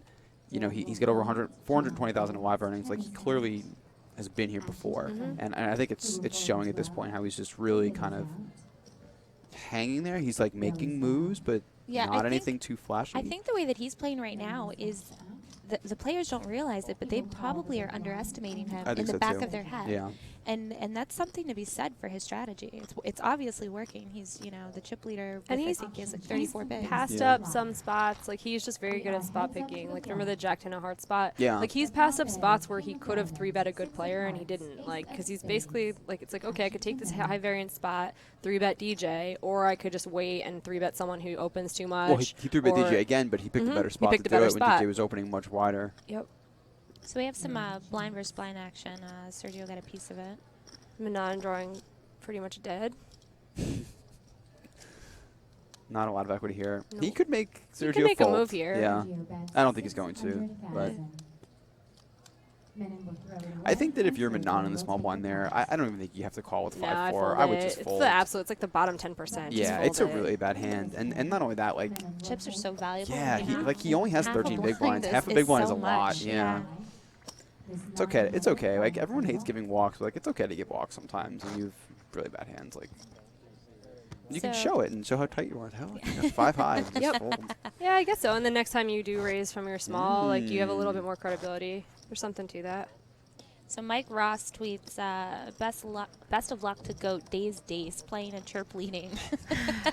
The 1 million guaranteed final table today. 170,000 reasons to celebrate the win. This is true. 2-for-1 buffet. That's a good. I like this promotion. So it's always the skinny people who are like they're like so pro eating. I'm. If you can't guess, I'm not really a buffet person. I just don't get the. It's just not dollar value for me. I just can't eat enough. I can't do it. Yeah, it's never gonna be plus. There is a really good buffet here though. So when I don't have a black card, but when I get someone that is like, oh come on, give you the black card discount. We go to the buffet. Well, now you don't even need a black card. Yeah, this is true. But if you. Borgata is welcoming everyone from the Rebels, Showboat, and Trump. If you show your card, you get a 2-for-1 buffet. So you can really take advantage of that if you have cards from those casinos. So maybe I'll do that. I got my card at the Showboat. Of course you do. That's where I. Do they have like a $5 free promotion? No, that's where I opened my Harris card back years ago. Yeah. It's the first 4 digits on the card, so where you opened it. So Frank raises in middle position, is just going to take it down free. Frank is continuing his his couple his like kind of he's been aggressive actually, and I think that was a good open. I think. Yeah. Ace-9 suited is a much better hand than Ace-6 off, and he was in a later position also. But it's just it's like I said, this is such a tricky time in the tournament where you really have to. Jamie was talking about picking spots. You really have to like pick the situations where you're going to make the most equity sort of. Like, yeah, like do a risk analysis. Like, look, you're gonna Ooh, have to a take risk risk at some point in the analysis. Wait, tournament. I don't know how like to- I you don't know how to wanna do that. stop it, Gag. I don't Stop do those. teaching. But like, look, when you're putting in, I like, seriously don't know what a risk. I can't oh, do that. stop it! Like if you're playing a Must be Saturday, lawyer talk. I hate you guys. If you're playing a think it Saturday, is. that's the most important time when you have to always be like, you're gonna have to take risk at some point in the tournament. You want it to have like the most bang for your buck. If you're putting your chips in. Okay. That makes sense. Like, All I sort of right. understand that. So we commented earlier about the tournament announcer out there and her very serene voice. Well, Zach Oh, Gilbert yeah. tweets, awesome stream, but the tournament director play-by-play announcer is the nuts. Voice is like a futuristic airport lounge of serenity. I think that's a really good read on what her voice sounds like. Futuristic airport lounge of serenity. That's Yeah. kind of spot on. I want that voice when I fall asleep at night. Like, just Good night, guys. good night. Good Lay down now. It is big time to blind sleep. is 20K. You do that. Good. All right, so let's see what's going on in this hand. Jonathan limps onto the gun again here. We digress. David raises. And DJ's got a hand in the small blind. I think, if I had to guess, he's going to wind up folding it. Yikes! This is so close. Yeah. Jonathan limped under the gun again. And look, like I don't know if I fold this hand honestly. I Because mean- like he's limping. David is a good enough player to realize this guy limps all the time. I'm gonna ISO at some point. He's gonna be ISOing There's also a lot wider of than money with in Ace there. Queen. I think DJ might. I mean, it's a great fold. Very good I fold. think that's a 50-50 in his mind whether he wants I to shove think or it's fold. close, but I think that, especially after you saw David shove last time for a similar stack size, I think that you have to think that, It's a real hand. well, probably. He has a little bit more you know, chips this time though. he does have slightly more chips, but I think that he's still going to shove a lot of his, like, Do you like this though? Do you remember before when I said I would shove my 21 bigs rather than 3-bet? I said because Jonathan seems like he's flatty and you don't know what's going to happen Exactly. post-flop, And and this this is is exactly the one of those spot. situations. But like David did have a couple more blinds this time, but he also had a slightly weaker hand this time. I think this might also have been a better pile. yeah, Not I think just shoving seeing is the fine flop. with ace queen pre-flop there. Mhm. Again, there's just something to be said about just, like you said, risk, like just pick up those chips. Mhm. And now he's in a spot where like he's putting. Wow, and Jonathan snap shoves. Yeah. Dave's got to hate that, obviously. There's no way he's he's folding. You know, I really liked the raise that David made last time against Jonathan when he bluffed out of the big blind.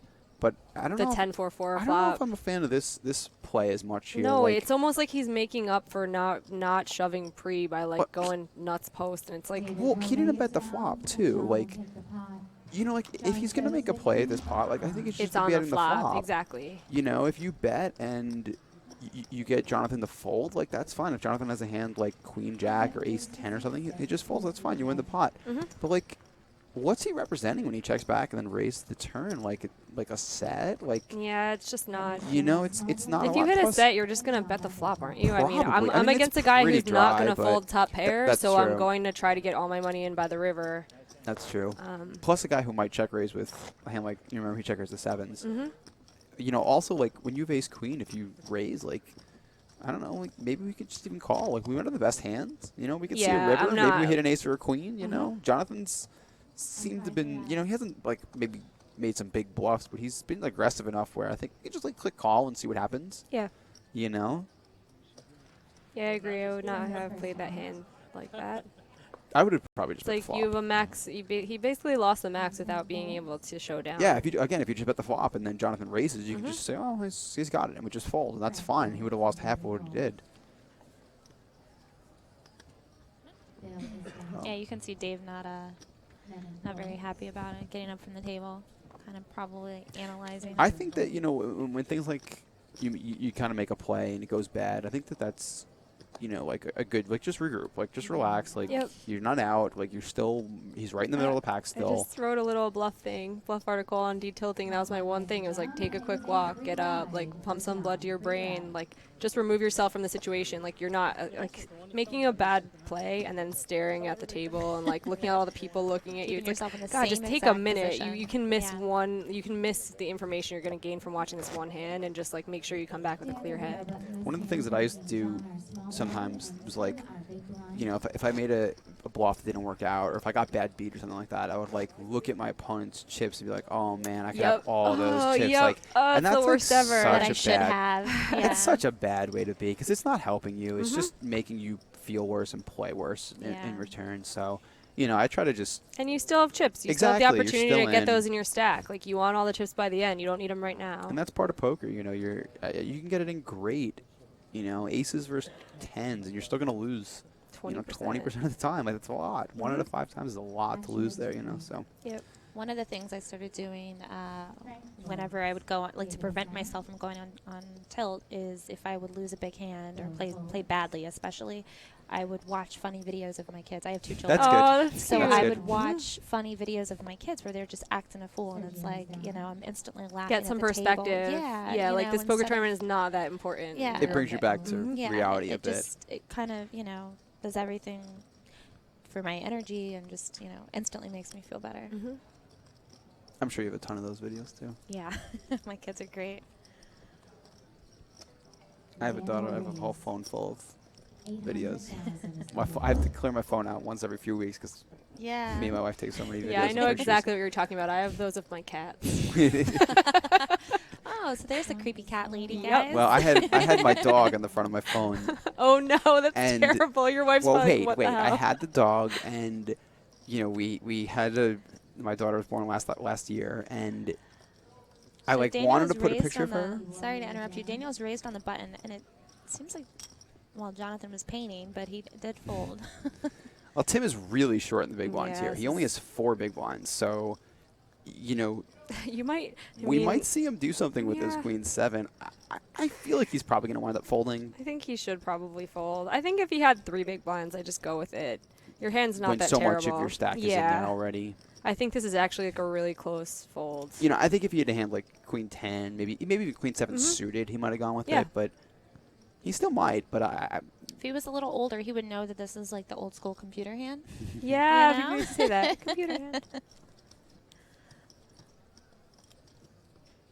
Oh, he does go with it. He does That's know that interesting. It's the computer hand. I'd probably fold there. Dan has obviously a better hand than you expect in the button, but Ace of hearts, Jack of hearts. Yeah, queen 7 does okay. It's still got hope, but I don't think this is where I would spend my last 4 bigs. And we're to the flop. Oh, right in the window. Diamonds, 5 of hearts, queen Give of diamonds. Tim the lead Tim here. has paired his queen. Still some good equity for for Dan though, and that's a lot more now. It's always like this. So I was looking for a heart or an ace here. Yep. And our river. The 10 Close. of diamonds. A lot of red, but won't do it.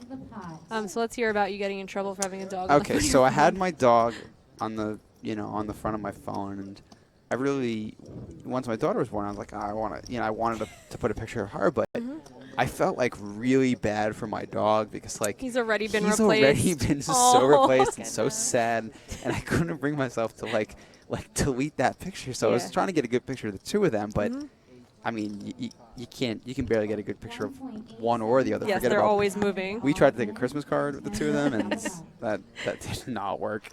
But eventually my wife just changed it, and so I didn't have to have the guilt of deleting it. But I still have some good pictures of my dog. Do they get along? Okay. The dog They and the baby? love each other. That's great. All she does is chase him around. That's all. She doesn't care about us. She doesn't care about anything except for finding that dog. How old is she? She's 11 months now, or almost 11 months. Yeah. Yeah. Her personality's starting to shine through. Oh yeah. Very much. Very much so. I've been having like baby fever. Really? And my kids are old. How you old? know, 13 and 10. Okay. Yikes. Those are that's trouble. Yeah. So my baby fever, I know, is just that. Yeah. I don't really want to have any. I don't want more I can kids. call you up. You can come over like 2 in the morning when she's wide awake, and that'll cure baby fever. That'll cure that. No, but I love it. I love. Maybe you are the person I need to call then. I always offer to people if I fall in love with their kids, I'm like, if you need a babysitter, and I think that they think I'm kidding, and I'm like, no, it's a real thing. Yeah. On a Friday night, you can't find a babysitter, I will do it. It helps me. It's like 2 birds with 1 stone.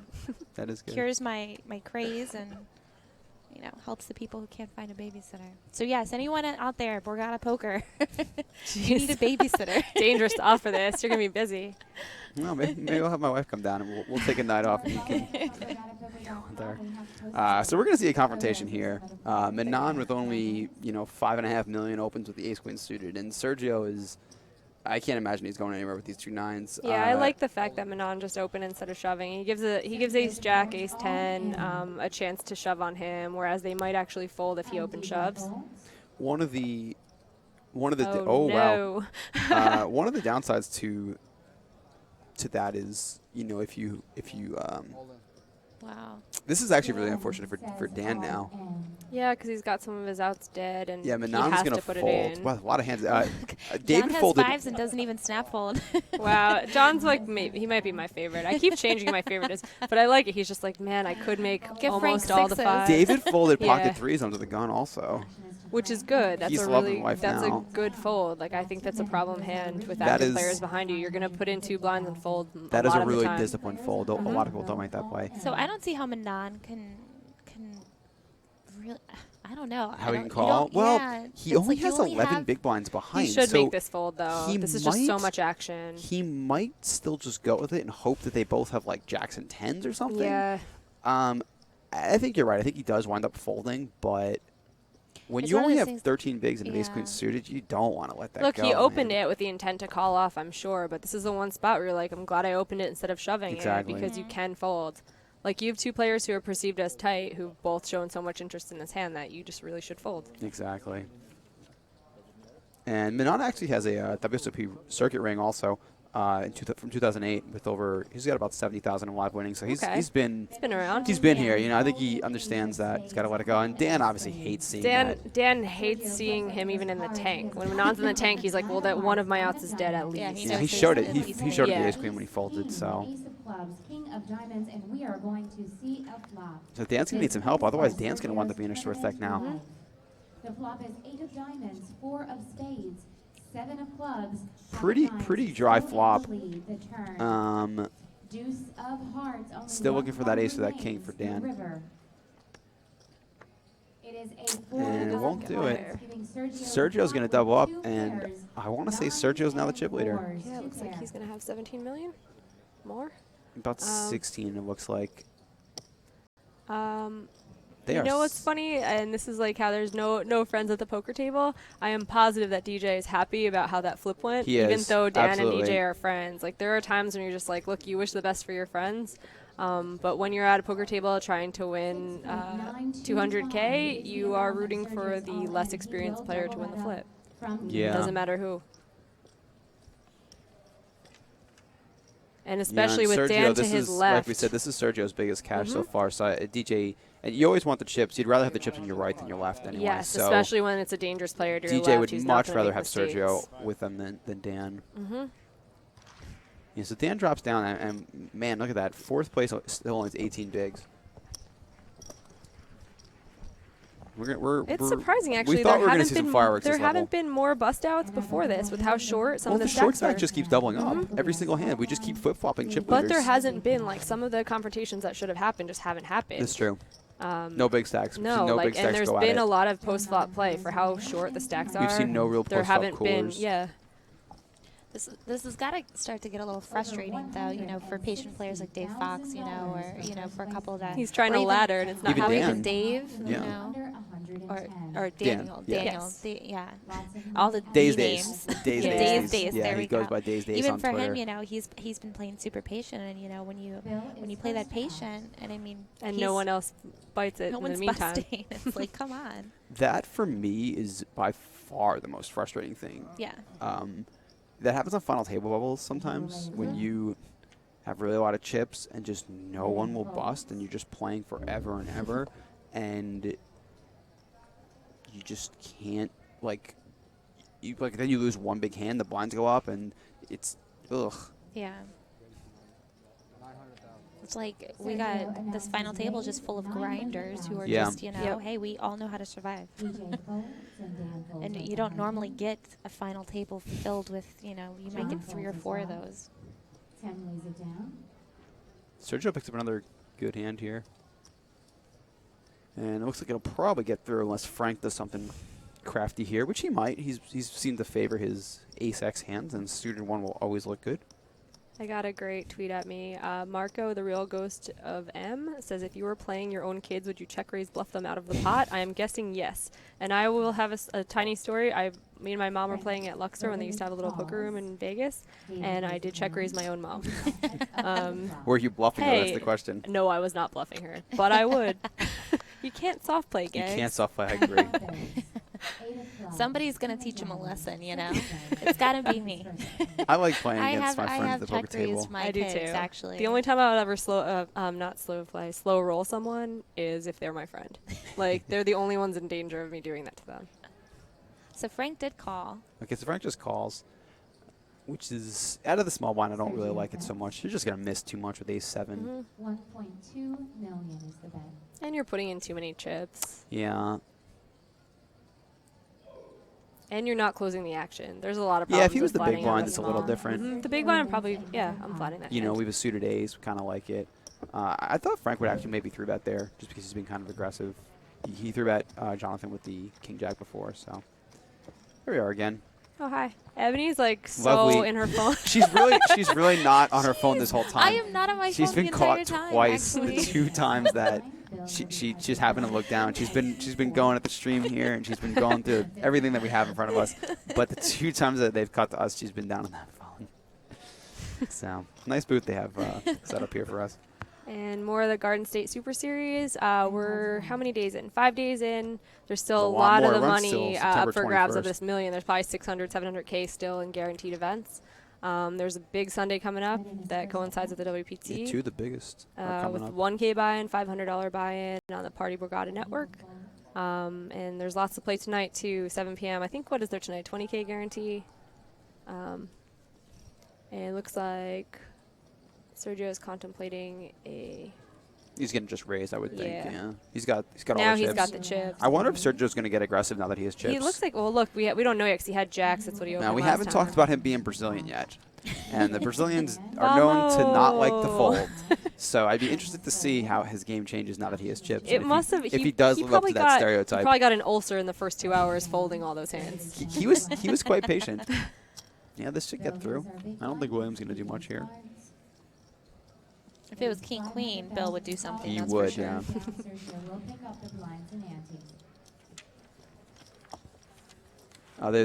We have DJ Facts trending on Twitter right now. Yes. His many fans. Oh my God, I've had so much fun with DJ. He's a great person to go out with. Did you know? He sang The Best Day of My Life. Yeah. And he had a Vine of it, and he like didn't remember it. Like we were out drinking in New Orleans at the circuit event, and he did like recorded the entire song in the bar, top of his lungs. It was beautiful. No way. Yeah. And he didn't remember the next day? No. He That's got lovely. it. Like we're sending it back and forth. He's like, what is this? It's always a good experience. Yeah, then look at these short stacks. They have 1, 2, 3, 5 people with less than 12 big blinds at this final table right now. We're gonna see some action for sure. If not this level, then definitely next level. I was talking to, I was in that from yesterday. We're with like 10 or 12 left. We're talking about what time we thought the tournament was going to end, and I was talking with Gordon Eng, and I was like, it has to end by like with 3 levels. Like we're just going to have no chips left in play. And that's kind of the situation here. Like the big blind's going to go up to, I think 500,000 is next, right? I think so, yeah. It's gotta So be. yeah, everyone's gonna be short. Chippler's gonna have like 40 bigs, and then it's gonna go down to like 4 or 5 less than 10 big blind I mean, stacks. we're close to that now. So, but, I mean, you never know. These guys are. If people they're keep so doubling up. patient. Yeah. I would not think Sergio is from Brazil. Did you see what he folded under the gun? So there are some Borgata Poker Open satellites on borgatapoker.com right now, so go ahead and head on over there and see what you can get into. Okay, we have an 11.5 big blind shove from Dan, standard. Great. He's very happy to look down at Ace King Of with the course, stack. even though Ace King is what crushed him 2 minutes ago. It's true.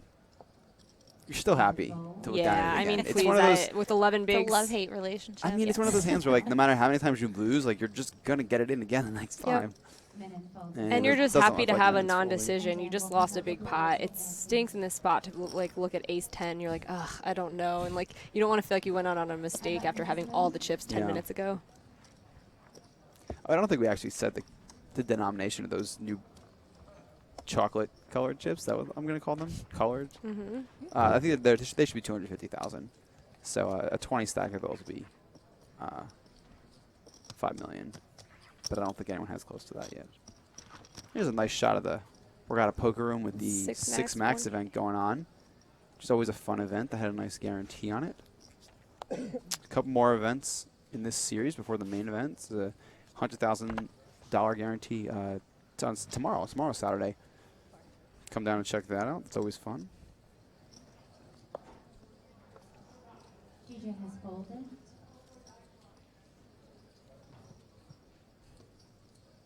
He hasn't played a hand in, I'm just looking at Jonathan? Jonathan? Yeah. He hasn't played a hand in like 4 hands. I feel like he's going to get ready. pretty antsy. Yeah.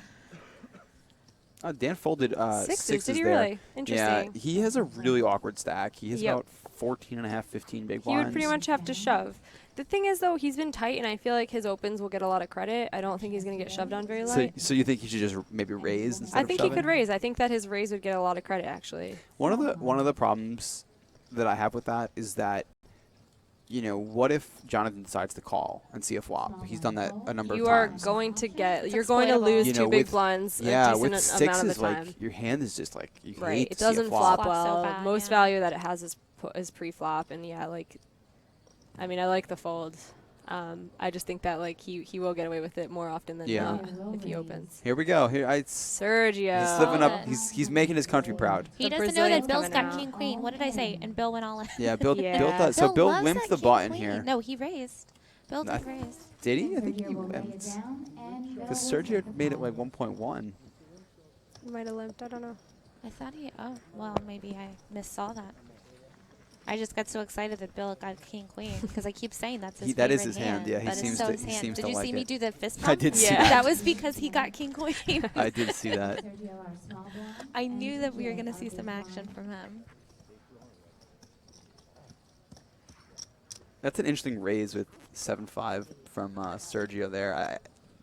I with what we've seen from Bill, he's gone all in a number of times. I feel like I would have, you know, probably just been happy to take a flop there, rather than try to push around someone who doesn't seem like he's likes to be pushed around. Mm-hmm.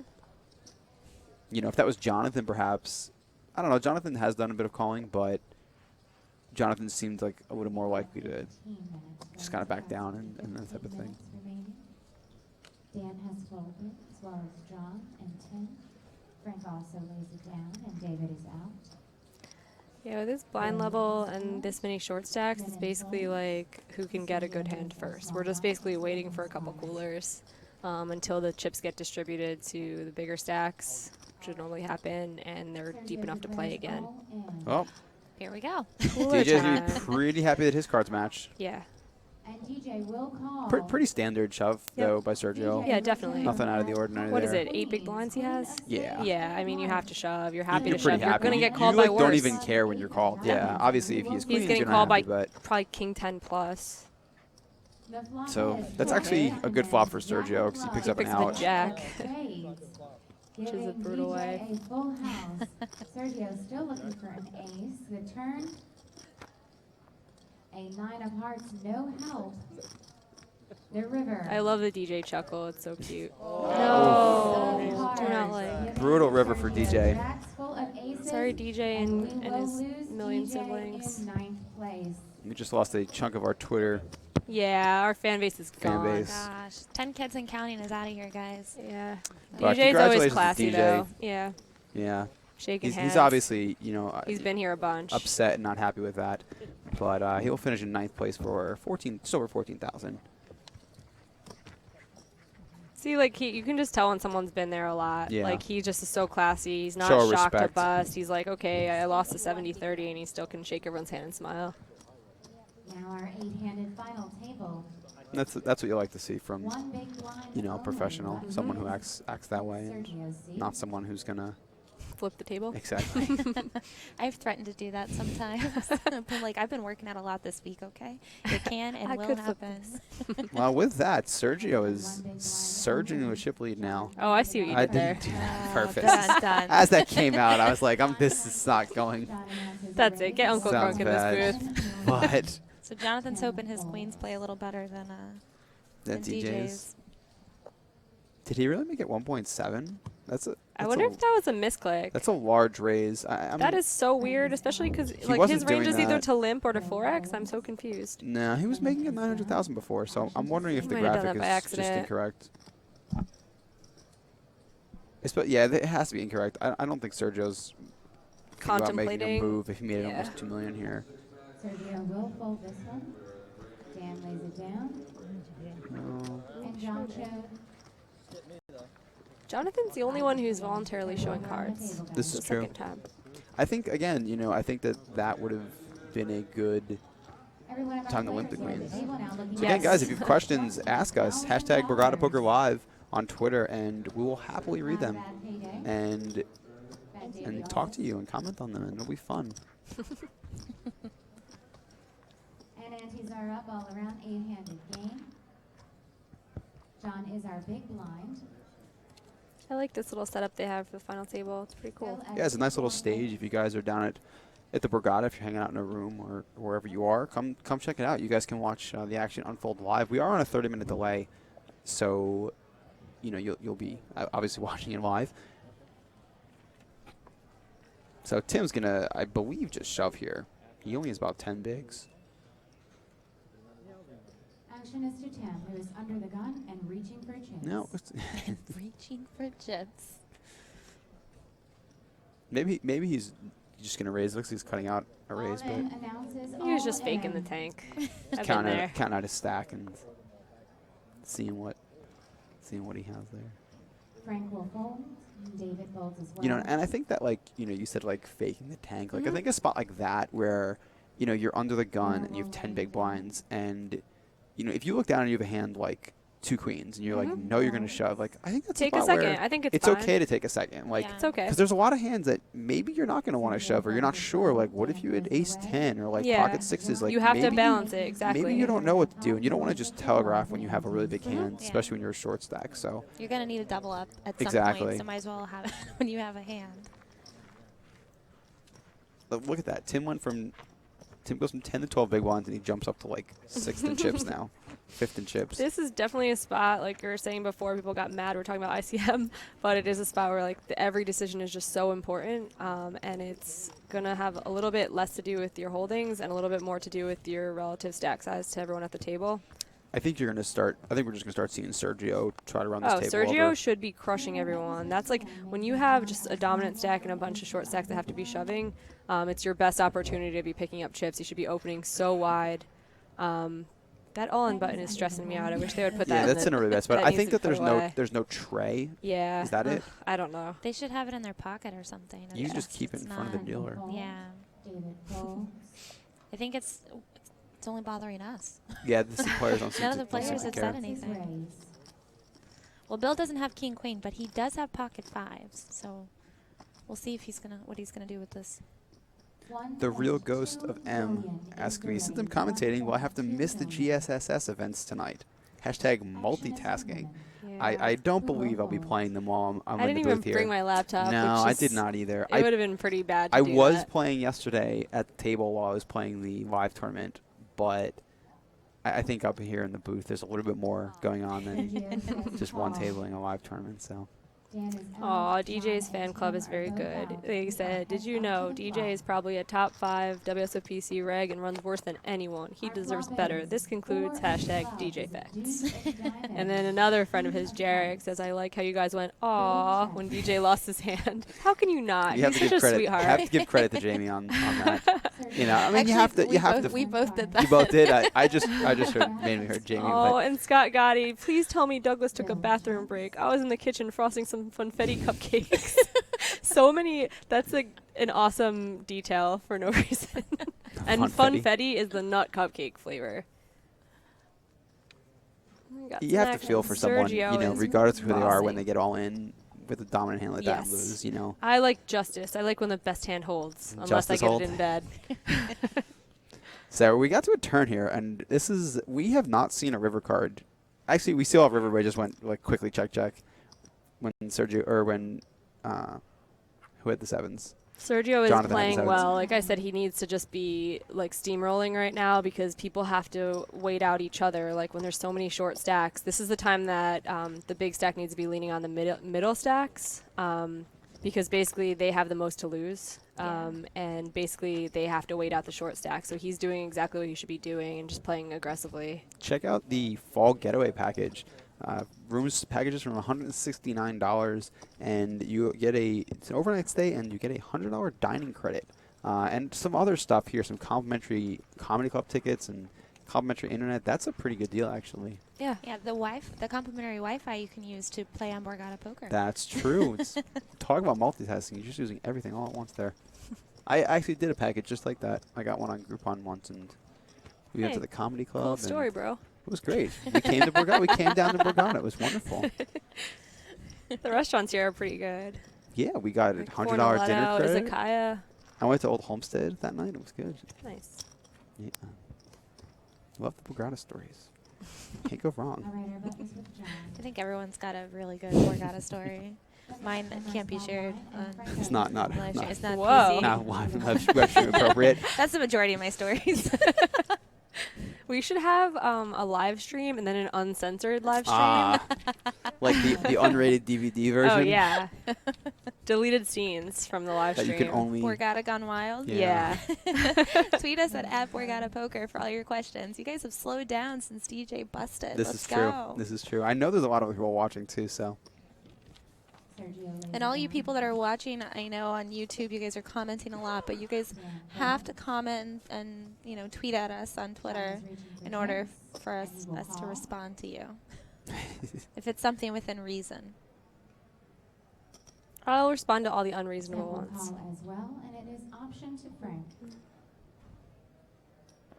Now all I want are funfetti cupcakes. Thanks a lot, Scott. I believe Zoe has some wonderful cupcakes floating around the Borgata. Zoe is the reason I'm not skinny. Zoe is my favorite person.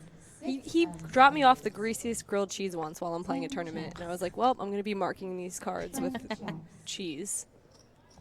So we've got a three-way flop here. 10 folds. Frank will fold as well. John's going to take it down with the best hand anyway. But those low monotone boards with that are always really interesting. I feel like a lot of times people have just hands like Jonathan had, like the 10 of spades with some other high card, or the jack of spades with other high card, and a lot of times people don't know what to do. Like they have good hands, but they don't want to put too much money in, and they don't want to bet and then have to fold or anything like that. So they just wind up checking, but. It seems like a spot where being aggressive is going to win you a pot. Yeah, a lot of times it does. That's what Jonathan just did, and that's what I think a lot of times you see. Mm-hmm.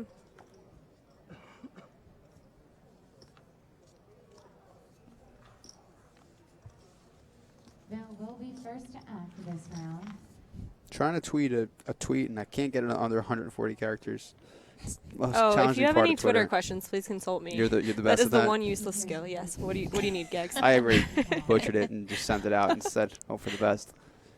What a builder here. Bill Lim's under the gun with King Jack, his second favorite hand behind King Queen. We're making that up. I don't really know.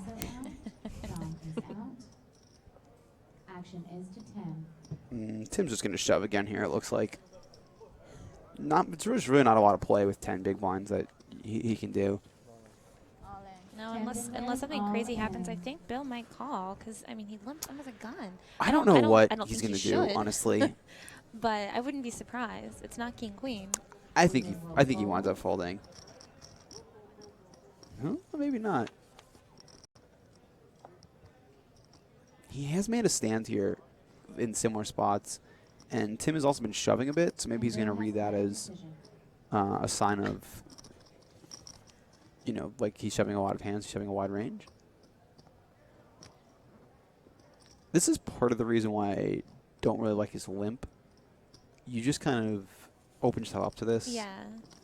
Tim has a good hand here, but Tim could easily have a hand like Ace-10 or perhaps Queen-Jack, and you just don't know what to do with a hand like King-Jack.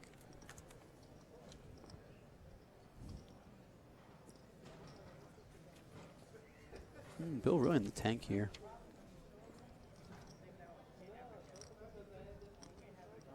Usually the longer, yeah, I was going to say, usually the longer people start tanking, you almost always wind up with a usually fold. a fold.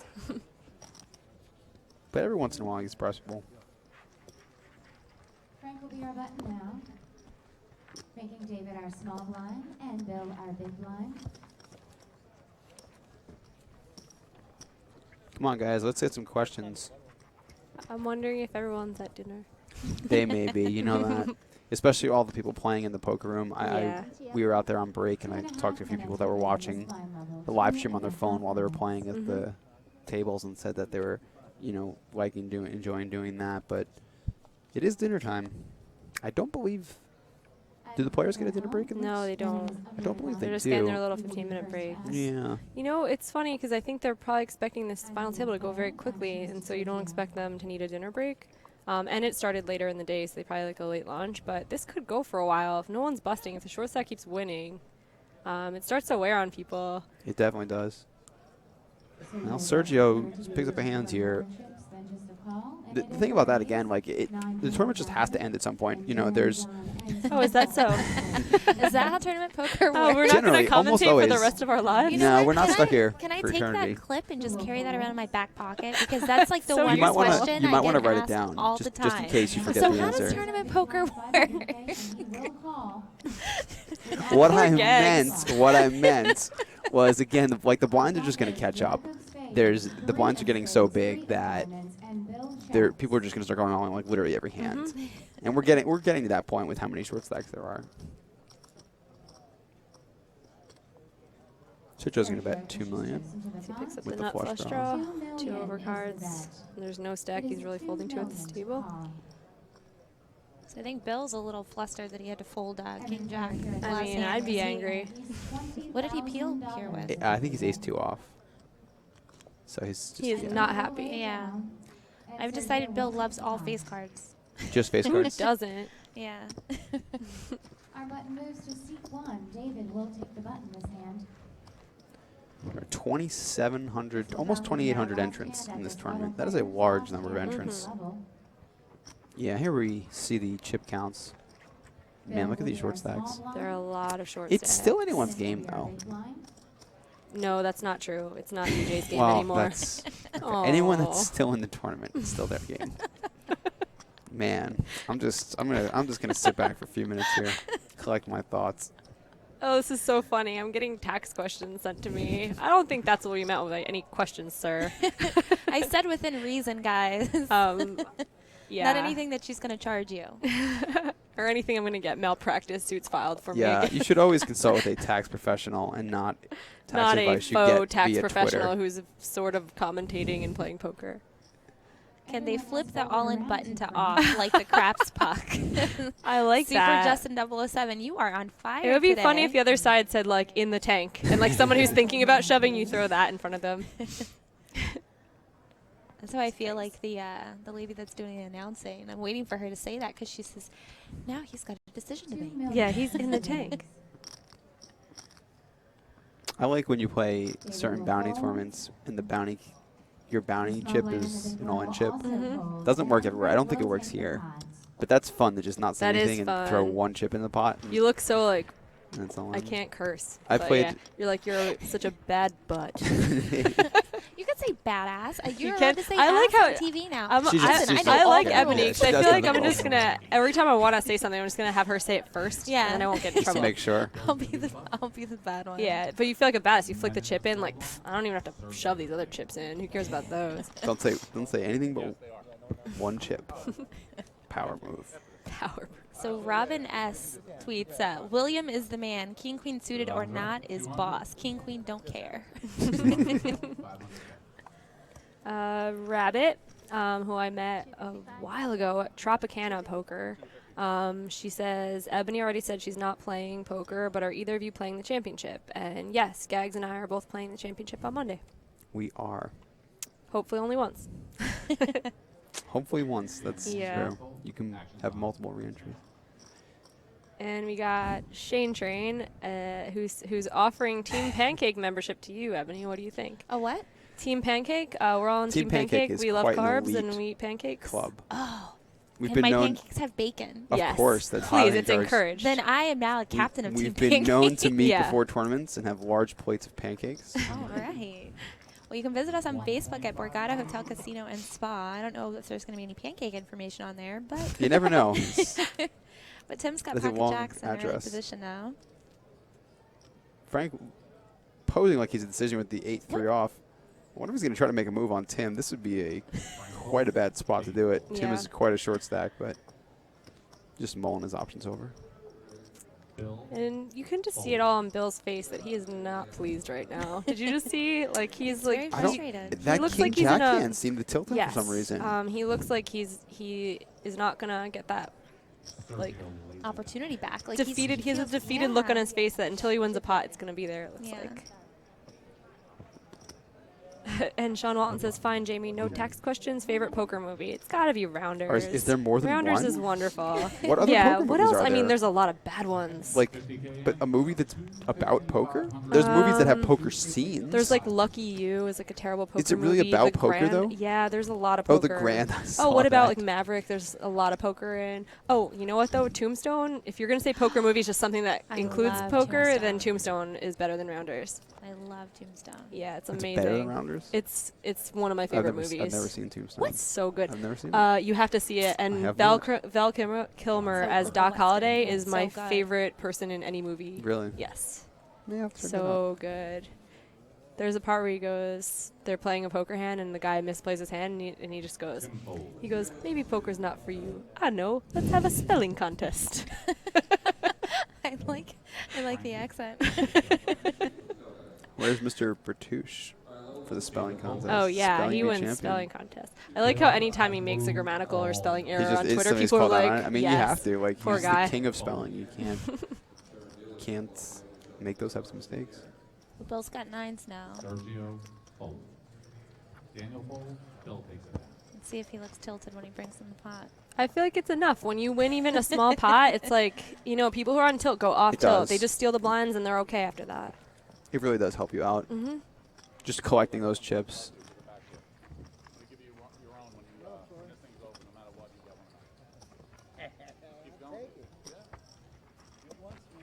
And there you go. You see him laughing and smiling. That's all it takes. Gets that back. That's why there's just so Nope. much about like ending. Ebony. Got you Every again. time she's on the Oh phone. my God. 3 for 3. And I have my Twitter face That's on too. really I'm like, good. That's really good. serious? Okay, that's it.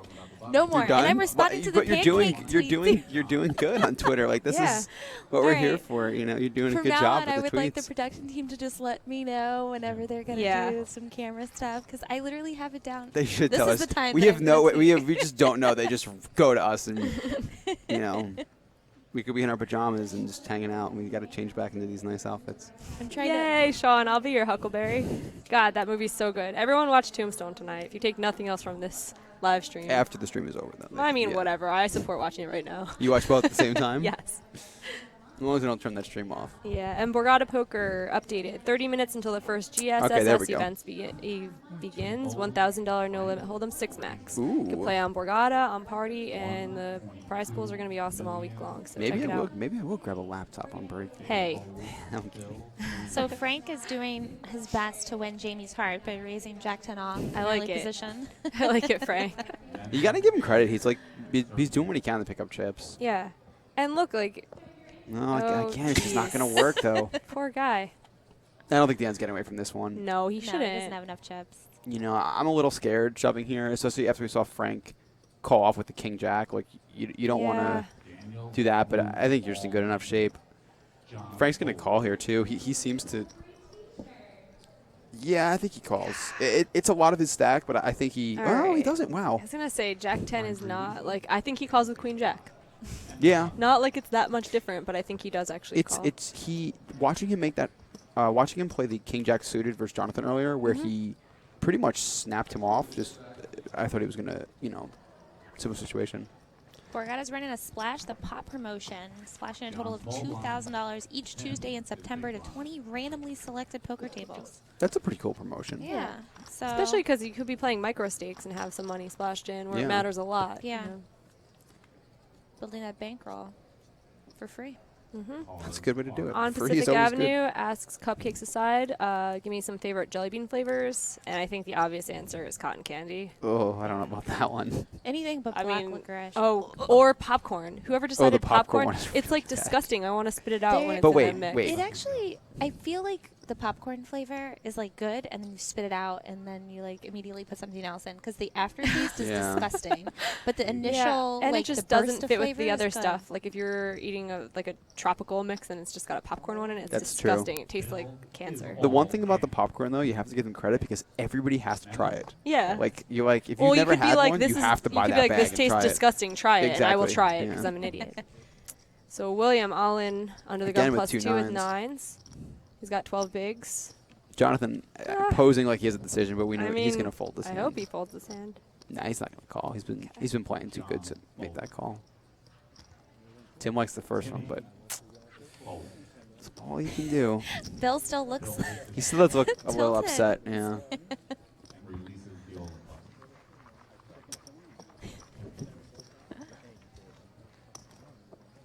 We didn't get your favorite jelly bean flavor. My favorite jelly bean flavor probably would just be like watermelon or something like that. Oh yeah, watermelon. I'm a anything sucker is for great. watermelon So good. candies. Yeah. Even though they never taste anything like actual watermelon, the fake watermelon candy flavor is awesome. Tastes okay, like watermelon. No, I don't think so.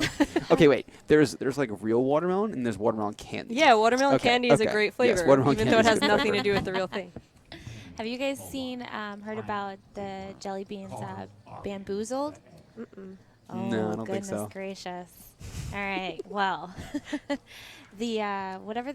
whoever makes the jelly beans or whatever, they came out with this, it's a little box of jelly beans. The jelly bean people. And it's dual, it's this identical looking jelly beans, and one is a legit flavor, I did and one see is this. like disgusting flavor. Yes, Ew, why it's like would the you Harry do Potter that? candies. Yes. Oh no, thank you. So it's like so one, like if lemon or whatever, like popcorn or vomit. Ew. Or I mean, to me they're the same. apple or boogers. Yeah. And I mean, these are rotten eggs, and I mean, these are legit.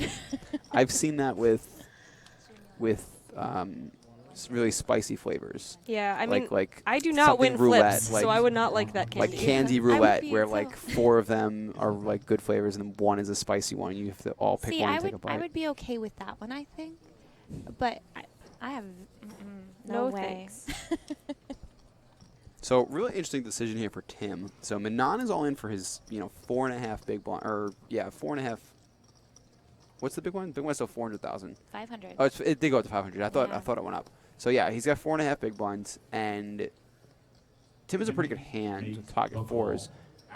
But it's for such a portion of his stack that I feel like he's got to really think it over. I think it is a correct call just because Manon's so short. Menon shows Jack of Heart, 9 of Spades. Tim And shows this is a the pair of first real fours. flip we've actually seen at this final table.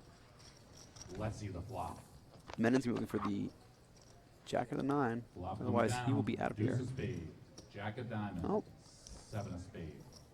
Jacks are in front. Pretty big lead Let's now see for the Menon. turn. King of club. Timmy's drawn to a 4 on the river.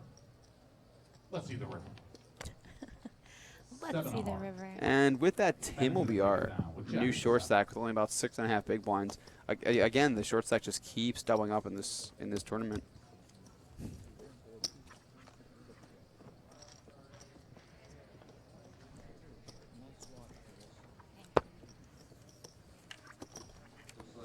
So we'll take a look at the chip counts as they are updated here. We'll see Sergio still in the lead, and Tim only with 7 big blinds now. These swings are so crazy. This is like probably my least favorite part about tournament poker is how much comes down to flips and how much money you're playing for when it happens. Unfortunately, yeah, especially when the structure gets short like this, because no fault of the structure, just the short stack's doubling every time, and the chips aren't getting distributed around. So yeah, this tournament's actually the structure when this compared to last week, the chip stacks it started better off today, but the thing is, it's just today that these players are just so patient and Mhm. almost to a fault, because believe- now, you know, And there haven't been they have no coolers control. either, so like you're not cycling through 5 players and distributing the chips and having like deeper stacks. It's just everyone's keeping their little stack and Yeah. I believe this structure was slightly slower than the 2 million. Do you Yeah. know if Is that that's true? I'm do you not know sure. if that's correct? I think it is. I'm not positive. I want to say they started with slightly more chips than this, but I am not positive. it would make more sense if that were the case because they had to make a 2 million guarantee last time and they wanted people to be busting and entering over and over. So for all things Borgata Poker Open, go to borgatapokeropen.theborgata.com. They do a great job with the schedule and everything. You can check out all the events and all the structures, and you can see, you know, exactly how long they plan on the events lasting and all that stuff on the structure pages. So if you don't have time to play a 3-day tournament like this one, come on down. They got Saturday ones that are just 1 day. I played in one yesterday that was only a 1 day. You know, and there's also always the 7 p.m. I think they're usually 7 p.m. events that are, 1 day also. They have some bounties and some survivors and some satellites and all kinds of fun stuff. One stack of bread. One stack of bread. Or 5 All in? Menon. So Menon's all in for 11 bigs with ace-10 suited, which is a fine shove. Sergio's out. Daniel, John. Probably the worst hand I would shove from under the gun. I think so. I think it's ace-10 suited. But though, I would is shove it. fine. Yeah, if it was like ace-9 off of folding. Even ace-10 off is a little more.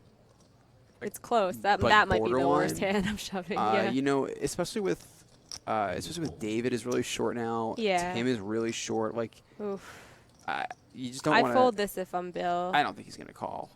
He kind of looks like he wants to call. He does. After that, you were right. After that King Jack hand, he's just been so itching to play pots. It seems like. Twos is just everybody. He's the big You're blind. behind everything in the whole entire world. You and are. You have to Your fold best this case hand, scenario but I is don't. this, I don't think he and wants to fold we this see hand. he's only 49%. You know. Sometimes people just kind of say like, "Well, let's just go for it. Let's flip and hope for the best." And that look really says it all. Yeah. I'm folding up to 4s here. Probably. Yeah, I'm probably folding 4s or worse. Yeah, Good let's folds. I don't know.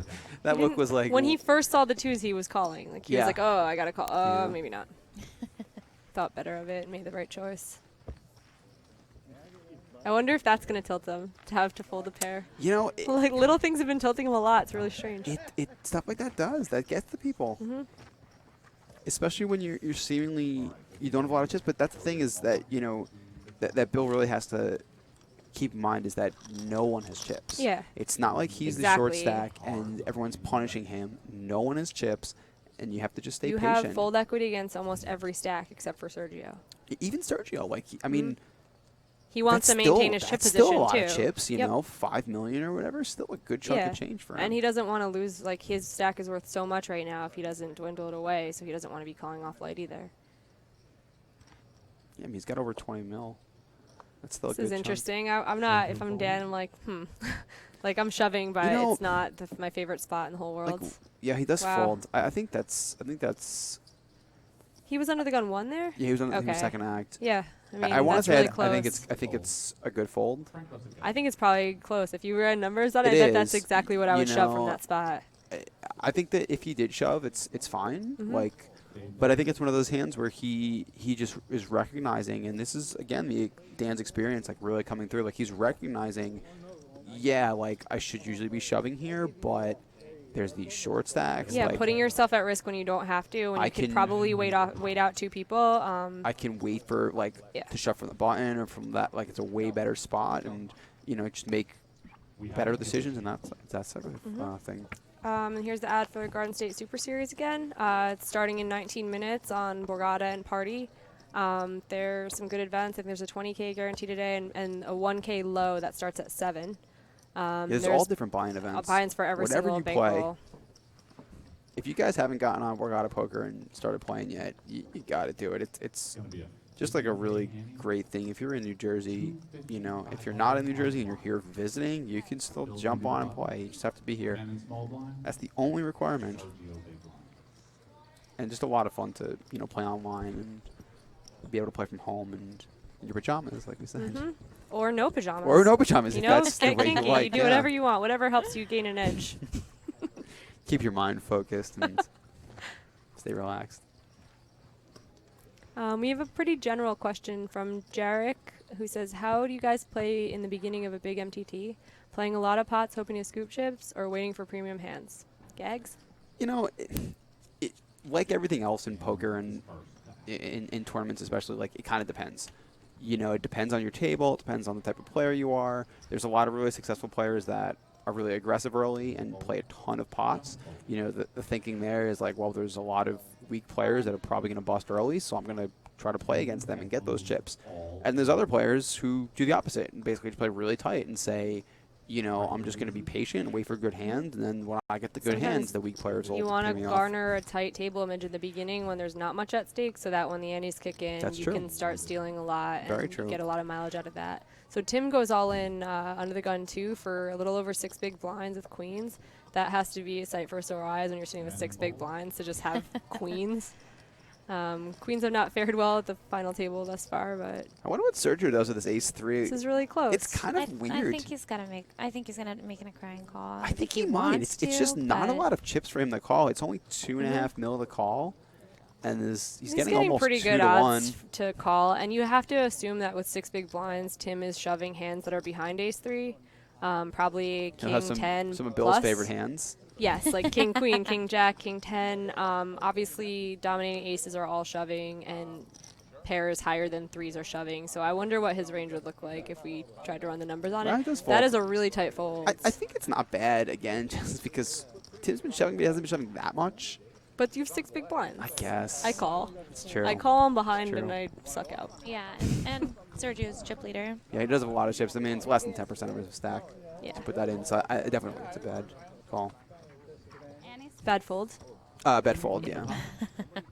I don't think it's a bad fold. And look, you know what I though? just don't Like think that if you're really thinking about game flow and about like your chip position and everything, like the more the 6 or 7 big blind stack hangs around, the better it is for you as a huge True. stack. True. Because all these middle stacks have to worry about this guy busting before they make a move. So like I don't know if he's thinking like that, but it would be really amazing if that's what makes him fold.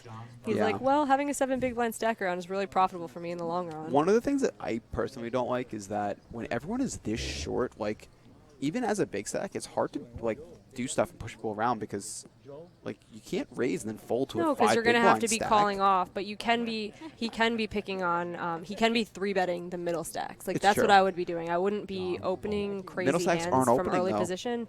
Right, because they're playing correctly. Exactly. Let's see if Frank uses that all-in button here. He may just raise, actually. I feel like I'd be surprised if he folded. He's opened here in a few situations. He goes all in. Yeah, he does use the button. There's that button. Yeah. good use there.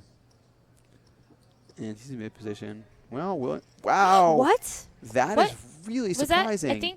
I think that was an accident. He's just snap folded? He folded so fast. I'm shocked. I would not have thought that hand would have folded that quickly. Or at all. Or at all. I mean, Look, it's a 14 big blind shove. Ace-Jack should really have something to think about. He might come to the conclusion he wants to fold it anyway. yeah, he may. But I'm just. And I the think it wouldn't be speed of that bad, fold. but yeah, he was just like, get this out of my face. The speed of that fold was just Especially for how shocking. much he likes king-queen, he hates Yeah. ace-jack. Interesting. Well, he's just thinking levels above us, clearly. Well, look, ace-jack isn't doing that great against a 14 big blind early position shove. Yeah, we've seen Frank mix it up with some hands though, and they've actually gotten to see some hands at showdown. So Yeah. again, look at what everyone's playing for here. Pretty much just 10,000 jumps. Every person that gets knocked out is basically an extra $10,000 up until For a $400 third buy-in, place. you just get 25 Yeah, and buy-ins that's- every time someone busts. That's pretty amazing. Like that there, could very there well has to be a lot of waiting each part of other the out reason right now. why Bill is just like, I'm not calling off Yeah, here. he could You buy know? another motorcycle with that He fold. definitely could, and he only has $3,000 in the track tournament earnings up till this point. This is his biggest score so far. So, you know, adding Yeah, another increasing another 10,000 to that 10K is is a huge. really nice thing. So Dave's all in with king 10 of clubs, under the gun 2, with a little over 7 bigs, pretty standard shove. Bill releases. Menon folds. Sergio folds. Well, it's a really close decision that I think I'm happy I'm not having to make. If I had to guess, I would guess Dan winds up folding here based on... Because he still has fold equity against everyone if he folds. Especially based on his other plays that he's made, Yeah. folding the ace-10 and If he's in the big whatnot. blind, I think he might have to call just Although- because it's letting him the odds to, but... He's the small blind here. And Yeah. David is the one person that you feel like, you know, like...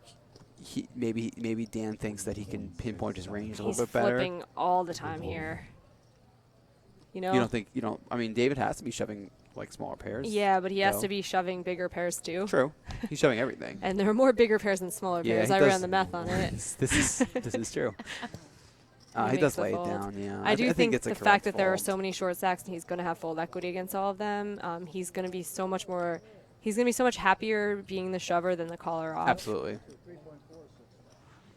John releases. I do see the glitter now. Yeah, she is she's sparkling. the shiniest. How does she do that? She puts glitter on. Oh, I guess that. Good luck That raising a looks- girl. You're going to that find out looks- all this that stuff. looks crazy from here. Yeah. With the lights on it. I think Dan should have utilized some of that. That would have looked That good. would be amazing. Could you I hope- imagine if you just decide, like, as a guy, like, you just decided to start wearing Today glitter? I want to be sparkly. What? Some, I'll some do what I guys want. do. Yeah. I'm sure there's someone out there that has glitter on them. So apparently, Dennis Baker, you're not watching the live stream. Somebody tweeted that I was doing the live stream, and he tweeted at me, "Good luck, good luck, good luck. Take it down." Take down that live stream. You are going to take this stream down. Although that sounds like a bad thing, taking the stream down. It sounds like something went wrong. Probably won't get hired ever again. She broke the stream. If I'm not playing poker for 3 years and I'm trying to do this for a living, I don't think I'm going to be able to get rehired. If you break the live stream? Yeah. Yeah, it's probably not a good So Frank strategy. has gone all in under the gun. Again, it's a big shove, Frank. 14 bigs. I guess there's not much else you could do with sevens there. 8-handed. Yeah, I mean, you don't want to raise it if someone else No. shoving you, but there's just some short And stacks. this is just the problem. When you get called, you're so toasted. Sergio. Yeah, and this is, if you're sitting there as Tim or David with 3.5, 4 million, you're just loving this when a bigger stack is. Oh yeah, you make is 10K potential with to the bust. showdown. Like, there is only one person at the final table rooting for a 7 right now. Yeah. So Frank did get a 7 against Kings earlier. So See if you can do it again. yeah. Full out comes down. Ace of clubs. No real help for And a spade. Frank at all there. Sergio's ahead with the king. No backdoor flush outs or anything like that. Let's see the turn. 4 of club. Still just a 7. Sergio's still ahead. No flush draw for Sergio. He needs a 7 on the river. Let's see the river. Let's see that river. 4 of spades. Good And game, that Frank. won't do it. And Frank will be eliminated. I liked in your style, Frank. 8th place. Oh, his jacket is boss. I know. Oh. We knew he was a boss. We Fitting. said that earlier. So congratulations to Frank Panetta. 20K for a $400 buy-in. Any day you win 50 buy-ins, it's a pretty good day, in my opinion. That is a great day. And look at that poker room in the background, man. Look at that. Look how wow, it's full. Hopping that event center is. You can see all kinds of stuff. Oh, Frank has to take the dreaded walk to the podium and get your. I hate that walk. That is a bad walk. It's better than just like the walk of just Oh, out. just out? That is true. Collecting 20K is greater than collecting 0K. Deoxy has tweeted that he's definitely kidnapping Jamie for a settlers session next summer. Oh, no. I don't need to play any more nerd games. Play enough. It's really a fun game. It's not a nerd game. It's just a great board game that. What's the All right, premise of the guys. game? I want to hear about this It's like- because I'm very big into board games. Are you really? Oh it's my God, it's I love like them. it's not. See, that's the thing. It's not really like a lot of other board games. You have like Strategy and There's some strategy Okay. and like you have like you just got to get 10 points and you win. You build houses, you get points. You make cities, you get points. it's like And Minecraft, but like board games. Sort of, and there's like resources. You get resources and you build the things and you make roads to connect them and you can trade with other people. That sounds like and something I would yeah, actually like it's to just play. it's just like a cool game. It's really easy to learn. There's only like a couple of aspects and just a lot going on with like, the trading and everything like that. Everyone gets Yeah. real bitter with All the right, trading. Deoxy, and- you got me. I'm in. Yeah, it's a fun game. Tim has moved all in. So blind versus blind, David's gonna make he's not gonna fold this hand. Tim's been shoving enough to make him call with ace-7. And we'll just see if someone can make a flush. And it's cute. Everyone at the table is like rooting for a big showdown here, not Everyone always knowing wants that to it's call, chopping yeah. like 98% of the time. They always want the call, and they always want people get knocked out. Pfizer23 asks, don't you guys think sevens is a fold under the gun? And I would have folded with 14 bigs, sevens under the gun. It's like probably the worst hand that I would consider shoving. I consider the other stack sizes. Can't we just raise and see I what was gonna happens? say, Yes. I think you can That's make what a I'm saying. case You can. for I think raised raising. folding. I We'll would, just, like, I would raise and we'll call a I would short fold stack. and then I would shove. That's the order I'd put it in We because can you have call a 7 short big blind stack. stacks. Like It's a good hand, or if someone has ace king, you can still win. Like if you raise and Sergio goes all in, like we're gonna fold. But if we raise Yeah. and Tim goes all in for 4 million, we're Yep. just gonna call and hope he has a 2 overcards and we'll flip. I don't think it's like a terrible mistake. I think it's really close. But I don't think I would have shoved that under the gun. So now you see Tim smile as he sees Yeah. David has the same hand as them. And well, we'll see if we can get a sweat here. Everyone saw that aces versus aces hand in the one drop, so God, you never know what can happen Yeah, with that the same made hand. me hurt inside. Oh, that's hard. That's pretty fair flop for both of them. Jack of heart. Just keep putting an ace. Let's see the turn. See the percentages just drop. I see. Uh-oh. And David gets the sweat. On a flush draw. Let's see the river. And they wind up pretty even. We're gonna chop this pot, guys. We're gonna chop Tim Rivers a flush draw too. Yeah, 2 flush draws, they split the pot.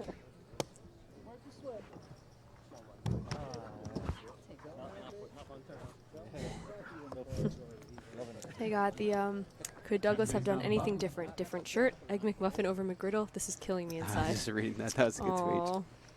He gets another aw. That's what DJ gets. Poor guy. He'll be back.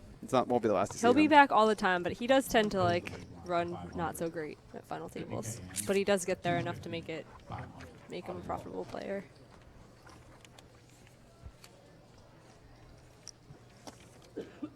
Jonathan's been really quiet recently. Yeah, I know. This whole level, we haven't seen much from him. He got up some chips and he's been just hanging in there. I haven't Maybe said his he name just- in a while. He might have had like the extra giant Starbucks coffee in the morning, and now it's like He was ready to settling go, and down. now that he's been here, he's just Yeah. kind of settled in. Maybe he had some buttered coffee. Have you guys had any of that? No. Not.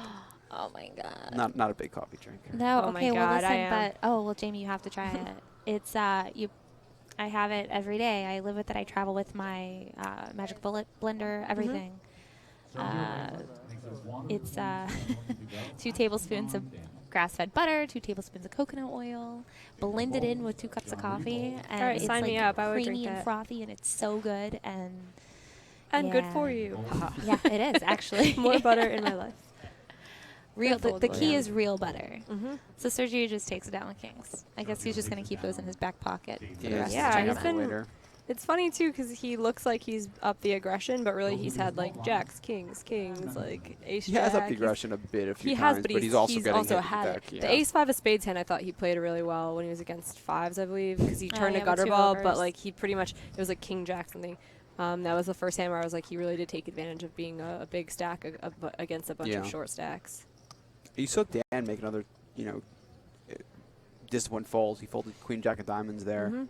A spot where I think you'd see a lot of players shove or maybe call or do something that wouldn't work out so great. Especially if Sergio's been opening a lot or perceived to be opening a lot, and he just lets it go. He's good.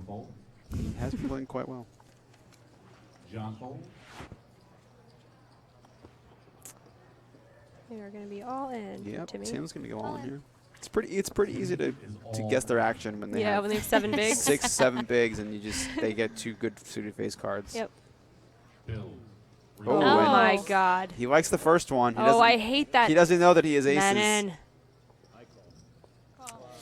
I hate that. Let's look at one at a time.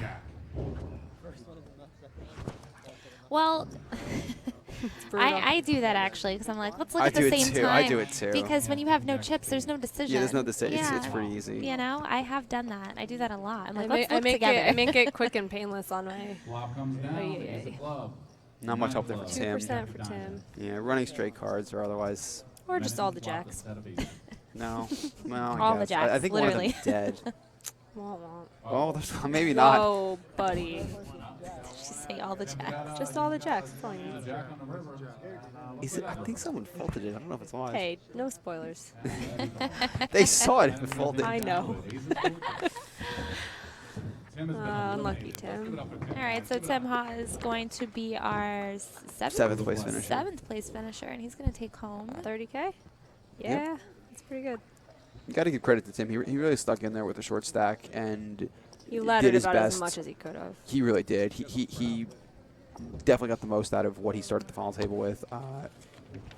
He came into the final table as the second shortest stack, and he did a great job of just hanging around and shoving when he needed to, raising when he needed to, and didn't do anything that was really bad. I think he played well with his stack size there. And just let's take note that Dan DeCenzo had 2 spots where he clearly could have gone with hands and busted, and he's made an extra 10K for choosing not to. Yeah, and that's huge. In a $400 tournament, these pay jumps are just ridiculously huge, 25 buy-ins at a time. I just think that it just shows like a seasoned vet, smart player that he's willing to like stick around and wait to see how the action plays out. Waiting for it. Yeah, here's a look at the payouts again.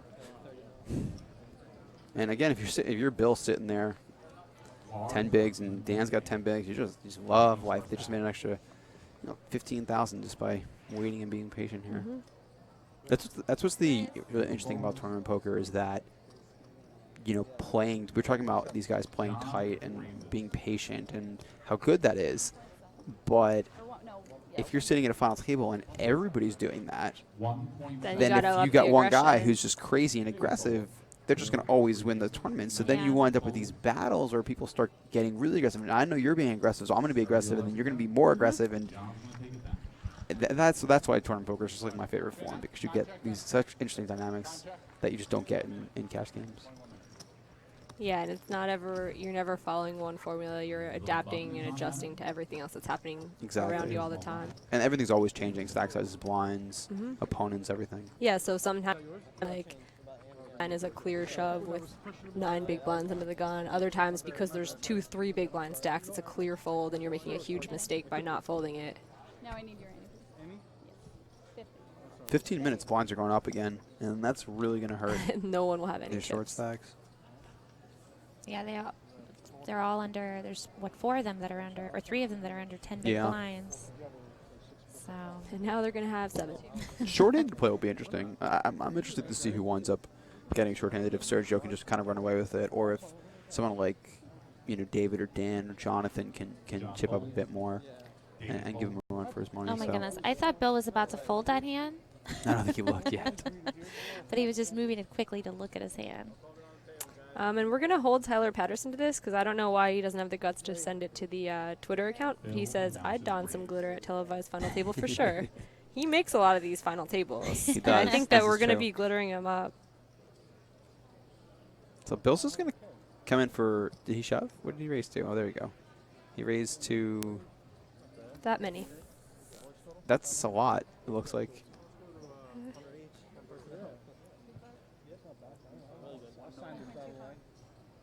It's 1.1 million, 1.15? Out of his 5 billion? 1.125, I think. No, 1250. It's a little hard to see those. Because those chips are not nearly neon enough. You don't think so? No. You don't like that, huh? They don't look important enough.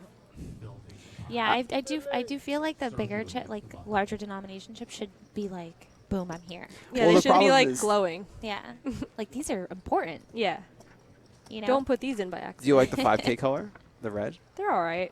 You don't they like look the like gray in $5 chips though, like the cash game chips. That's true. I like the neon, like the watermelon ones. Yeah. Yeah, like the WPT chips. I love those. Is that what you're talking about? That's what you mean by the WPT? I love those The chips. watermelon set, Yes. right? Mhm. The watermelon was the best. Yeah. That's seriously, if I have like 2 of them and I'm putting them in a pot, you should fold everything. You should look at kings and be like, I don't like these because I try not to lose them. You know what? Are those? I don't think those are actually brown. I think those are actually green. I think those are the Christmas colors. I can't tell from here. It's a little hard to they tell. They look very chocolatey from here. I think they do too. But I know there's one set that is green and has a little bit of red in it. So yeah. Although if you're in the pit, chocolate chips are a good thing. Yeah. Right? What are those worth? 5K? Like 5K. Yeah. No, it's also cute that you said chocolate chips. No? Oh, chocolate chips. Yeah. Well, Gianni at Ratboy X says, "You're such a good commentator, Mikey." Aw, thanks, Aw.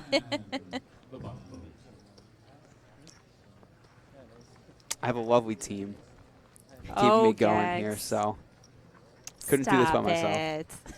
Keep going. Keep going. Well, you're gonna have to do it by yourself because we're both leaving to You're play both the leaving? GSSS. Okay. Yeah, see ya. Well, I got plenty of time. I think that Sergio's just gonna blow this thing over and He might be done in a few Oh, minutes. we might here. make late reg. I want to see another. Did you see that?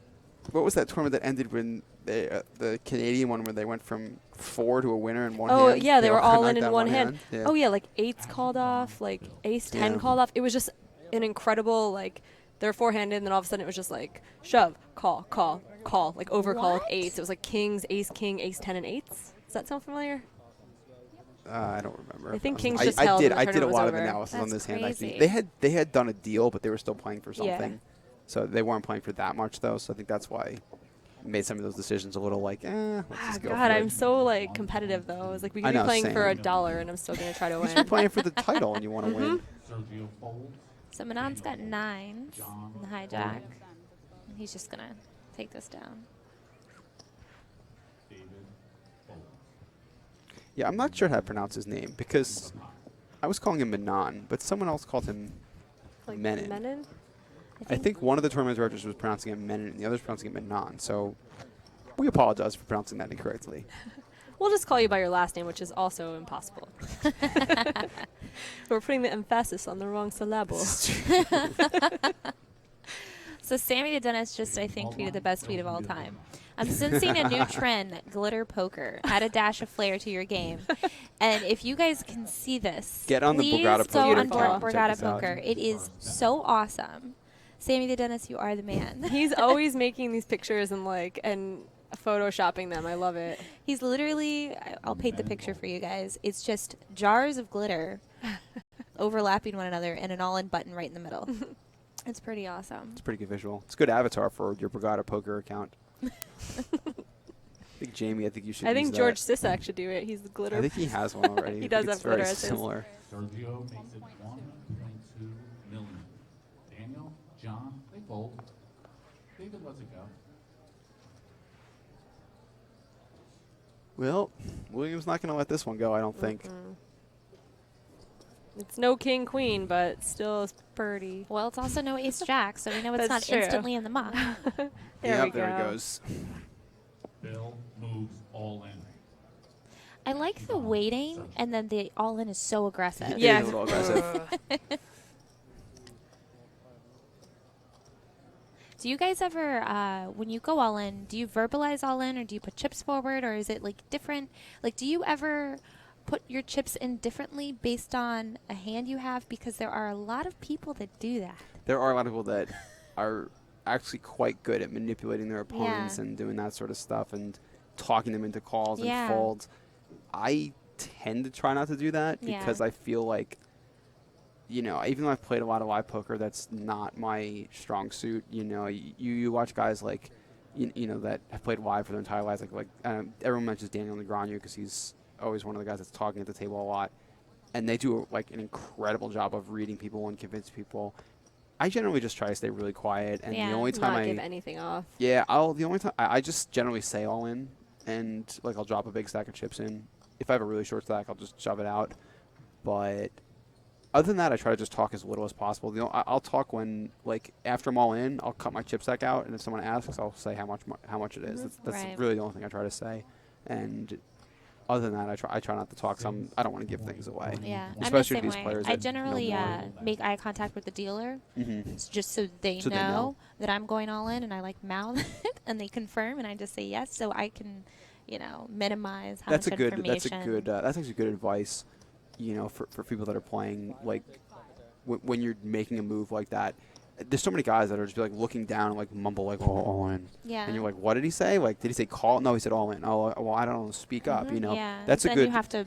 Exactly. Just look at the dealer and say it. Because I it makes it much literally clearer. wait for the dealer to, because they know it's on me, and if it's a decision, I literally make sure that we make eye contact, and I mouth, and then they can say all in, and I can just shake my head and Boom, I don't have to say anything. So Sergio's really tanking this one over, and I think he's trying to figure out if he's priced in the call, and he's gonna come to the conclusion that he is. I think it's pretty close. You know, it's about $4.5 million to win about 8 or so more. So he's getting almost 2 to 1. I think it was like 1.8. The only problem no, is I'm sorry, it wasn't. That's not right. He's behind, but in a good situation now. Yeah, and exactly. Most of But the this is time, what he's hoping for when he calls. He's not doing that great. You know, it's only 11 big blinds, and he's getting an okay price. Mhm. Where if he can see Bill's hand, he doesn't hate calling. Yeah. Flush draw. Aces are ahead. Let's see the river. So just king or 10 for Sergio, and Bill's gonna double up again. The short stacks just really have done a lot of doubling up. Sammy the Dentist asks, what's a good in the money percentage for a player's total tournaments played? I think this goes, it's different for live and online, because online tends to pay more than 10%. They tend to pay like around 18, especially New Jersey. So I'd say like Borgata pays a little higher than that. yeah. But yeah. So probably online 25% or more, and probably live I'd say like 17, 18% or more would be really Depends on good. the structure and the softness of tournaments and stuff. You know, it also depends on your style. Like, Mhm. if you're a player who, is a little more of a conservative player, you're probably going to cash a little more. You need to be cashing more because you're not going to be winning as much. Exactly, you're not going to win as much. You know, you're going to cash more, but you're not going to win as much. Whereas some of these guys that are really aggressive and kind of known as crazier players, They're playing to win. Exactly, they play to win from the start, and they either will go into the money with these massive stacks or just be out. You know, so even they don't cash as much, they may win the tournament more, and these two guys may wind up winning the exact same amount of money in the long run. I think the biggest thing to think of here is like you don't always you shouldn't be focusing on these types of stats like cashing percentages and stuff like that, like in ROI everyone talks about, often your return and stuff. They're not always that important. Like, you want to focus on playing your best poker and making the best decisions and that sort of thing, and the cash percentage and how much you're winning will just kind of come. Yeah, I mean, I'd like to think that the majority of people who play poker for a living, they're not playing results-oriented poker. So obviously, you want to make money, but like you said, you want to feel good about the game you're playing and the decisions you're making day in, day out. I actually, Sergio has raised under the gun, and I do believe Dave might shove here. I think he's going to. He's the shortest stack, but and Sergio's been pretty active. Yeah. So and even he though just saw the knows King-10 hand. Exactly. Even though he knows he's getting called, I think that he's going to go with it. Unfortunately, for him, Bill has a hand right behind him. Yeah. Actions on Bill. And if Bill shoves, which looks like he's going to. He makes me nervous. Oh, no. That is why I'm nervous. Men in bold. What?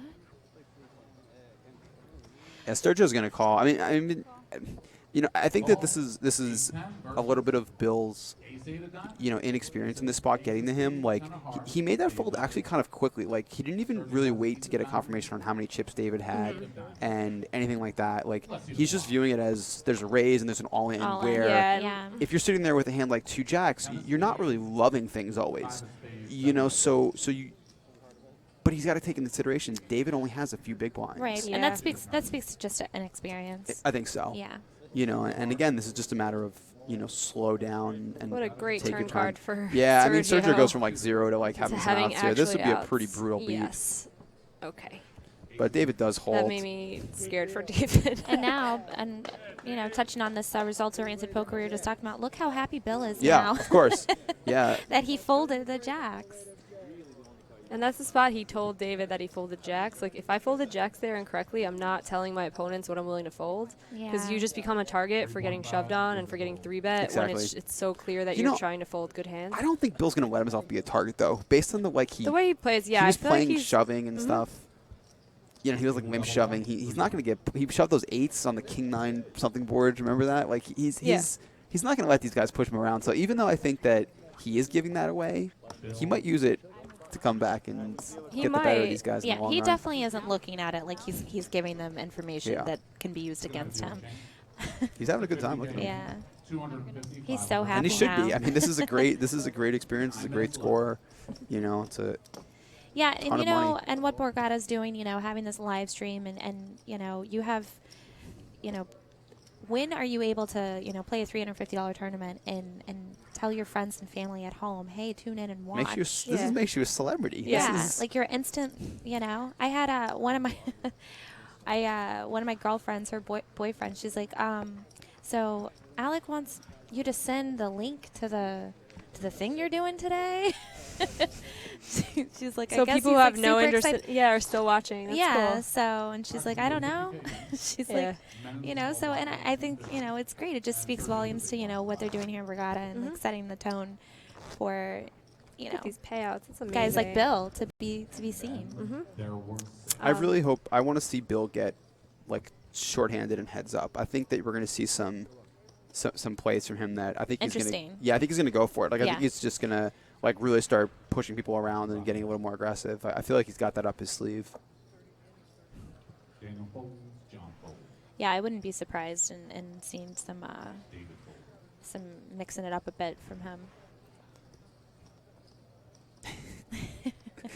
He just so aggressively does every action. Yeah, it's versus you have Manon on his side here, who's just like doesn't move, so quiet and like cool and smooth moving. And guys, any questions or anything? Tweet at us, Borgata Poker. Use the hashtag Borgata Poker Live. You can also visit us on Facebook at Borgata Hotel Casino and Spa. Oh, so he limped. If I'm Sergio, I'm probably going to raise almost any two. Which he tried that before versus Bill, and it didn't work out. Yeah. He's also just lost a few big pots. Yeah, I guess it's time to stop the bleeding and just wait for people to bust. Well, I think mentally that just weighs on people. You know, he just had almost 30 million, and now he has 2/3 of that. Even though he's still in great shape mentally, when you had a lot more chips, you you don't lose have a third of your stack, you're not too thrilled right now. Yeah, you're like, and it's not a hand you need to be raising. Like if he's planning to do that when it's limped to him, he can find a better hand. Yeah, exactly. At least have a blocker or something. So I think Sergio sensed something, but decided to just move on. Yeah, it looked like he was thinking about making a move there, and I think again that gets back to, he just lost so many chips. He's like, I can't bluff any off now. Like I don't have that. If he had won the hand prior, then I think he'd be more inclined. Yep. It's all about game flow. Yeah, that's what we talk about. So much. It's such a big thing that I think a lot of amateur players don't really think about as much as or even realize as much as they should. Which is funny because they're the ones that it affects the most, and I feel like they make the most drastic differences in plays where they go from playing one style to something happening and playing a completely different style that they would they do something they would have never done in a million years just because they won a few pots or because they're making X amount of money now or something like that. Yeah. You've always seen that. Like, well, I'm at least making 2 times my buy-in, so I'm ready to just blast it off now. If you'll notice, these people are drinking tea and coffee and water as opposed to the last live stream where the guy was drinking beer and beer and beer. Well, maybe that's why we're seeing some of these aggressive fall-ins and jittery moves of this coffee. In John's defense, that was the winner of I loved it. Yeah. In his defense, he didn't start drinking his beer until they were like 3 or 4-handed, and his buddies started bringing the beer. They initiated. And it worked, so. And it worked. So there's that. David takes it down. And David's starting to climb a bit here now after that big double up. Yeah, again, bring your cards from Revel, Trump, and Showboat. Borgata welcomes all those card holders to get free 2-for-1 buffets valid all of September. Come and check out that Borgata buffet. Some pretty good food there.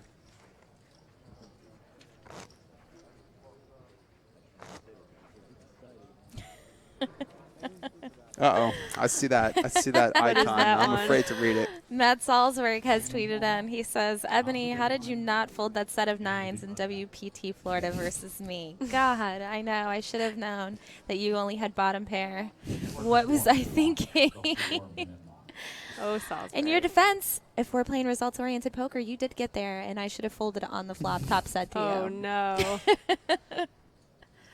Yeah, that's actually how Matt and I met. It's he sucked out. Yeah, well, We got interviewed after that hand too, and by That's Janine Deeb, and she was like, awesome. "Well, you know," Matt says, "Well, you know, Ebony just pulled a pretty big bluff on the table, and she showed." And then So she I had it. thought she was capable, and then I was like, "Yeah." So having, you know, top set against bottom pair, and then he 4 card flushes, and it Wow. just goes check check.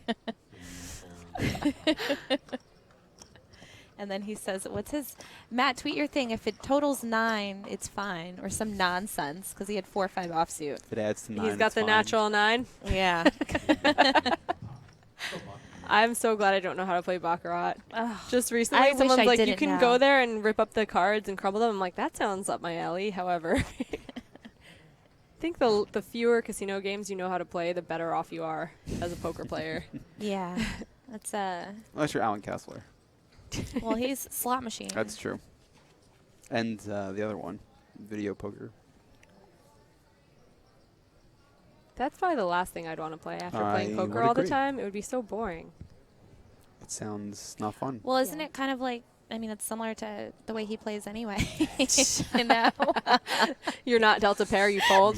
Yeah. He's like, jacks are better. That's hilarious. That's Yeah. exactly his range. I mean, come on, think about it. It's really the same thing for him, and at least he's getting, you know, he's getting bonuses and rated and comps. It's true. You know? So, Alan, you're the only one that's got it figured out.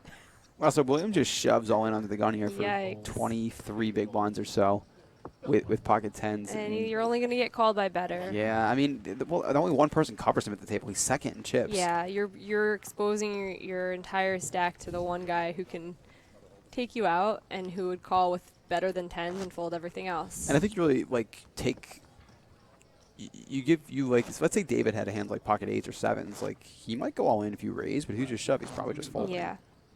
You know, give somebody a chance to make Yeah. a move or something You're like getting that. all the hands that you beat to fold instantly, and all the. It's just too many chips to shove there. And Yeah. tens is so good. It hurts me inside that he just wants to win the blinds. So Matt tweeted, he says, "If it totals 9, it's fine, but 11 is 11. heaven." So yeah, there's that. WPT Player of the Year over there, kids. How you do it. That and a red hoodie. Yes. And don't shave. Ever. He wore a button-down shirt on the last live stream, and I was like, Wow. completely shocked. Did you recognize him when he walked in? I feel Dude, like- no, I was watching it. I was watching the live Oh, stream, you're and I'm right, like, right. what? I was like, did he lose a bet? Well, the best part about it is Scott like guilted him into it. Like the night before, I just landed and I'm walking through the casino to go get food, and I literally just bump into Matt and Scott walking together. And Scott says, you know, he's wearing a button down, and I go, "Matt, are you gonna?" He's like, "Yeah, I guess I kind of have to." I was like, "Oh my then God." that means you need to, like, if you keep it like correlated the same way, you need to wear a ball gown. So when I said, I go, "Oh wait, is this on camera?" Because somebody told me there was no video, and I go, "I didn't bring anything with cleavage." So and you know, so I literally went shopping the next day to go buy a fan-friendly dress. Quick emergency to That's funny. repair. So yeah, but I was actually with Matt. Someone let him borrow a shirt because he was gonna go He have had to to buy borrow one. a shirt. That's adorable. Isn't it so cute? He was gonna go buy one. Yeah, that's like his version of a tux. Like, can I borrow a...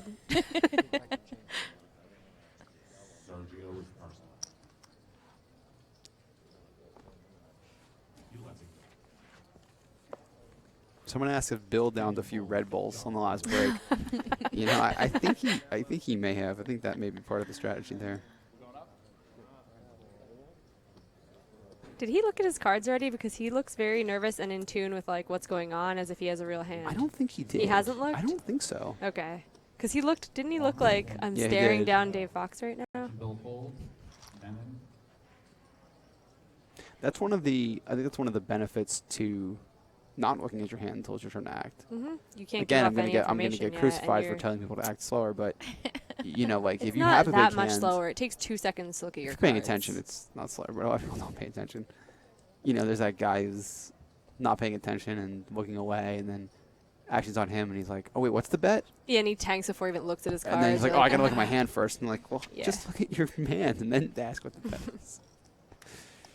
There's there is somebody that I play with that, oh, it's so painful. Because when they look at their cards, it's like they wait until it's on them, and it is the slowest peel. They sweat one. One at a time, and it's They so shuffle 5 times. painful. And it's They like, sigh. come on. It literally takes probably 15 seconds. No matter what. And it's like, God forbid if you're actually going to play this hand, buddy. That's a long time.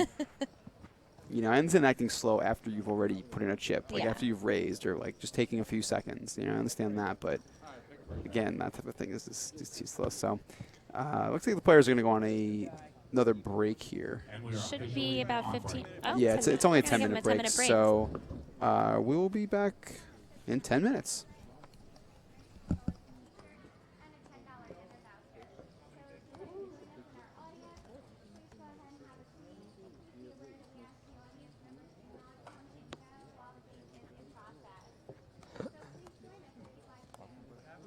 What? Free t-shirt and free drink. We just took it last week. So why is there a break?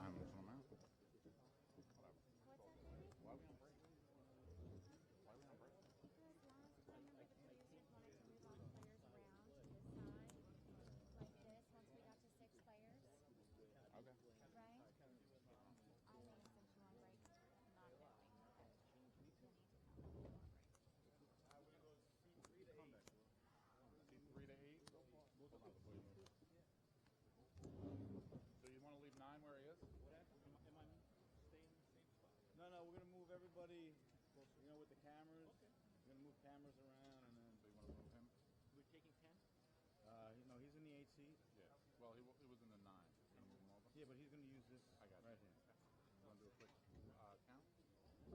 How long is the break? Just 10. Just 10 minutes. Yeah, it's like 8 minutes now. That's all. Thank you.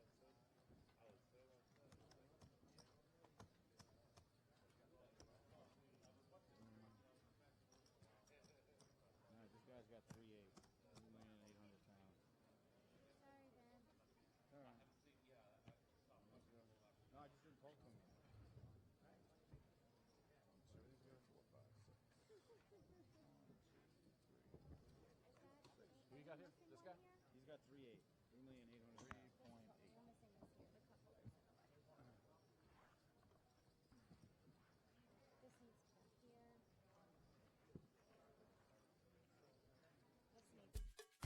Lounging by the sea and lining up 5 sevens. Now that's a win. Showing off your new garden tool and raking in on 00. Now that's a win. Swinging to some classic rock and standing on 20. Now that's a win. Do what you love and get the thrill of Borgata anytime and anywhere in New Jersey. Play online, poker, slots, blackjack, real money. TheBorgata.com. Now that's a win. Get $20 to play when you sign up now. Stretching your hammies and splitting aces. Now that's a win. Toasting the perfect marshmallow and turning up 5 cherries. Now that's a win. Waiting for a nibble and setting a trap with pocket kings. Now that's a win. Do what you love and get the thrill of Borgata anytime and anywhere in New Jersey. Play online, poker, slots, blackjack, real money. TheBorgata.com. Now that's a win. Get $20 to play when you sign up now. Loving up on the Puglets and looking down on 4 kings. Now that's a win. Showing off your soft top and shoving in on a straight flush. Now that's a win. Manning the tongs and taking down a hot tournament. Now that's a win. Do what you love and get the thrill of Borgata anytime and anywhere in New Jersey. Play online, poker, slots, blackjack, real money. TheBorgata.com. Now that's a win. Get $20 to play when you sign up now.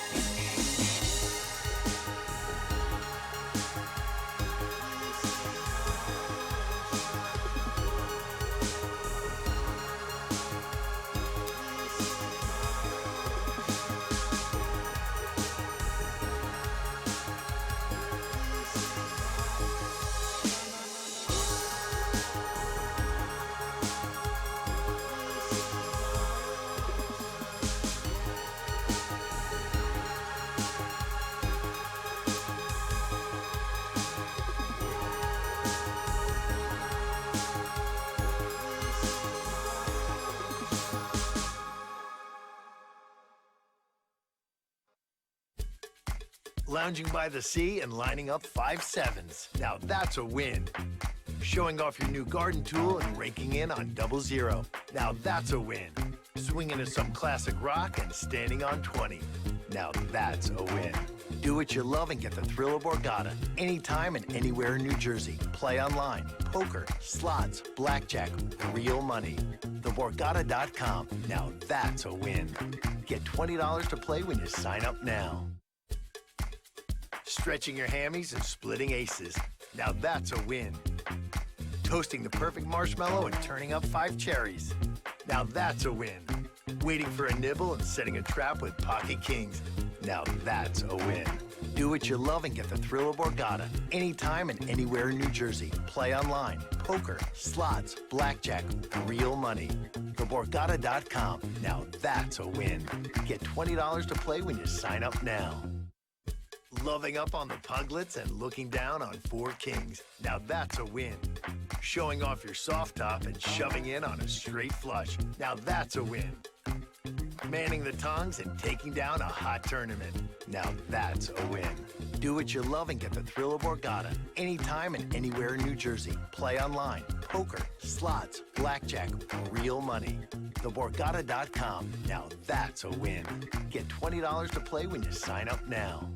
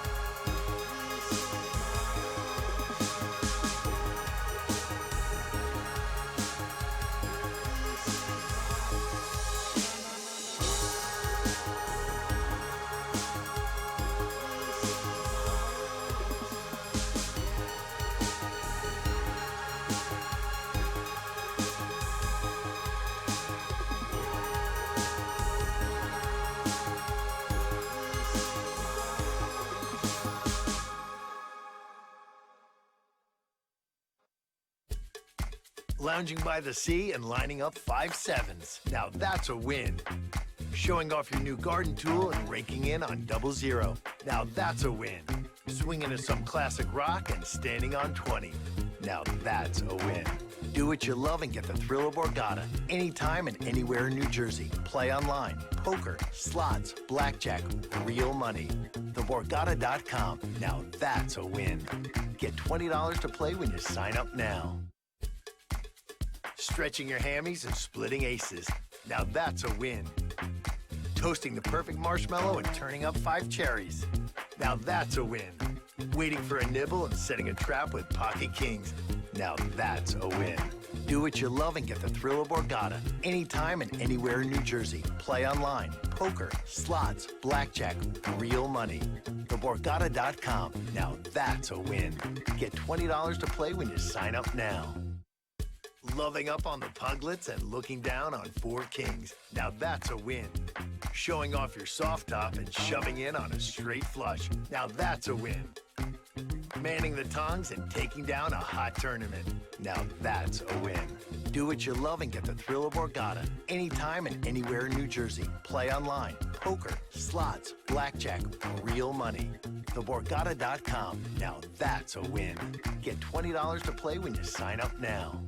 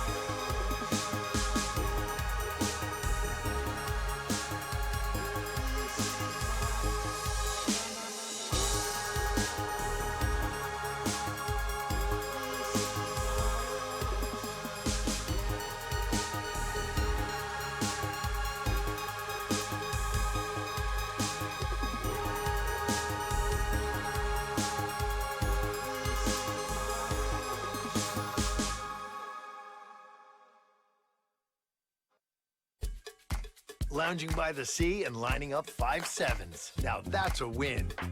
Showing off your new garden tool and raking in on 00. Now that's a win. Swinging to some classic rock and standing on 20. Now that's a win. Do what you love and get the thrill of Borgata anytime and anywhere in New Jersey. Play online, poker, slots, blackjack, real money. TheBorgata.com. Now that's a win. Get $20 to play when you sign up now. Stretching your hammies and splitting aces. Now that's a win. Toasting the perfect marshmallow and turning up 5 cherries. Now that's a win. Waiting for a nibble and setting a trap with pocket kings. Now that's a win. Do what you love and get the thrill of Borgata anytime and anywhere in New Jersey. Play online, poker, slots, blackjack, real money. TheBorgata.com. Now that's a win. Get $20 to play when you sign up now. Loving up on the puglets and looking down on 4 kings. Now that's a win. Showing off your soft top and shoving in on a straight flush. Now that's a win. Manning the tongs and taking down a hot tournament. Now that's a win. Do what you love and get the thrill of Borgata anytime and anywhere in New Jersey. Play online, poker, slots, blackjack, real money. TheBorgata.com. Now that's a win. Get $20. Do you want to take 2.5?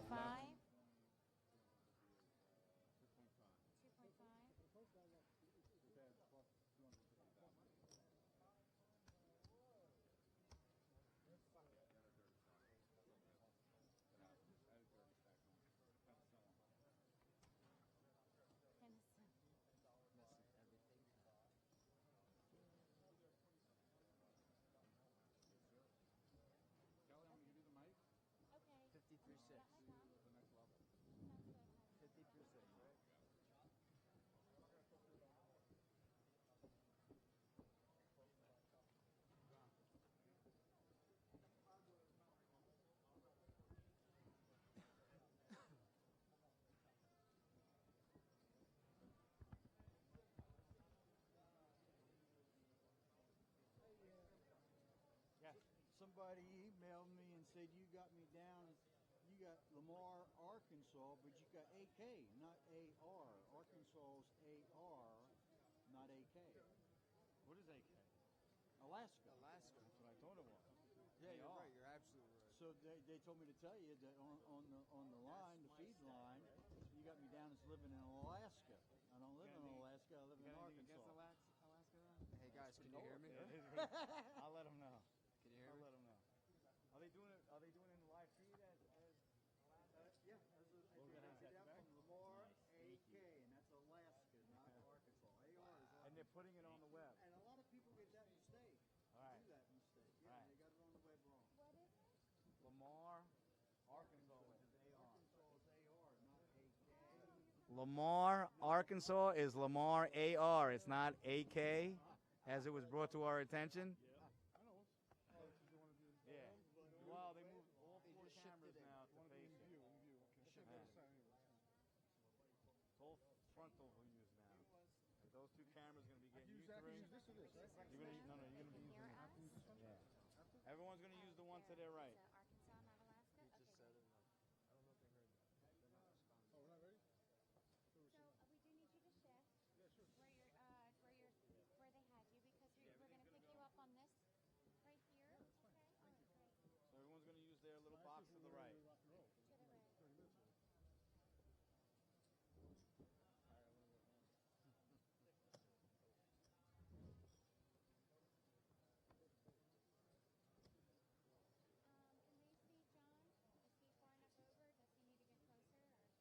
Does he need to get closer? Or Is seat 6 okay? I don't think they can hear me. All right, we'd like to welcome back all final table players. Please head on back to your seats. Let's get seated. Final table players. Where's your cheering squad? No? You don't got a cheering squad? I don't got one either, bro. So low. So low. That's right. We're not here. so minimum payout 40K. Okay, guys. Awesome. Yeah, you can watch it now. Can we turn this on now? Can we turn this on? 6 bigs. Actually, Kaylee, can you take all of us with my... Of course I can. Thank you. I want Billy. Is this where I'm at? I'm just going to get a photo of everybody. Everybody smile, please. Joe, you too. All right, guys. 1, 2, 1, 2, 3, and just one more. You're going to live on YouTube for the rest of our lives. And then I'll take one more from this side. Nice, I like it. All right, big smile. Who's going to win? Who's going to win? Raise your hand. We all are. Yeah. You're all winners We're all already. winners. All right, so the blinds are going up. 300, 600? All right, players, we're welcoming back our final table, 6 remaining. That's $40,000 minimum. All right, guys, we're back. The break is over. We are 6-handed at this final table. 300, 600 with a 50K ante. And you heard her. The blinds are 300, 600K with the 50K ante. Short stack has 6 big blinds. Dan is really short. I didn't realize how actually even the rest of the field has gotten at this point. Everyone has like 18 big blinds now. Yeah, as you can see, they did like a little bit of a shift around the table. Nothing like getting 6-handed and then we get a little cozy. And I actually don't like that. I don't like moving that far. And no, I'm not a fan of it either. it's probably, I would guess it's for the cameras to make the shots easier and closer. But like if I was sitting in the 1 or the 2 seat, I wouldn't want to swing all the way around. Dan is first to act, and he will fold. John folds as It really just is terrible looking down at hand that bad if you're Dan. 6 bigs, you want to get it in so bad under the gun. Yeah. David will fold. Now to our button left. Again, guys, tweet your thoughts, Borgata Poker, at Borgata Poker, and hashtag Borgata Poker Live. And we will be happy to respond to some of your questions. Michael Gagliano here with Ebony Kenny and Jamie Kerstetter. And if Borgata Poker is too much for you guys to tweet, you can also tweet us on our personal Twitter handles. And it's Gags30Poker, right? Gags30Poker. Jamie Kerstetter and Ebony_Kenny. Yeah, we got a couple of questions. And our button will move, then it will be People don't like the hashtag for some reason. Hashtag is a little complicated, so I don't blame people, I'm like a hashtag queen. Yeah, some people love them, and some people just never use them. I won't use the word I actually call myself, but yes, I'm hashtag queen. He is not from Alaska. He's deep south to the Yeah, they're fixing the mistake on Bill's bio sheet here that they just announced it that he's actually not from Alaska. He's from Arkansas. So whoever typed this one up dropped the ball on that one. Maybe don't use the postal abbreviations if you're not too sure. You know, I have a funny story about Alaska. So every now and then, I decide whenever, like, me and a couple girlfriends go out, we decide we're going to be random people. Okay. And I always say, like, I'm from somewhere in Alaska just because no one's from no there. one's It's ever safe. from Alaska, right? Well, this guy was like, oh, my God. Oh, no. And I just had to, and, like, we had been talking for, like, 10 minutes, and then he just eventually was like, oh, where are you from? And I'm like, oh, you know, Alaska. You can't name it one town in Alaska. Yeah. Yeah. And he's like, really? And I'm like, I instantly am like frozen, and I'm Say just Anchorage like, oh my God. Yeah, really, Anchorage, that's yeah. it. Just No, well, because I led brutal. with like, oh, some small town in Alaska, yeah. you know. Yeah. And he's like, really, where? And he just got way too excited, and I immediately like pull out my phone. I was like, oh, I gotta go. I'm like, totally ruined the game for me. Like, what are the chances of me just Finding that one guy. Yeah. You could probably make up a random name. Like, go back to Alaska. You Don't could. be down here to ruin my story.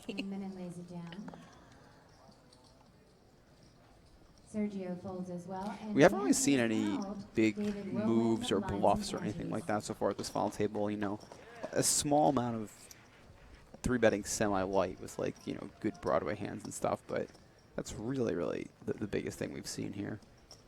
Yeah, for the most part, it's been kind of like a face-up final table. And I think that's what you know, would expect from an event like this, where, you know, it's kind of a mixed field of players and their skill level and their experience yeah. and everything. Especially with these sort of pay jumps for a tournament where the buy-in's only $400. Mm-hmm. And if you see, like, the pros have such an edge, if they're just playing ABC pretty well, their edge is pretty big, so there's no reason for still them have to the do edge, anything yeah. so crazy. And David folds. Action is on Bill. Bill folds. Menon So I have a folds. question on Twitter here from Dre Day. Dre Day? Yeah.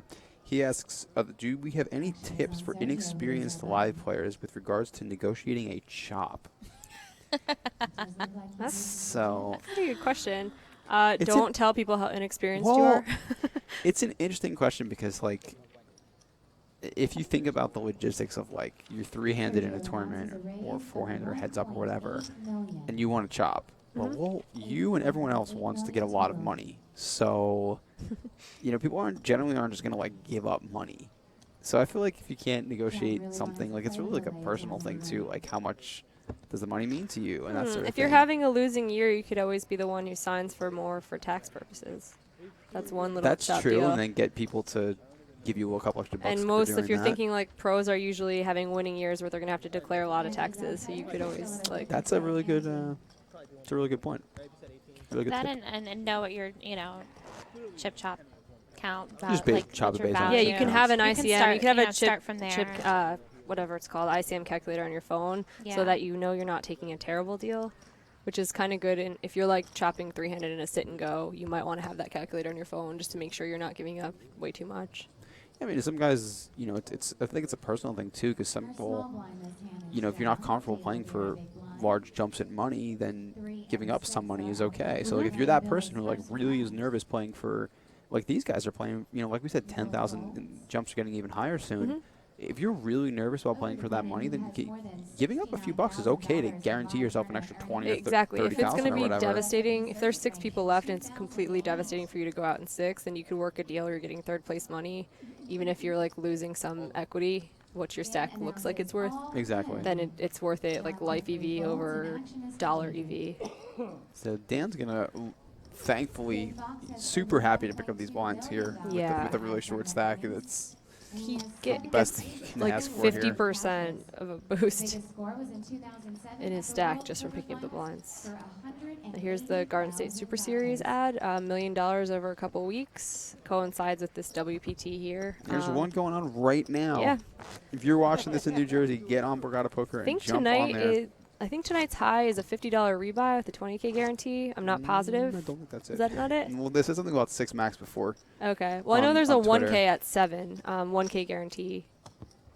Yeah, so I think there's a 6 max tonight. I think it's $100 6 max. I'm not sure though. We're missing $100 6 We max. should. This I hurts. wish we should have the schedule in front of us here, but I don't have. I just don't I'll have look it up on my phone. Small blind and Will our big blind. Menon will be first to act. And Tax Fraud 101 by Jamie Kerstetter. Thanks, Yeah. Zima. I mean, I would not take that, what I say, as legal advice, clearly. People are really funny with the taxes. I've had shops completely fall apart because people don't understand how taxes work. Even like he was professional, like he did this for a living. Yeah. And just did not understand that, you know, the taxes, what you signed for didn't matter because you could send 1099s to people. Like, And 1099 sounds so scary to some people Exactly. when it's one sheet of paper. Yeah. So Daniel's calling a cutoff, and he's got a call. And Bill. Bill makes a good call here. I'm honestly not sure what page Bill is on with some of his folds. Like he made a few snap folds that I wouldn't expect. I think Bill might have a random number generator in his brain. I think he has an idea of what's going on. Like I do. He I made don't. that a pretty good call there. Pretty good But call the for jacks, Dan. the jacks was just an incredibly tight fold earlier. Yeah, it was. And then this tends to be. Oh, that's the jack for Dan. Oh, he doesn't know. Bill does a premature celebration, not realizing that Dan has hit the straight on the river. That's really the first break Dan has caught this whole final table. Yeah, he's playing really well without having much to work with. He lost that ace jack versus queen 7, and he lost that big flip, and you know, he just has not had a lot of other good situations. And don't count him out. That's a good boost to him there. Yeah, well now he's got 14 bigs, so Has a little bit of room at least. He grinded down to 6 bigs, so 14 bigs feels like 100 bigs. It does. It's so funny how that works. Yeah. So the GSSS events today, there's a 1K low that started 48 minutes ago, and the reg is still open. Guarantee, not the buy. The 5K, yes. Yeah. 5K guarantee 6 max. What's the buy-in? Do you know what the buy-in's on this? I'm thinking that's 50. I don't have the schedule. It's just I'm reading off the Party Poker Twitter. Let's look for the schedule. I think it's. I don't have guess much it's to do. I'll look for a 10, schedule. 50, 20, and 100. Those are my Might be. guesses. Some nice all across the board buy-ins.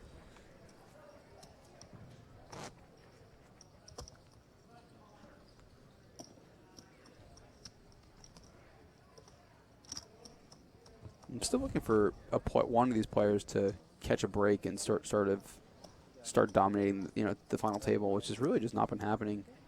Sergio tried a little bit, and then it didn't like. Well, he made that call with a king 10 that kind of, he lost a few of those hands where like marginal situations where, he made those kinds of crying calls where maybe he didn't have to. Yeah, they were close. I think if I'm in Sergio's spot with that king 10 hand versus Bill's is ace queen, correct? Yeah. Is that the spot? Yeah, I think if I'm in his spot, I think just the way that the whole dynamic has been going for me, that I think I just wait. Yeah, I think so too. Like he's every other scenario he's been in has been so easy up to that point, and he's just picking up, every little pot, and it's just no need. Like it's close mathematically. Like I think you can find some, some math to probably tell you that you can make a call there. Yeah, but you can make an argument for it for sure. I think given the way that you're it's, right. As played this final table, things are going so well for him that he could have just moved on. And that's a spot where, we saw Dan earlier passing up on those types of spots. And, and even though Sergio doesn't have the live results to back him up, I feel like this is not his, his first time. I feel like the way he's conducting himself, he seems like he's been here before. Maybe he played online a lot. Or something like that. Okay, so you finally have the answer for GSSS. It's a $5, $20, and $100. Okay, there we go. 1K guarantee, 5K guarantee, 20K guarantee, and the $100 goes off at 8. So in 9 minutes, you'll probably have about an hour or a little bit more to late reg, and it's 6max format to go along with our little 1K 6max live. Today's the day of 6max. Yeah. Love They have 6max. short-handed poker. The heads-up event concluded today. I believe Joe McKeon won that, completing another win for him. David is out. He said quite the year. Will is out. Sweatpants and all.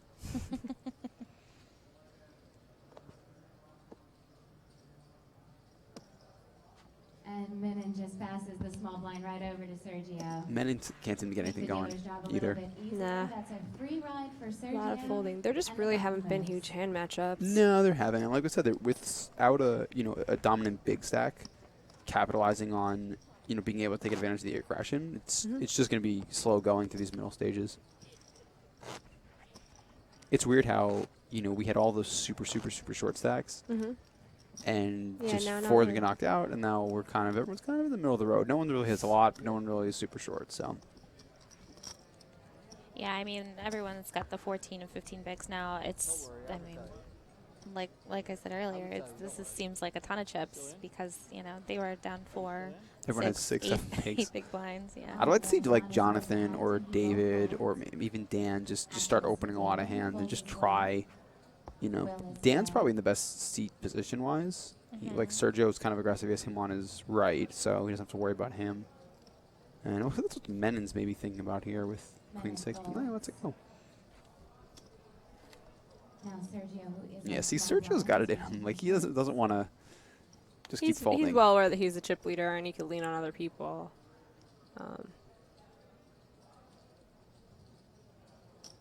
and he will raise it to 1.3. You know, and this is an interesting raise because Dan's stack size is so short that, you know, what's Dan going to do?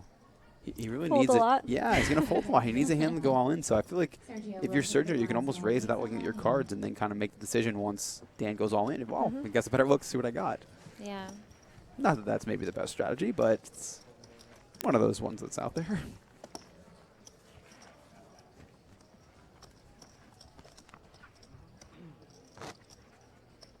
Sergio just looks very comfortable playing and, you know, trying to push ball around, even though it hasn't been working out too well. All right, our button is with Sergio, making Dan our small blind and John our big blind. That puts David right Dan won on his the circuit button, ring back in first shot. 2012. You see that little graphic on screen. And what is that for? I think I have that in here somewhere. Bill Fold. No, I don't have that on here. Won a circuit ring in 2012 and you won the WPT championship in 2011. Or not WPT, I'm sorry, Borgata Poker Open. Sergio will continue with the aggression here on the button. Raised to 1.3. Sergio announces raise. In places And Dan, 1.3 looking down at million ace king is into obviously a pot, and pretty easy Dan shove here. He's very announces happy about all it. in. John quickly folds his big blind. I think Sergio just has to just fold here and move on to the next Yeah, hand. I think he might ask for a count and see, just double check that Yeah. he's not like super priced in.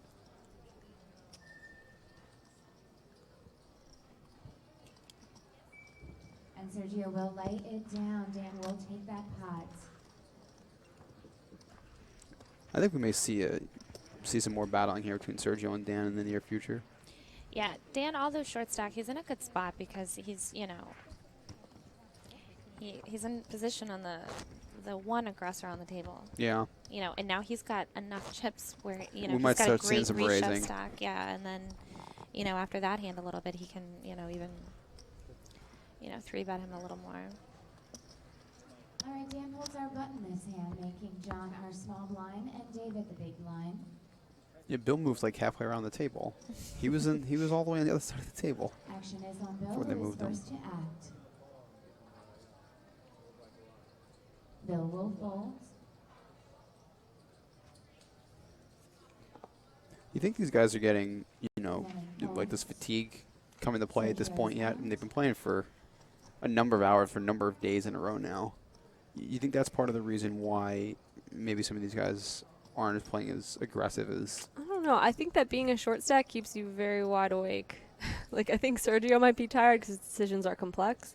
But basically, half the table this entire time has just been waiting to have 2 cards good enough to shove. True, true. And that's not really, like, exhausting. It's more just, like, kind of exciting. You're like, ooh, I hope I get a hand that I can double with. And then you get excited when you win a small pot. Not to mention they have everything to gain, you know, with And not what much the to payout lose. is. Yeah, Yeah. you know, it's like, okay, cost me $400.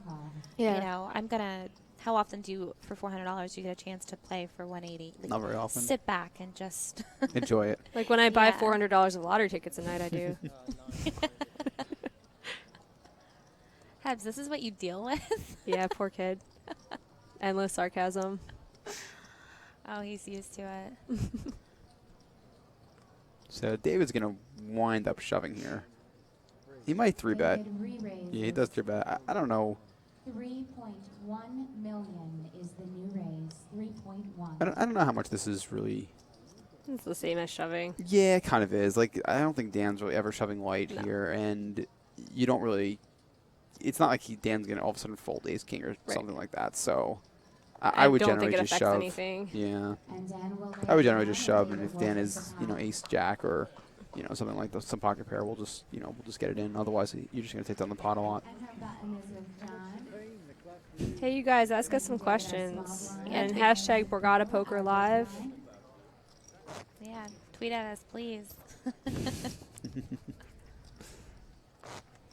Ebony's looking for some more styles to discuss and calling styles. Yeah, we'll go with who wore it best. Let's see. We have. I'm still a fan of Bill's shirt. I am too. I like Bill's shirt, actually. That's still the one that I'm going for here. Is it like vintage motorcycles on there? There's is that some what it kind of looks like? motorcycles. I'm a big fan. I'm a big fan of black and white graphic shirts, and I mean that's pretty spiffy. Use that adjective. Dan wearing the classic graphic tee. Good look for him.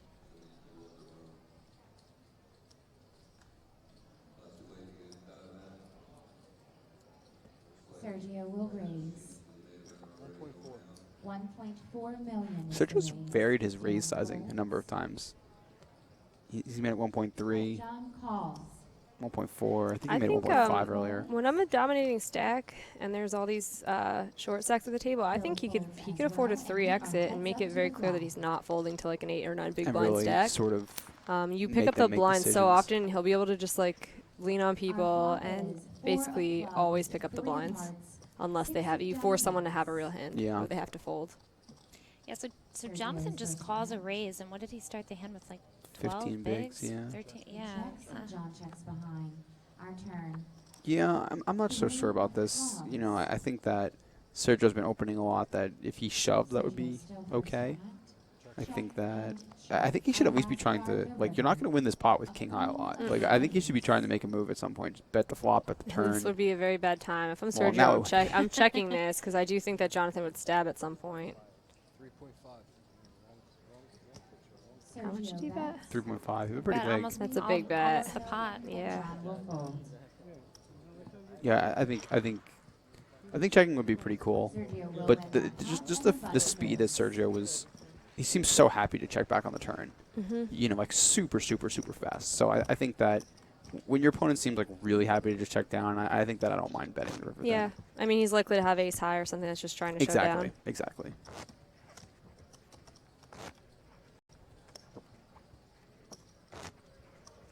This hand, Bill, will be our small blind, and then our big blind. Yeah, again, I think it's like the second river we've seen.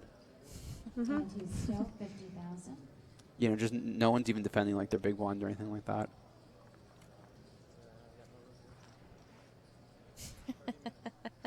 What is Hey, where's Zoe with the fun cupcakes? Sammy the dentist again. He says, "Welcome back from break. Did everyone get a cupcake?" And it's That's so your- cute. That's that's my your hippo, avatar. right? That's my chip. He made me that on Did my chip count Twitter. so cute. Chippopotamus, and he made the little graphic that says they call me Chippopotamus. My chip stacks are bottomless. So good. I like how you made it like a rap song immediately. It's so cute. If you guys could see that right now, My she even did cupcakes like are the. bottomless. She was like swinging her shoulders and everything. She like was, I had can the confirm. swag when she was, saying That's how I read that. it. As soon as he made it, I was like, "This is so sweet." So I made it my avatar. So now you have to make this one with the funfetti cupcake. This is way better. Sammy, I want one. So Just cute. be creative. Go. Well, I want one too if you're getting one. He's so good at photoshopping. Wait, are we getting cupcakes or are we getting I don't know. pictures? Cupcakes how or about all of pictures. the above? Yeah. How about both? Cupcakes and I think we pictures. need Zoe for the cupcakes. Yeah. So, hey, yeah, brown magic. We need some of that brown magic. We do. need some dessert. That would be great.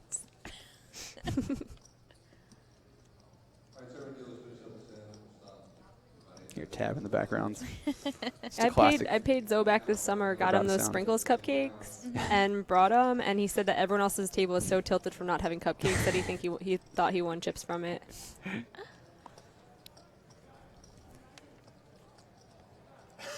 Jesse Elliott asks, how do you feel about the way Dan's playing his short stack? Pay jumps versus playing for first. How would you play it, JK and MG? I think he's playing great. I think that playing for first, like, you're always playing for first in the back of your mind. Like, you have to make ICM decisions, and it's not like you're surrendering your chance to win the tournament by playing smart and making pay jumps.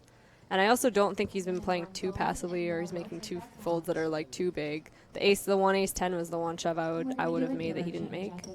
But No, I mean, I come on, agree. you're getting 10 and 15K every time you survive someone else. You know, so one of yeah, the I think he's things playing pretty well. is like you said, like, you know, you can't always play for first, like at a final table, like 100% of the time, every hand yeah, you like play. you just play to make the most money, and when you don't have a lot of chips, sometimes that just means like just folding and getting a pay jump or two, and then trying to do what you can to not lose. But yeah, I think he's hung in there, and he has not had a lot to work with, and not a lot has gone his way, and I think he's doing fine. Could you have maybe been a little more aggressive in a couple spots? Once I or guess, twice. but I mean, I don't think there's anything Most of drastically. his decisions have been whether to call off or not. Exactly, So and I was most saying of the them are one ace correct. 10 I would have shoved because like you have fold equity and like you're being the aggressor. The other ones were like pocket fives in a dicey situation or like an ace 10 in a dicey situation. And I like the folding rather than making like just basically surrendering to a showdown. Yeah, for sure. And the other thing about that too is that he had a few more chips there with the ace 10, you know, so he could have, you know, potentially like feel like, well, I'm gonna just wait it out and that type of thing. Action is to Dan, who folds. John folds as well. David folds.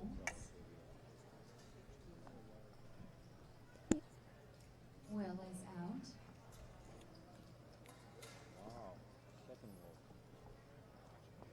Menon once again gives Sergio The other thing about playing for first, it's like this glamorized concept, like always be playing for first, and like it's just kind of like a macho concept because if you're playing for a living, like sometimes playing for first is a big mistake. Like making these pay jumps, like sometimes the payout structures are such too, where like surviving to the top 3 is just so valuable. And like going for first and taking spots that are only slightly plus EV instead of waiting out shorter stacks is a big mistake. I think I like the way Dan's playing for the most part. Even if you're not a professional, you know, just like we said, like just folding your way up and making an extra $10,000 is always a good decision. You know, one of the only, I mean, really at a final table, like the only big mistakes you can make is if you're second in chips and make some absurd play that gets you busted out in, you know, 9th or something like that, or 10th. Like that's the biggest mistakes you can make. Other than that, like folding up a few spots and just is generally fine. Like that's generally a good decision. So Sergio with a big hand in the small blind, and I would imagine he's just going to go ahead and raise like he did last time on Dan. He's not going to shove, even though Dan is a little shorter now. Going to give Dan a chance to make some sort of play on him. I think it's interesting that he took a lot of time there to make that raise. Yeah, it's a little bit of a tell. Making it seem like it's a tough decision to decide When to he raise. raised last over with the 9-4, he did it like really fast. You know, like as soon as he looked at his hand, he just dropped the chips in the pot. So I'm not sure if that's something Dan picked up on. There's probably not a whole lot he's going to do with a hand like 9-7 anyway, but you know, maybe a slightly better hand he may have decided to go with if he's could pick up on that. Again, it's easy for us to see when we have the camera looked right at the person. Dan's not, you know, gonna crane his neck every single hand and that sort of thing. That's the best part about these streams is getting that sort of information. Yeah, we get every angle for, you know, as much information as possible. Yeah, absolutely. David is first to act. One of the more interesting experiences I had with poker was when I watched the when P.S. Hines made the final table. I'm friends with him, and we went out to Vegas to watch him at the World Series main. And we were sitting in the crowd, me and like 3 or 4 other people. When we were watching the hands like step back like that, like you pretty much knew like every single hand what everybody had, like because So we're much paying harder attention. when you're in it. Exactly, there's like so much more going on, and when we're sitting back and like 3 people can put their heads together and analytically think about a hand, like you can almost always pinpoint exactly what each will have every single hand. Right. Yeah, so again, check out this Splash the Pot promotion going on in the poker room each Tuesday in September. 20 randomly selected tables will just have money thrown into the pot. which if you're playing, that's a great way to just pick up some extra free money. $2,000 each Tuesday will be added to these pots, so come down and check it out, the Borgata Poker Room. Cards are out. Yeah. Bill is first to act. You'll get it, Jamie. I know. And he will fold. Yeah, Men's just going to let it go here with the twos, which is wound up being great because Sergio has a big hand behind them. I think with only 12 big ones, I think that's not a bad spot to shove with pocket twos. But it does work out for him this We're time. going to raise it up. 1.4. And Jonathan looks like his decision here. Dan folds. Well, we don't know his other card, but since Dan folded a 7, that's probably not good for Jonathan. And, wow, David behind him is a really big hand. John will re-raise. So this is going to get interesting. I wonder if Jonathan actually has 7s. So Jonathan just put in about half of his stack, and David's sitting behind him with 2 jacks. I can't imagine David folds. Yeah, I was gonna say, I wonder what this does for, you know, what Dave, like, what it does to his hand, like what he thinks about this. You know, we've just seen Jonathan make these plays before, even though he's been quiet recently. And I think that David's experienced enough to know that, you know, if Jonathan just has queens or better here, it's kind of just a cooler. Like, you have to expect he's going to have a hand like ace-king or pocket 10 some percentage of the time. Right. You know, if you're Sergio's, like, you just hate things now because you were so happy about raising the cutoff with a hand as strong as 2 8s, and you got this sort of action behind you. If Jonathan just shoved, you'd be happy to call with 2 8s. If David just shoved, he'd probably be happy to call with 2 8s. I'm really interested in the fact that David 4-bet rather than shove. Again, David put in about half of his stack. Like, I can't imagine he's ever going to get away from this now with the price he'd be getting. Yeah, but maybe it opens, you know, it opens up the possibility of, you know, Sergio doing something. You know, maybe he could be raising here with obviously 0 intention of folding. And boom, Sergio there it is. announces all Wow. in. Wow, and a call. So obviously Dave is going to, I mean, he hates life, but he has to call here. This is really odd, especially, okay, 2 things going on here. First off, this is part of the problem why, if you're Dave here, I don't like just 4-betting. Yeah. Because now you feel like you kind of want to fold. Yeah. You got Sergio go all in. Yeah, and Jonathan does have 2 7s here. So Sergio goes all in, and then Jonathan instantly puts the rest of his chips in. And even though we know that, you know, Jonathan did this with a kind of weak hand, you just don't feel great. And if you make a fold here, and this is the incorrect fold, or even if they both have a hand, like, what if they both have ace-king? What if one is ace-king, one is ace-queen? That's a disaster for you. Well, not only that, but I just feel like you should have, as Dave, you should have a plan for every, Of course. you know, for Well, every he does scenario. fold. And he folds. And he's gonna hate this now. Sergio. Yeah, Yeah, I you hear just him. feel like, you know, like you have to, there's a third person in the hand. You You have know, to take that into consideration. I think that, like, even he may have had a plan where, like, let's say, you know, he does this, he 4-bets, and then his plan's on calling Sergio shove, but then as soon as Jonathan puts it in, you just feel like you're dead. You just feel like you're dead versus one of them. And the turn card is 4 of Well, Dan would have made 2 4s, or 3 4s with And our last his card 7-4, is and River. little as Jonathan, though, he only has 1 out. And Clubs and 8s will if David makes that call, he's a overwhelming chip leader. But now now Sergio's gonna really gonna surge there. Boom, boom. I'll leave the jokes to Matt. And Dave is just obviously hating life right now. You just, what can you do? Like, yeah. You know, and that's why, like, the big blind is 600,000. He only started the hand with 20 big blinds. And he puts in, like, literally about half a stack. He put in 10 big blinds. He 4-bet the 6 million. There's no reason to ever not min 4-bet if you're going to fold. Yeah. That's That's how the I problem feel. I had with it, is that, like, he's just putting in way too many chips if he's ever intending to fold. And I understand appearing like you're not going to fold is valuable, but you're folding to so many racing hands. Like, he ended up folding. I can't believe that Sergio actually went with 8s there. I wouldn't have. But you're folding the ace-king and ace-queen. You're, like, inducing a shove from a hand you're going to fold to that you were 52% against. With money dead on the side, it's just crazy. Exactly. So congratulations to Jonathan. Baudier. Baudier. Yeah, Baudier, I think is how you pronounce that. Our 6th place finisher for, what did he finish for? Did we have that graphic? It's somewhere. 40,000? Yeah, $40,287. Congratulations, Jonathan. Well done. He was quite a competitor at this final table, and it's gonna be an interesting dynamic with him gone now. I think it's gonna open the gates a bit more for definitely Sergio, perhaps Dan. If someone that's looking to be aggressive doesn't double up soon, I think Sergio is just gonna run away with it at this point. David announces all in.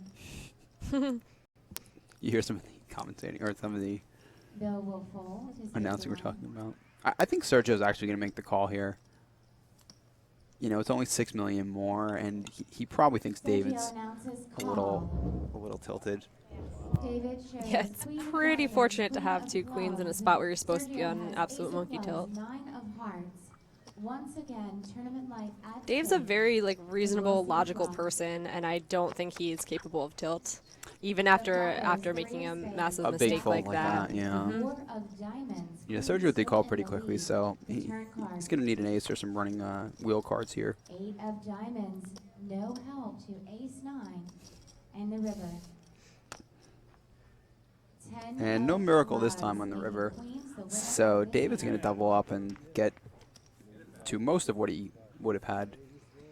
God, if I'm Dave too, you're still not happy. I mean, look, you're gonna these people are obviously gonna see what cards you folded in half an hour. Yeah.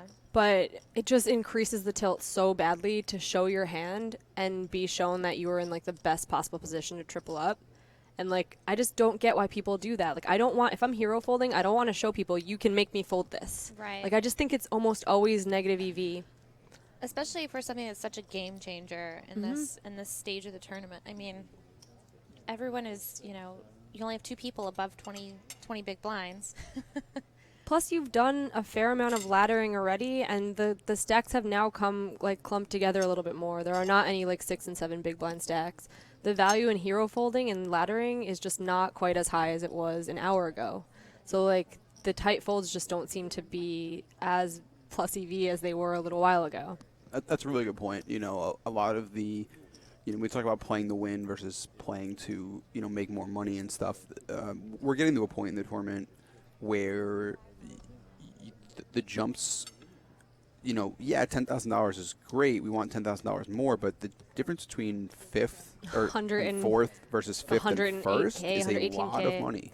And if you just kind of are down there with 8, 9 big blinds while somebody like Sergio is running the table over, you're just never going to win, and you're not going to get more than maybe 70K. So yeah, you might make an extra 20K, but you're never going to win that extra 70K. Right. And that's the big difference You've laddered from the beginning of the day from 10th to 5th. You've laddered 40K already, and now it's time to go for it. The pay jumps are still small until the top 3.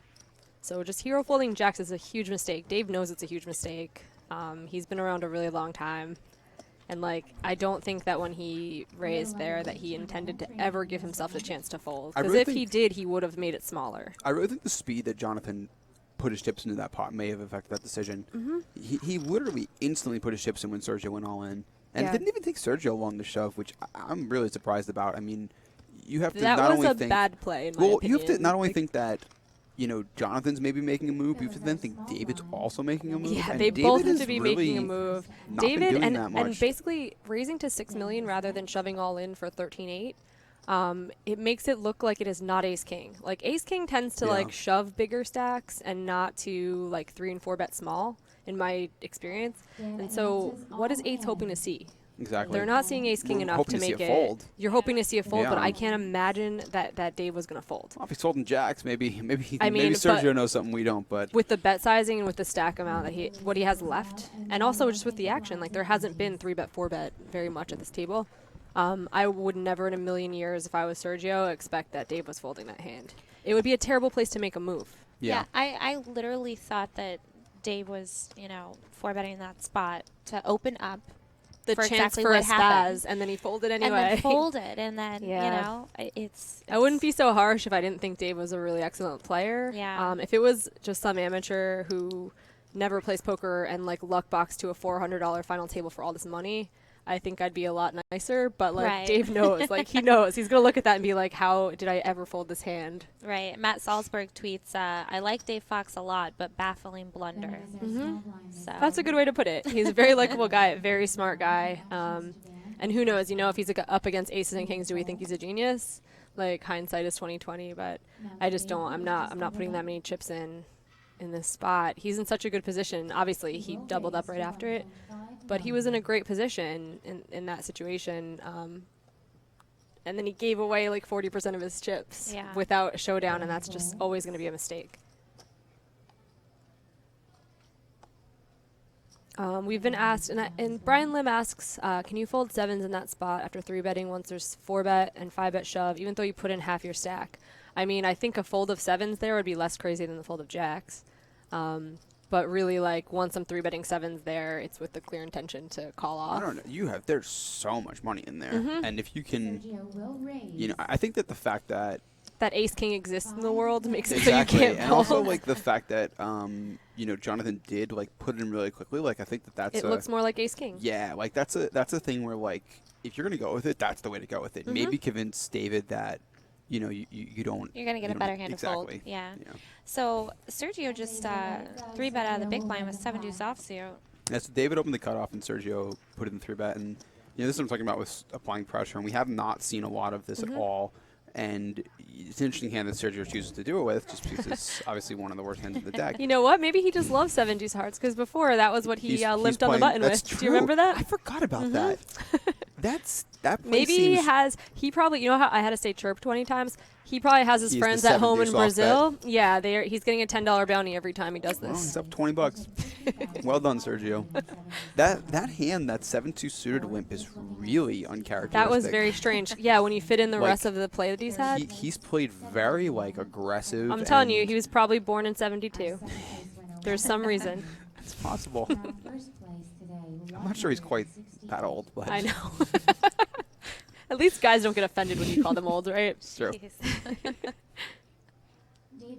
William's going to whip in the cutoff here with the king 9 off, and he actually has not played a pot in quite a while, so I think that maybe that's getting to him. We did see him limp with, you know, the king queen earlier, and then he limp shoved. So perhaps that's an option here for him. Remember, Borgata's running the pick the pros $1 million football challenge. Come on down, and you get to pick a.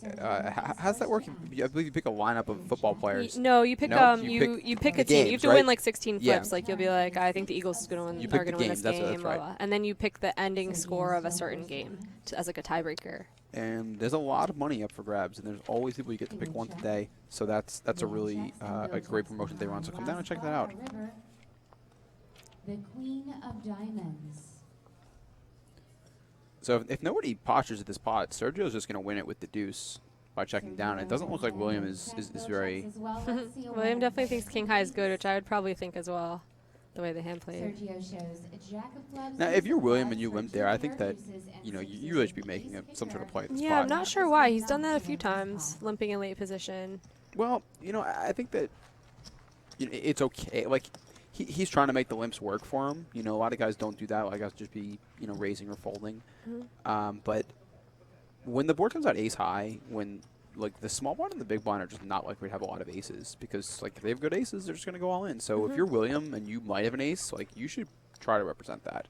I see some value to limping the button when you're basically raising into 2 stacks that are going to shove or fold.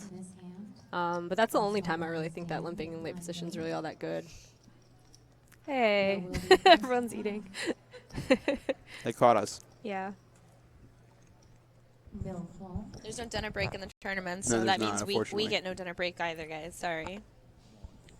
Menon announces all It's good that they decided to notify us before we did that. We were but I wasn't on my phone. That's true. That's true. the first time because you're eating. It was down. Yeah, she's one before. Dave is out as well. Yeah, we were being so sneaky with everyone was doing a good job of picking up each other, and now you guys know what's going on. the camera guy just blew us wide open. You didn't get the notification that our food got delivered. Getting back to that 7-10 though, you know, one of the things there is that there's just so much money into the pot.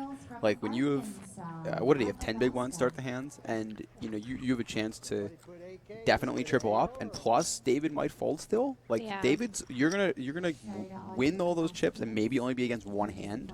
So I don't think personally, like you can really get away from that at that point. I don't really love his 3-bet. I would have probably just shoved to start, which with the sevens. With the sevens, yeah. I mean, only had 10 big blinds. Like I don't see a point in putting in half your stack, like, and then doing anything else. Like actually, poor Dave Fox too, because if sevens just shoves, then if Dave's gonna Dave just shove. Exactly. And Dave's just gonna win a massive and pot, and Sergio's just gonna fold. Yeah.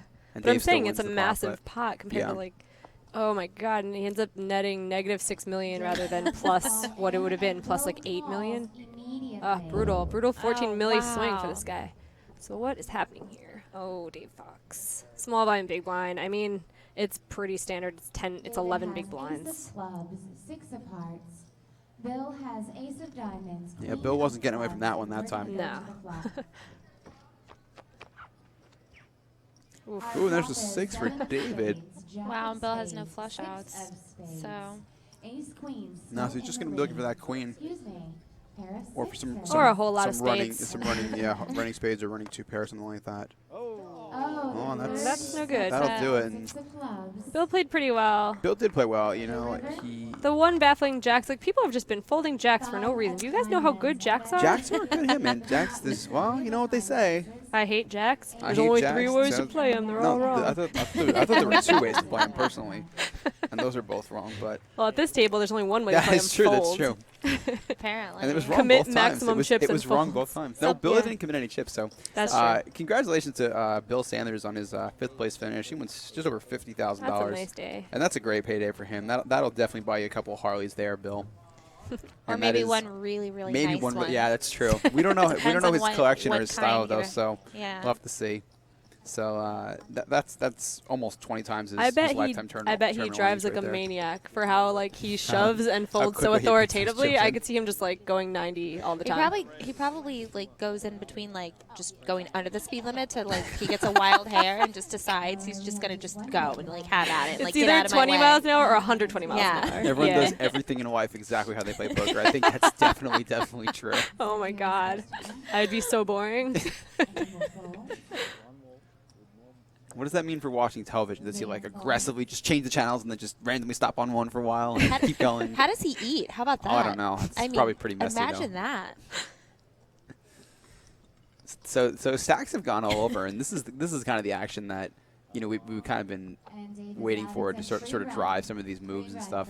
And I think that now you're going to start, four-handed. This is the guys are looking for the win now. This is what Sergio, this is what Dave are really looking at. The short stacks are pretty much gone, and I think now it's the time we start seeing some more flops and start seeing some, more moves and 3-bets and that kind of thing.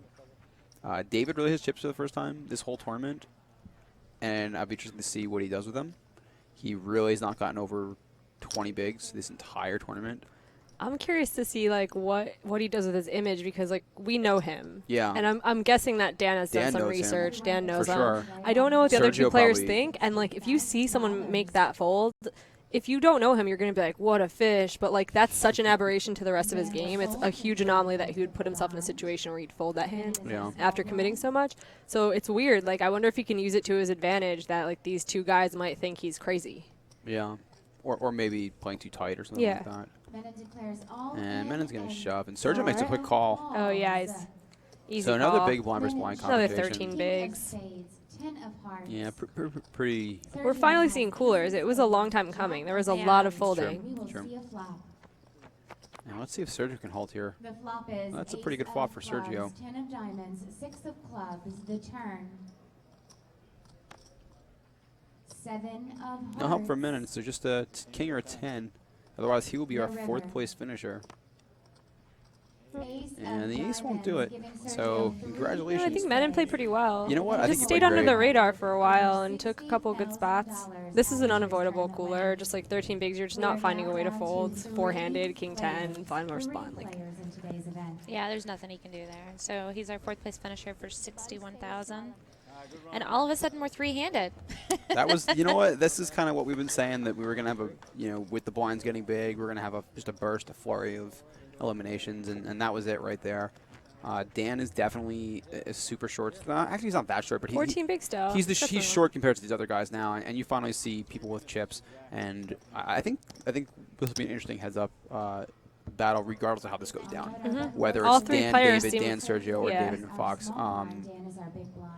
It'll be good. All three players are, you know, seem to be some of the stronger players at the table from right off the bat. We kind of could tell that. We knew a couple of these guys. We didn't know Sergio, but Sergio's kind of proved to, you know, to be playing well and aggressive this whole time.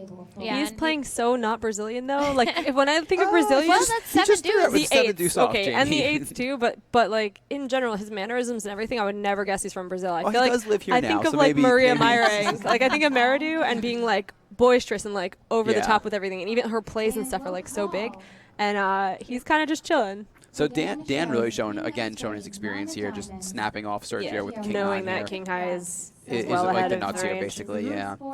Really good call by Dan, and just especially the speed that he does it just really shows it. So let's see if he can hold. I'm sure he studied shove charts and he knows exactly what he needs to be. Really interesting flop here. So Sergio does jump out to the lead, but Dan still has Not by a a ton lot. of outs. A 9 is actually. Oh no, sorry, 9's not an out. 3 of diamonds. Pair of 7 still in the I lead. can't get over And our last the voice. card It's so great. So there's the king, is and the king of diamonds. Dan will hold Dan and double up here. He will double up off of Sergio. And he's got his little rail. He got the Dave Fox Yeah, rail they over look there. real Kyle excited. Belker and Adam Lipper, two of Dave Kyle Fox's looks very really good excited. friends. I think that's his face always. It is. I didn't recognize him without the iPad and the beer, so.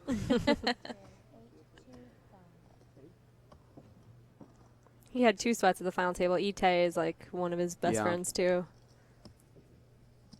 I think that just based on, you know, Dan picking up this pot, this is such a giant momentum boost to him. He was so short for so long after really running poorly, and especially just the way that hand went down, where he was behind on the flop and he got there on the river. Like, he just feels like $1 million right now, and I think that's going to do a ton for his confidence. I think you're going to see him start playing really just start be on top of his game at this point. Another interesting thing is that it does now is it balances out the chip stacks. You know, everyone is about even in chips now. This will be last hand on this level, players. Last hand on this level. We're still at a 50K ante. Yeah, and another blind increase soon will. It definitely keeps this thing moving, even though they have 50-minute levels at this point. It's still things are moving. I think they're. I'm wondering if they're discussing chop right now. I think they are. I think it looks like. I can't see them, but I see they're like players and small and big blinds. What's third place now? Third place is 71, 109, and first is 160. We can all lock up 100 if you want, and play for whatever. You can give them a little. I don't mind giving them a little extra either. Big blind. Let them think about it. Whatever happens next. But I mean, last year we should know. Sergio is our button and also. So let's see if Sergio gets aggressive with the button here. I would expect him to, even though he only has 3-2. He's suited, and we've seen him put, you know, hands in with some. We've seen him put chips in with some marginal hands, and I think this is not a necessarily bad spot to do this three-handed. Guys, for everything Borgata and everything Borgata Poker Open, check out the Borgata Poker Open theborgata.com. So it's interesting. Sergio, I believe, just limped the button. Did he really? Yeah. That is not what I was expecting. No, it's a strange hand to do it with too. Yeah, it kind of is. You're not flopping very much very often. I mean, he turns some equity. He should definitely bet. Has this been a 4-color deck this entire stream? Yeah. I just noticed I that. think so. I'm Has just. it? I think so. I'm used Now to you're it. making me think I'm well, crazy. I just saw the diamond on the. I saw the diamond on the flop, and Yeah. I was like, oh, like they're blue now. But That's so funny. I think they were. Yeah, I'm just I'm not used sure. to I seeing don't the remember. 4-color. I think that. I'm a big advocate. I think casinos should be using 4-color decks. Like, there's just no It's downside easier on to the it. eyes. This doesn't seem very fair, and you limp the button. You know, if he had a hand like 8-7, Jack-9, those types of hands that flop a little bit better, I think. Yeah, it's, that's what I mean. I think 3 it's deuce, fine. even suited, it just doesn't flop that well. Like, there's always overcards, and like, what are you hoping to happen? Dave has checked to Sergio, and This looks like a Sergio pretty appears big to have bet. 5 million. Another large bet by Sergio, and I think David might actually pay him off. Like if You you're overbet the pot. I'm just not. I mean, it's just so you have to be right so often here, and you're just not right enough. Do you like the overbet? I don't. I personally like the overbet, and I mean the flop was checked through. You have to think your 7 is good at some point, and oh no. yeah. Dave will call. Show us a winner. I'm surprised that got paid. Sergio shows 3 of It's just diamonds, not. To deuce think of about like diamonds 4 for years a ago, the flush. overbet was a bluff all the time. Yeah. The river overbet was always like, I miss my draws, I need to find a way to win. And like the last year and a half, it's like every time it's been overbet and I've called it, I've been such a fish cake and they've had it. They've had some backdoor weird thing where they're like hoping somehow you slow played a big hand. Yeah. I mean, if you're David, like, I kind of understand his train of thought. Like, he's in the big blind. He limps the the button button. just limps. Yeah. You know, he knows that Sergio knows that, like, he doesn't have an ace. Like, Sergio definitely doesn't have an ace. He would have raised an ace on the button. A lot of kings he's going to raise on the button. Yeah. You know, if he had a pair, he'd be raising the button. So what does Sergio have? Like, does he A have backdoor 5-8? flush? Backdoor flush? Yeah, I mean, backdoor flush is the only thing that, like, sort of That's makes it. sense. But Yeah. He could have I mean, even that, like, you'd think that a lot of those hands, like those decent suited hands, would be raising pre-flop. yeah. You I know, just it's think really hard to construct a limping that's one range where when- like I can sleep okay at night without seeing that I'm beat there. Yeah. Like I know I'm beat there. You just you're getting bet into for a pot and a half, 3-handed at a final table. Yeah. Like I'm pretty sure this guy's not picking this one random spot to make this crazy like huge bluff that's not worth It's it. true. The pot's not that big. It's just not worth it. No, it's only 3.5, 4 million in there. So again, bring your Revel, Trump, and Showboat cards to the Borgata, and Borgata will welcome you and with a 2-for-1 buffet. I'll welcome you with open arms. 4-8. So the blinds have gone up yet again, and Sergio is definitely our I would say overwhelming chip leader here. David's going to raise the button, and you know, I think raising is good here. I think that you may get a little abused by Sergio. Man, they could have made the wheel so many times between the They three could have. of us. They had a wheel between all of them, didn't Yep. they?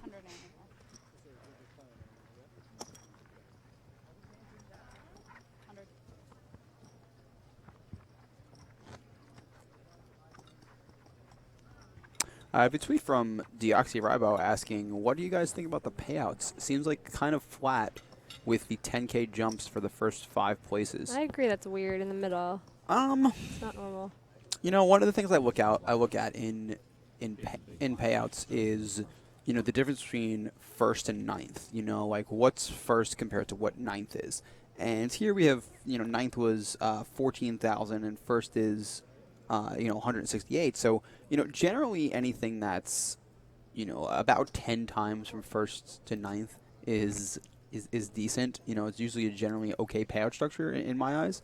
But obviously it can be distributed a little differently. I don't know. I think that the jumps are okay. Generally, I don't like seeing like super just 10K, 10K, 10K like that. Yeah, it is super flat, but I mean, I don't think it's all super things flat. all like, things considered, it's still great. it goes from it goes from 14 to 170. Like that's like not bad flat. I think it's less like. Well, I mean, just from like the 20, Yeah. 30, 40, 50, Yeah. 60, that's flat. Mm-hmm.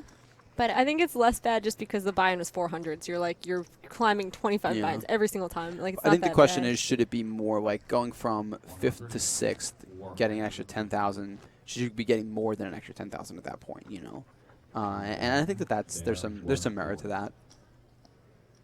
I think that I could definitely see a payout structure that has, you know, maybe 45 for 5th place and then 60 for or for I can't read. Where's that 5th? Yeah, 5th place and then 60 for 4th. So Dan with 7-3 off on the button, probably just going to fold. He has not been very active, but that's just a hand that you generally don't want to get involved with at all.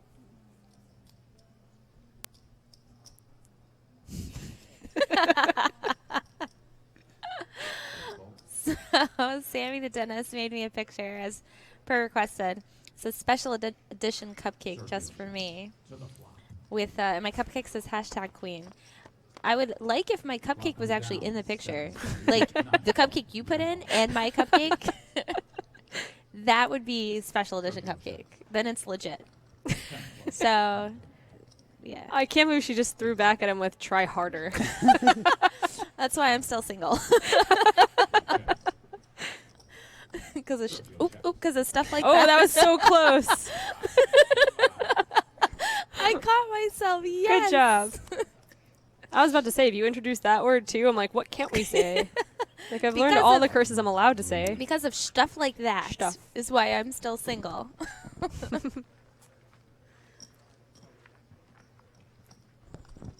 Fall getaway package. You can come to Borgata and what does it say? $100 dining credit, 2 complimentary. I'm really off topic now. We're looking at these pictures. These are all the things that we complimentary get. Comedy club tickets, complimentary internet, Sunday through Thursday. It's pretty nice over here. $100 dining credit goes a long way at some of these places. Izakaya too. Izakaya Monday. Could eat like a king for $100. I clearly won't be going to any of that stuff. So I really see Sergio, kind of the only person here still that's been, putting pressure on and battling here. Little 3. I think that David played that last hand pretty passively. There was a number of spots where he could have, gotten more chips in the pot or made Sergio potentially fold and he didn't take it. 1.6 million. I wonder what Dan does here. Sergio's only min-raised blind versus blind. There's only 800,000 more, and King High is an okay hand here. So we might see Dan maybe call, maybe 3-bet. I don't think he's going to shove, but it wouldn't be outlandish if he did. So he does 3-bet here. Yeah, I mean, if you're Dan and you saw Sergio, I mean, you saw the hands before. Obviously, chip stacks have changed, but still he got it in with Jack 7 before. So, and you know what Sergio is capable of, that, especially after seeing the deuce 3 of diamonds hand. And Dan has to have a tight image, or at least a somewhat tight image. Wow, Sergio does shove. Sergio, I mean, he heard you talking about his country, Jamie. I think I'm in love. he just really is not gonna be pushed around at this final table. Jeez. Again, for a guy who's only has $3,000 in live tournament cashes to his name, he's definitely playing like he has no fear in the world at all. I feel like he might be slow rolling us with that number. I don't believe you, Sergio. You think it's all part of his scheme? I mean, there's so much. The way that he's playing is somebody that's so calm and with so much experience. Yeah. You don't learn to be this calm in your first final table. Maybe he just plays online. Maybe he just played online a lot and has a ton of success there and just didn't tell us that. I mean, maybe, but playing live, especially, I mean, his whole demeanor physically is so calm, and that's something that no amount of online play is going to give you. He could be a cash game player. Maybe he plays a lot of cash games, and again, we just don't have that information. I'm sorry, he's $12,000 in tournament round. He's not 3, but this is still by far the biggest cash of his career. Poker's very popular in Brazil, and he just recently moved to the United States, so it's definitely possible that he played in some different games down there and stuff. Yeah, and plus, Head and Mom they don't track everything, so they track a lot of but he might have gotten a lot of different random either underground or just not big sponsored tours. It's definitely possible. So I think Dave is just going to shove here. Oh no, he did 3-bet again. I keep saying that I think he's going to shove, and he keeps making these 3-bets. For Sergio, are we thinking maybe he'll fold jacks again? I think he's just going to fold. Yeah, especially after you just kind of got away with one shoving on Dan. You got to feel good after that hand, don't don't get too far ahead of yourself. After I saw David fold those jacks, though, he may be thinking, maybe I can get this guy to fold anything.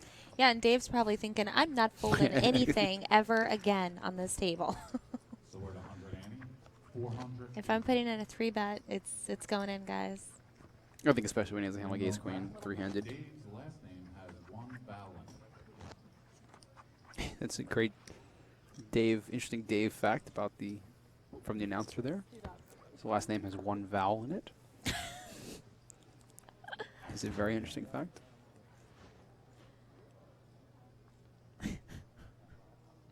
How many vowels does Descenzo have in it? Let's see if we can get a Twitter follower to count this. So Dan's going to raise with 6-4 off on the button here, and we'll see if it gets through. We don't know what Sergio's going to do in the big. I would guess David fold to small. Do you like this raise from Dan? 1.6 is the bet. I'm not too. I'm not a huge fan of it, knowing that Sergio has shown that he's willing to play back at it. But I mean, I don't think Sergio's going to do it again, though. I think game flow wise, it's a good raise. Like Sergio's not going to get out of line every time. I feel like this is like a downtime when you're going to get through a lot. And he's only going to do it if he has like a real hand.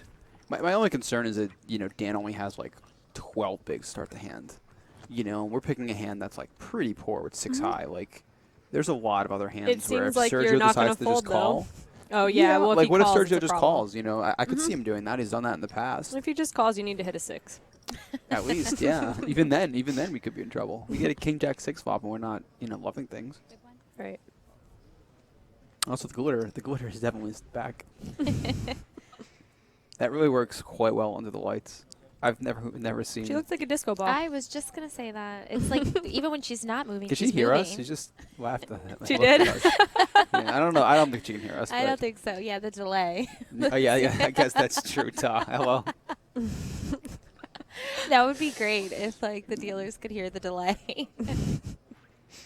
We still wouldn't be able to respond quickly. Matt Salzberg is such a creep. He's my favorite creep. He goes, payouts flat, girls in booth not flat. That's facts. Thank you, creep. Speak up. I'm pretty loud anyway. All in. Daniel So is all in. David raises the button with king jack, and Dan shoves king 8, which I don't know if I love this. David's made a few bigger folds, but I think he's tired of making folds. That's David is. Yes. Yeah, I think so too. Yeah, I mean, apparently not too. Well, that's the problem with like. It's a tough one to call off. Exactly, and that's for all of David's chips as well. Their names are too similar. We need to. All right, let's nickname them. We need to work on that. Well, Dan is Dace. All right, we're gonna call Dave Pocket Jacks. Just kidding, Dave. I love you. Yeah, they're like super even stacked. And I think this is actually. I want to say that's not updated because I think Dan shoved 13 million last time, didn't he? I'm not sure. I think so. Yeah, he should have like 15. Either way, we can see that Sergio has a He's crushing. pretty big chip lead at this point. That's correct because Dan is like 13 something there. I see. I wouldn't hate to see a raise here with Jack 5 from Dan. David's been playing on the tighter side, shorter-handed. He doesn't seem to do a lot of defending and that sort of thing. So I think that if David doesn't have like a pretty good hand here, he's just going to let it go. 1.8 to go. Yeah, and that's just what you're hoping for. That type of hand where I think a more aggressive, like if that was Sergio with Queen 2 suited, he's not folding that fast. That's for sure. Yeah. He might shove, he might call, he might 3-bet. Like he might do literally any of the options, but David just pretty deuce, he's probably gonna flat.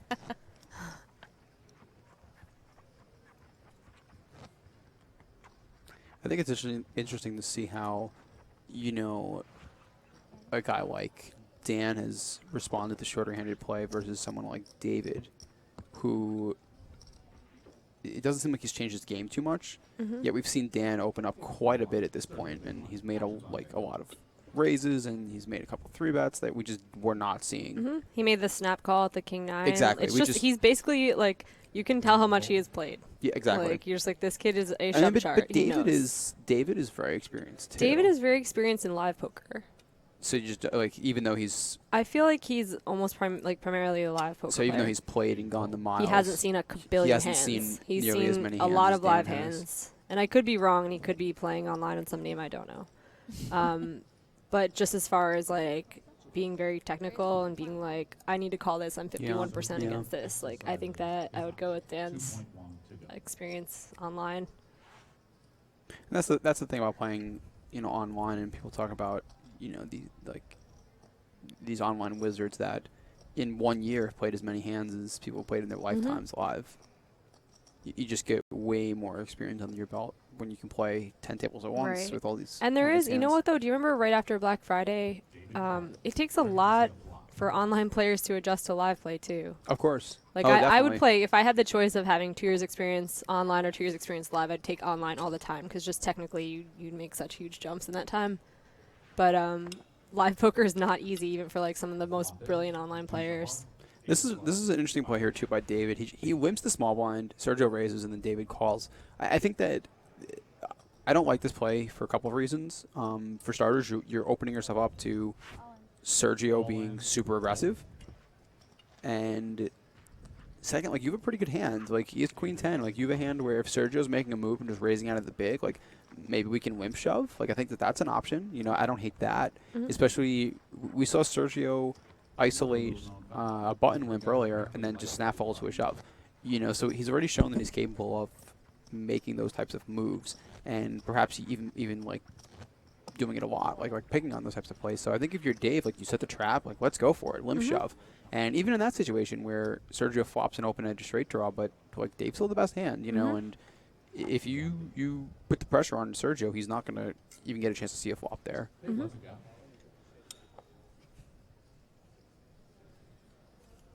Well, this will be unfortunate for Dan if he wakes up with anything because Sergio's been just so aggressive. And again, we see Sergio taking a long time when he actually has a really good hand. Yeah, this is twice now. Now, you know, obviously Dan doesn't always know that. I'm really surprised Sergio He shoved. moved all in, huh? That is a really, that's way too big. Well, you know, he was raising so often before. I mean, that's just strange. I mean, you're at the top of your range. Come on, like it folds you in the small blind. You're just gonna open rib ace queen. I think. Just, I mean, maybe in the back of his head, he said like, "Well, it'll look weaker." Remember how fast Dan snapped with King 9? Like, yeah. But at the same time, if Sergio just raises, is Dan folding King 9 now? No, of course not. He's still gonna at least call or probably go all in. Yeah. So you're still gonna get that same action. You're giving your opponent 0 chance to spaz. Exactly. It's just not good. Especially when you've been so aggressive and, you know, raising. Yeah, like this is the time where you get to profit off of your aggression and showing down those like really subpar hands. Sergio just has a lot of chips. He's been having a lot of hands lately too. I think this maybe this is going to be really bad for Dan. If Sergio and a 3 is eaten up by the big blind. No. Yeah, he does just shove. You know, see if Sergio doesn't shove here, I'm pretty sure he busts. Wow. Yeah, Dan shoves on him for sure. Like Dan would definitely shove, but I think Sergio's just at the point where he's like, I'm going to get a playable hand, I'm going to keep shoving, and if they don't call, it's just I'm like just he going to win this cost tournament. himself a bunch of chips twice doing that now, though. It's like a weird, this might be the fatigue thing coming in. He doesn't want to have to think about it. Yeah. He wants the tournament to be over. He wants to get called by worse, and he wants to win. And he's honestly pretty close. Like he is these pretty guys close. only have 12 big ones but each. Dude, how often are on you the here? brink. It's like take an hour and relax and actually like And he also play has well the whole time. Like the page up, if you're Dan and you're David, like you're looking at the other person with their short stack, and you're like, man, if this guy gets knocked out, I'm going to get an extra $38,000. Like that's a lot of money. Yeah, it's just strange. Like think about, so Sergio did this with 2 premium hands. If he had been doing this for the last hour with all like medium strength hands and stuff too, I'd say continue. It's good. Exactly. But he started out by doing it with ace queen and ace jack. I'm like, he didn't need to do that yet. He should have tried to get value out of those hands, and then like maybe next level when these people When are the blinds dwindled get down bigger further, and and like that's when I would start just open shoving. It's kind of a strange time to start when you're dealt something good. I'm a little surprised Dan folded Queen 6 suited, especially after he opened 6-4 off. I feel like that would be a hand that I would much rather play than 6-4 off. Yeah, it doesn't make much sense to me. You know, I think he may be a little put off by Sergio just kind of shoving those couple of hands. And Right, he just feels like if he opens, he's getting piled on. Happen.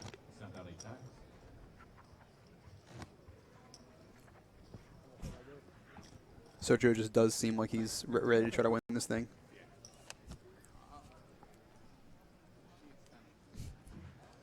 Actions on the button.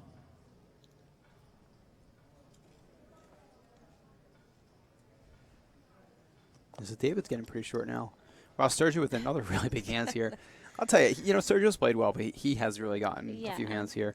I wonder if he just raises now. This is like really weird. Oh, I mean, this looks like it might just go in. Yeah, I he can't. made it I 5 can't million. see it. Why did he make it so big? I guess he's just shoving. I mean, Dan's not gonna fold this hand. Like, you just saw now. See, like, now the fact that Sergio, this is just what Jamie was talking about. The fact that Sergio shoved so many hands in a row. Now that he shoves jacks, like, you're Dan, you're thinking I got to go with this. Yeah. But little did he know that Sergio just had like really good hands all 3 times. I really don't fault Dan for going with this. I think it's a good play. Yeah. I think it's fine. So Dan's gonna need an ace, otherwise he's gonna be your 3rd place finisher. Block comes down. 9 of clubs. 9 of diamond. 4 of Really hearts. nothing there for Sergio's Dan. in the lead with jacks. No backdoor flush draw, no backdoor straight draws. 7 of diamond. Ace and an ace Sergio alone. is in the lead. Daniel needs an ace on the river. And Let's Kyle see that keeping river. getting the whole thing on camera. Queen of hearts. And the Queen of Hearts means that Dan will be our 3rd place finisher. So Dave's Dace. Yeah, congratulations, Third with Dave. 71,000. Dan really did a great job. You know, we said this a couple times. Things really didn't go his way at this final table, but he worked with what he had, and he did a good job of applying pressure when he needed to, and really did just you know, do great with what he had. He really didn't get those premiums. Like, you know, we just saw Sergio get like 3 great hands in a row, and not to take anything away from Sergio's play, because Sergio's been playing phenomenally as well. But I mean, Dan played flawlessly. I think so too. And then just want to mention Ite in the background after finishing 10th, coming back to sweat Dave Fox, and that's like really awesome friendship. Yeah, it's a great show of to be able to friendship and come back sportsmanship. after being that disappointed. You know, and that's why, you know, poker gets a bad rap in a lot of ways, because, you know, you talk about like, we talk about people that maybe don't represent poker the best, and there's a, you know, a lot of, you know, bad stories about people losing money and the you know, whatever. But there's a lot of like really good stories and really good people in poker, and that just shows it right there. Like, you know, things didn't go great, it wasn't your day, and you still come back She and could support easily your buddy. go take a nap, go Exactly. out drinking, do anything Exactly. besides come and sweat her friend. But it's a big day for her friend, and she came back. That's nice. So let's talk about heads up a bit here. You know, this is obviously the biggest difference at a final table is between 3-handed and heads up, because now it's just the 2 of you. What are we going to see? Now, obviously, David doesn't have a lot of chips, but what do we expect from these 2 players? I expect Sergio to try to end it as quickly as possible. He has a what is the chip deficit right now that Dave 6 to has? 1, Well, about 58 to 9. I just, the way he's been playing, like, there are certain styles where, like, someone who has a huge chip lead, like, when I have a huge chip lead versus somebody, even online, like, I want to just, like, take tiny nips out of them the whole time. I want to, like, demoralize them to a point where they're like, I'm not getting into an all-in. Like, they know they're going to have to play forever. Dave has gone all in here with middle pair, and Sergio does have bottom pair, and there was not a raise pre. Wow, He that's gets cool. away. I don't think he's going to call with. Like, you don't want to give away your 6 to 1 and suddenly No, make not it at all. close. So, like, but the only thing is Sergio has been just shoving so often. I'm like, is he going to get back into the mode where he could play post You know, flop? he just limped there on the button, so maybe he's trying to, you know, trying what you said, try to chip away at him first. But I'm a little surprised to see that. We have seen him shoving, but he has also gotten like pretty good hands to shove. Other than that Jack 7, where he just made a good read there on Dan. David, the button, small. I don't know how much I love Dave's shove there with the queen, because like Yeah, if Sergio pretty has much. nothing, he's just gonna fold. I mean, And you're not afraid of too much. Like, you're afraid of a king on the turn. Like, you have middle pair on an ace high board already. So, like, when you get it in, you're not getting it in great. And you're not afraid of that many turn cards. Yeah. It's different if you have middle pair on, like, an 8 high board and you're literally afraid of Exactly. every single Exactly. overcard. Plus, like, you know, maybe Sergio won't see you as having an ace, so just give him a chance to bluff or something like that. Yeah. And Dave really does. Like, when Dave hits something at this point, he really needs to make the most out of it. He has a huge chip deficit right now. And so, like, when he's basically not getting too deep into that hand, when he has the best hand, he's making a huge mistake because he needs every single opportunity To pick up more chips. He's not going to win this tournament with only 9 million here.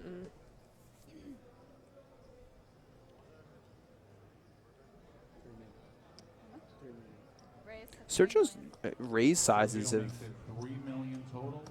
have been changing drastically. He just raised to 3 million with the King 7. I'm not quite sure, you know, what he's you know, trying to accomplish with that. If he was just going to call it off, or if he was going to fold. If he's going to fold, I think that obviously that's a little large. If I'm him, I'm basically ripping every hand I'm playing. What are you thinking? Well, That I mean, strategy 14 against I 14 think that big you can blind stack. definitely raise some hands. I mean, I think that if I had like aces or something like that, like, I wouldn't want to just go all in. Yeah. So I would pick a few hands to raise, Because and if a few hands he to loses bluff the with. all in, he's still gonna have a 3-1 chip advantage. Exactly. Fox just moved all in. Yeah.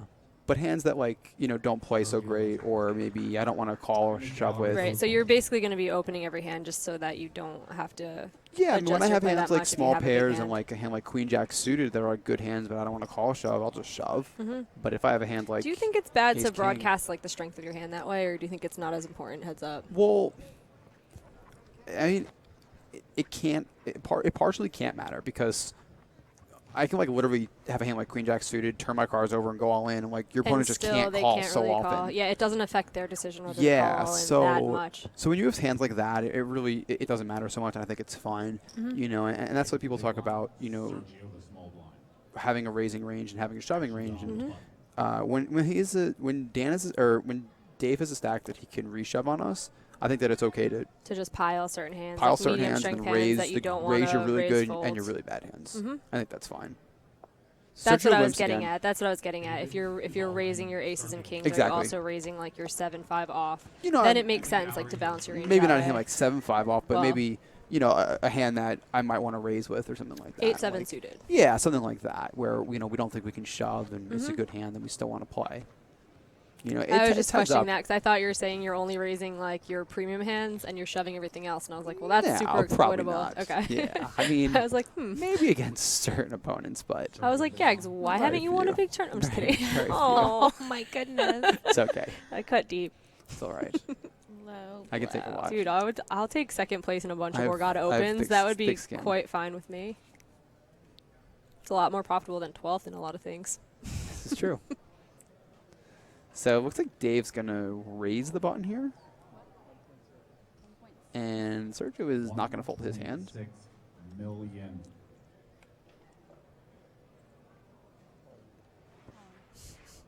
All in. I like seeing Dave get aggressive here and put some chips out. We haven't really seen much of that from him. The button What is that? Cupcakes? Yeah, that's pretty good. Yeah, Sammy the dentist is pretty skilled. He says, what is the denomination of these new chips in play? And it's a picture of your chip stack with cupcakes. That's a super old picture.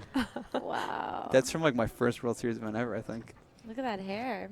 How you like that? Mountain Dew, huh? You're No, that Mountain wasn't Dew mine. drinker? That was the guy next to me. Sure. The Definitely truth don't is drink Mountain out. Dew. There is a buzz in the air. Actions on Sergio. Sammy the dentist. That's quite the picture. I like that a lot.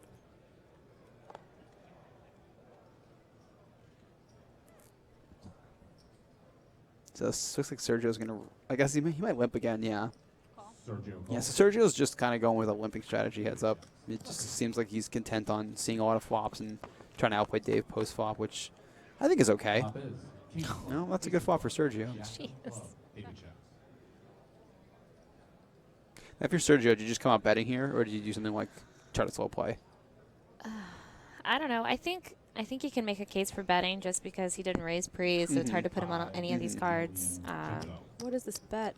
But I I'm don't. not sure. I don't know why he's betting so big I don't now. know. Huge. And also, every single time he's had a big hand pre-flop or post-flop, he's tanked in an extra 10 seconds. He has. That's a really big tell. But again, Dave can't see that he had a flush there. Dave can't, exactly. But, You like, know. if he is getting good information, which I'm sure he is from, like, Ite and Lippy and all these people after, he's, like, they could pick up It's a that pretty tell. big If tell, they're really yeah. watching or if someone's watching at home who's not sweating, I would text him. He's my friend. I'd be like, I obviously am not doing it because I'm doing this. Yeah. But, like, if he is a good friend, like, it doesn't have to be Dave necessarily who's grilling him and seeing every single Exactly. hand.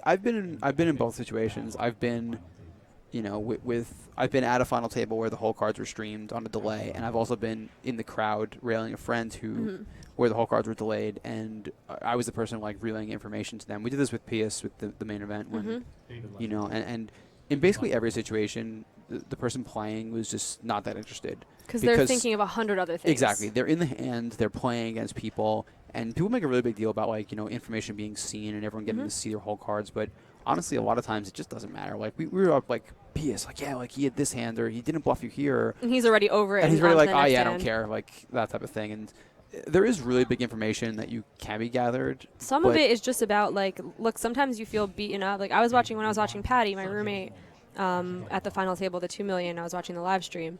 I could see it in her face when she got shoved on by the same guy 3 times that, like, she was starting to feel like she was getting abused. Exactly. And the guy had ace, king, and, like, 8s. He had it every time. He had it every time. Yeah. And, like, I texted her. I was like, you know, in half hour, like, it's half hour later. I was like, I know you're probably steaming about this, but, like, he had it every time. Don't worry, because she has that feeling. Like, we did some coaching together. Like, I was coaching her a little bit last year, and she had that, like, that was the first thing. She's like, oh, sometimes I feel like people bully me. And I'm like, 99% of the time you're wrong. Yeah. They have That's it. very true. 1% of the time there is going to be a guy who's like, oh, this girl's going to fold to me. But I was like, for all the times you adjust for that guy, you're over-adjusting for everyone else who's not doing it. Your reality is really just your perception. And if you feel like you're getting beat up, that's what you're it is. gonna play differently because of it. But yeah, it was like, it was nice to have the live stream to be able to be like, yeah, you're not getting picked on, you're playing fine, you're making good folds. You need to keep opening this button because this guy's not gonna keep 3-bet shoving on you. He's doing it when he has it. Yeah. So it's weird. The live stream has really changed a little these bit. final tables. Yeah. I've never had the opportunity to play one of them or a live, like, with a half-hour delay. So Dave was all in, and we Wow, this may is probably see gonna a get a call call. from Sergio. Yeah, he does did call. get a call. I think it's an okay call. Dave is getting pretty low, but we haven't seen Dave shove a lot, so it's definitely a think little it's borderline. fine. I think it's fine too, but it's not a spot where like you're. I'm not excited where, about like, giving Dan away snapped. I'm not, like, 9K, super 9 thrilled. million chips. So if Sergio can hit a king or a 9, he'll be the winner here. Safe flop so far. Let's see a turn. Dave's saying keep it low. Jack is no good, so just a king or a 9 for Sergio. Otherwise, Dave will double up. King or a 9. Let's see the river. River comes And the river's a 6. So Dave's going to double up here and even stacks out a bit. David doubles up. So Dave will double up to about 18.5 mil.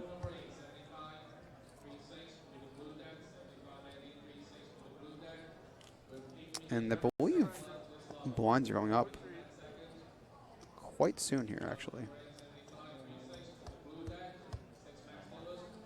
Maybe not. They got a few minutes left. 100,000.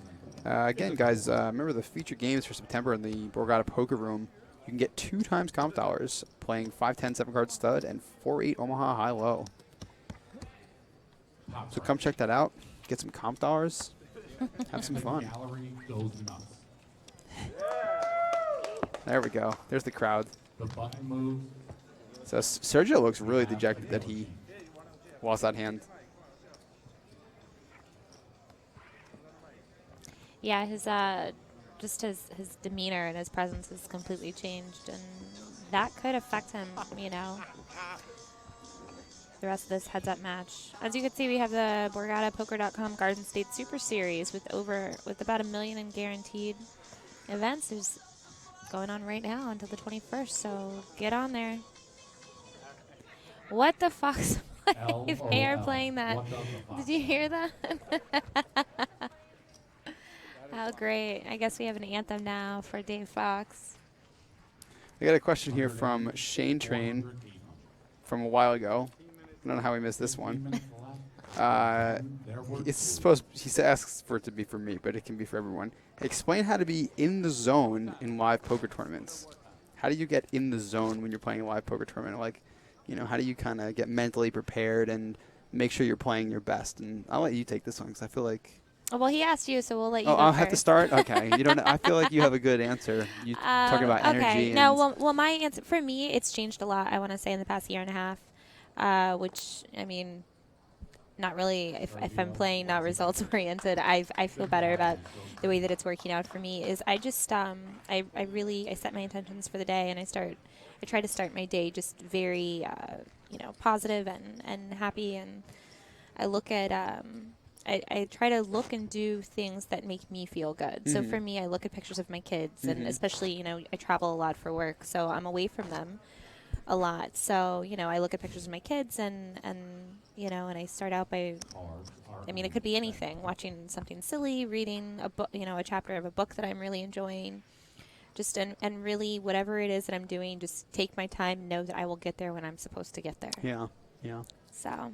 For me, it's more like, kind of physical stuff. I know a lot of people like working out and that sort of thing, but that's not really my style. But I like to like make sure I eat a good meal before I start playing poker. Make sure I get enough sleep the night before. Because when you're playing a live tournament, like you're going to be playing for hours like and a long and day. hours, It's almost always a really long day, whether it's noon to midnight. Sick brag. Well, for me, sometimes it's 20 minutes. Okay, ideally it's going to be a long day, so you have to prepare for the best situation possible. And so I always like to make sure I get up early in time to shower and get a nice breakfast and everything. And and we appreciate the shower. That is something that is missed by several poker players. Oh yes. my goodness, you're telling me. I have sat next to some poker players where I am double checking to see if I forgot to put on deodorant because I'm like this cannot be a real thing, but it's not me. Yeah, it's the guy next to me. That's a little unfortunate, but especially 10 hands, it just squeezed in. It's not good.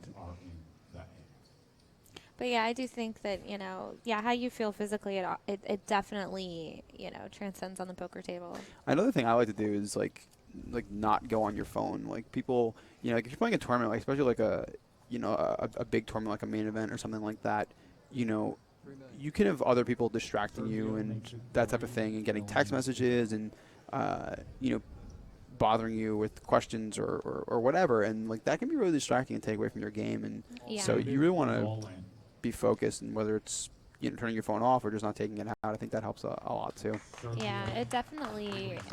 I think there's definitely something to be said about the times that you're looking at your phone and this and that. You could miss a crucial piece of evidence. It might not be relevant to you at that point in time, but it could be relevant. It could be relevant in the future. You might miss a piece of information against someone in a hand, Something small in the future. You don't realize. That could have been the make or break for, it would have been an easy decision had you seen that. Like that ace-6 hands from Frank at the beginning of the final table. If that got shown down, like that's if you weren't paying attention, you didn't see him open, you would not have the image that Jamie had of that entire final table. Hey, I made some decent reads on people today. Yeah. Live poker. You did. That's what my friends will say. Live pro. Yeah. Like it's always an insult, but I'm like, come on. Some of these things are You're real. A live pro. Yeah.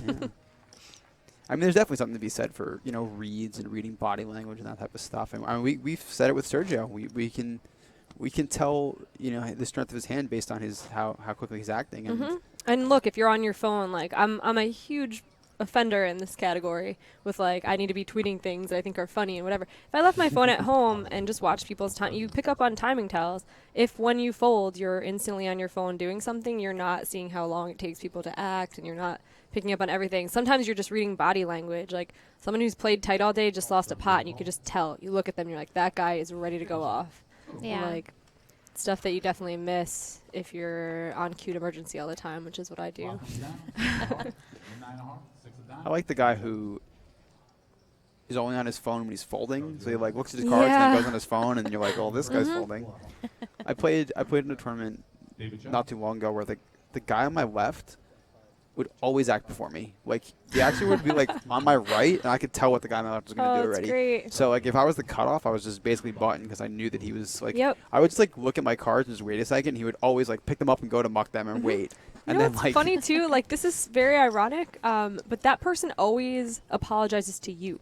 Like they apologize to me for giving me more information. Yeah. I'm like, No, you should this guy apologize didn't to everyone who's care, to but- my left, because like they're the ones that are missing. Like they're the ones yeah, that that are you're screwing over. 10 seconds. We do have the Splash the Pot promotion here at Borgata. We're splashing a total of $2,000 in each Tuesday in September to 20 randomly selected tables in the poker room. So come get your share of $2,000 I'm gonna go just for being there. play some 4-8 Omaha high-low, get 2 times comp dollars, and try to win the Splash the Pot. That's what I'm gonna do. I'm gonna capitalize on all the Borgata poker promotions. And so my weekend will be. Well, and don't forget comprised the what is that football thing that they're doing? Yeah, and in between breaks, I'll go pick my football. Yeah. Football guys. David moves all in. So interesting hand here. David wimps the button, and Sergio again shows the aggression by raising with Jack 10, and David shoves. I can't imagine Sergio called the Jack 10 here, but he did ask for a count.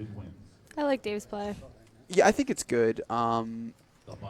If you raise the twos there, you kind of leave yourself open for Sergio to be aggressive. He doesn't want to be in a spot where he's calling off with twos. And Dave's been limping a lot too, so I think that, and Sergio has shown that he likes to punish the limp. Yeah. Sergio's strategy has been really like really changed a lot since they've gotten heads up. He was playing a lot more, quote unquote standard aggressive, three-handed, and now heads up he's kind of all over the place. He's been doing some limping, he's been doing some raising to all different sizes. So I'm not really sure what maybe he's just trying to find his comfort zone. Maybe he's not as experienced heads up as he is, shorter-handed. Like I'd be interested to see what he does here with these threes. He's probably. I think he's gonna raise. I mean, I would guess he would, but he just limped with ace 10. So I. 2.5 to go. Makes it 2.5, and Dave might see a flop. I think if Dave gets back to even, that Sergio is going to really regret open shoving the hands like ace queen and ace jack. Yeah, for sure. Because there were spots where he could have chipped Dave and Dan DeCenzo down very a lot, and instead he chose to just take down the easy chips. And then he's realizing like you just don't get dealt ace queen and ace jack that often. Exactly. You got to take advantage of those situations and maximize everything. I don't know if I really like Dave's call here. Sergio made it $2.5 million pre-flop, and King 4 is just. I mean, King High is like a good hand, like heads up. It's going to be the best hand a lot, but a hand like King 4, when you're putting in $2.5 million, there's just a lot of chips to put in. And I think that Sergio's been so aggressive, you're not going to get a chance to see a lot of turns without putting more chips in. He's not going to see bet 1.5 million. No, he's not. Right, he's been what did he over bet? bet. He bet 5. He bet 5. Yeah, he just bet the 5. He's been betting quite large, so.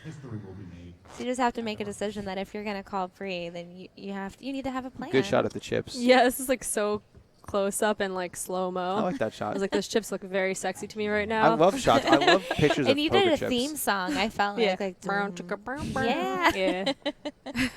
I love shots of poker chips and stuff. I wish they were stacked a little bit neater, but I don't like sloppy chip stacks. OCD.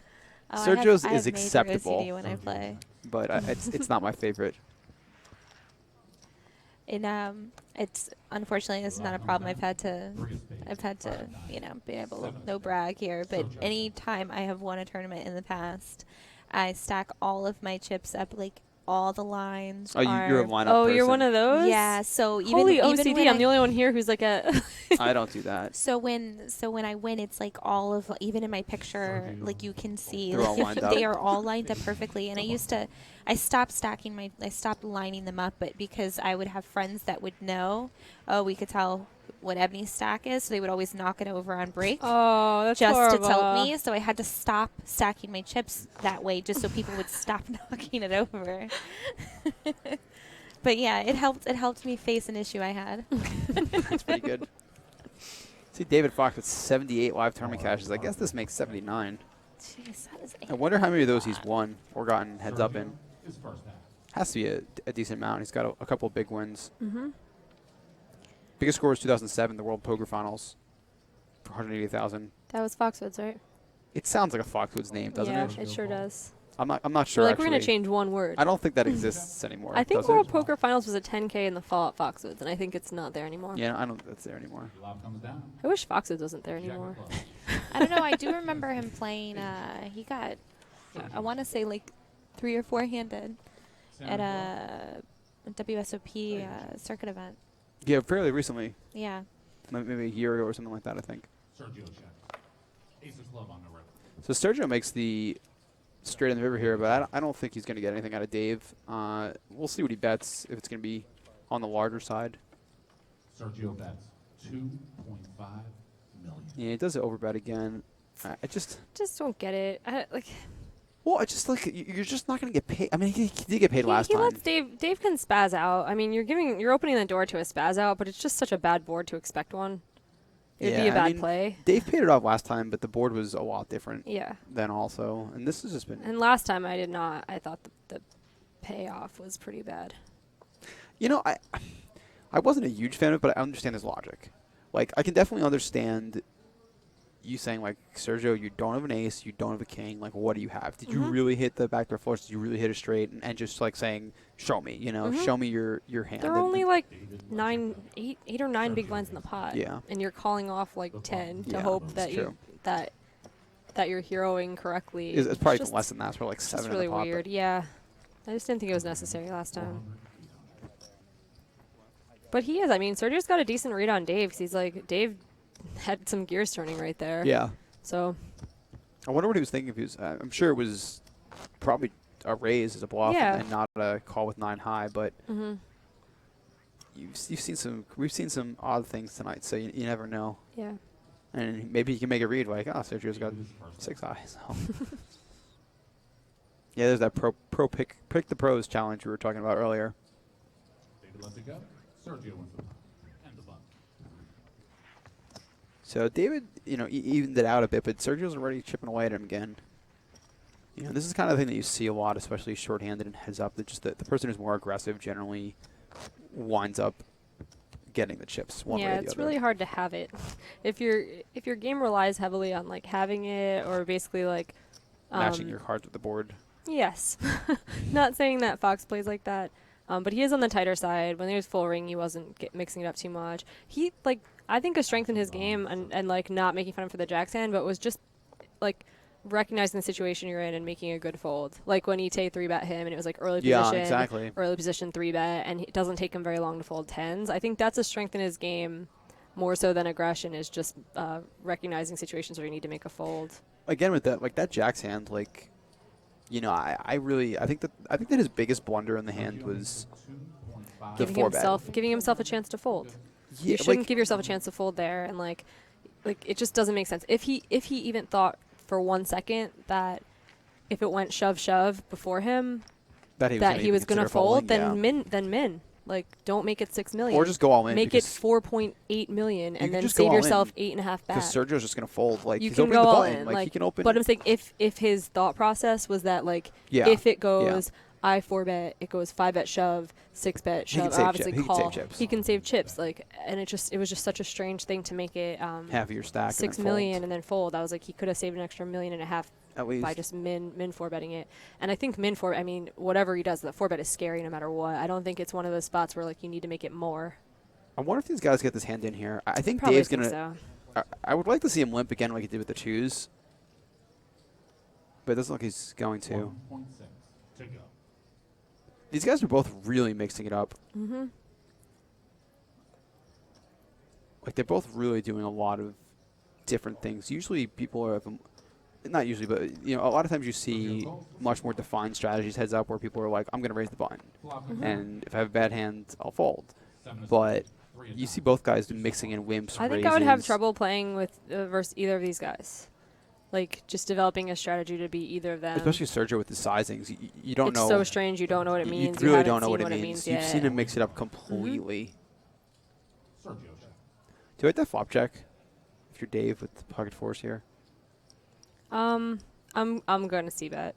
Yeah, I would bet. I mean, it's like you're not going to, there's no turn. Like, this turn is one of the best turns you could see. It's still not the best turn. I mean, you have a great hand. Like, not only do you have a good hand, but like Sergio might call it ace high, he might call it 3, he might call it 2.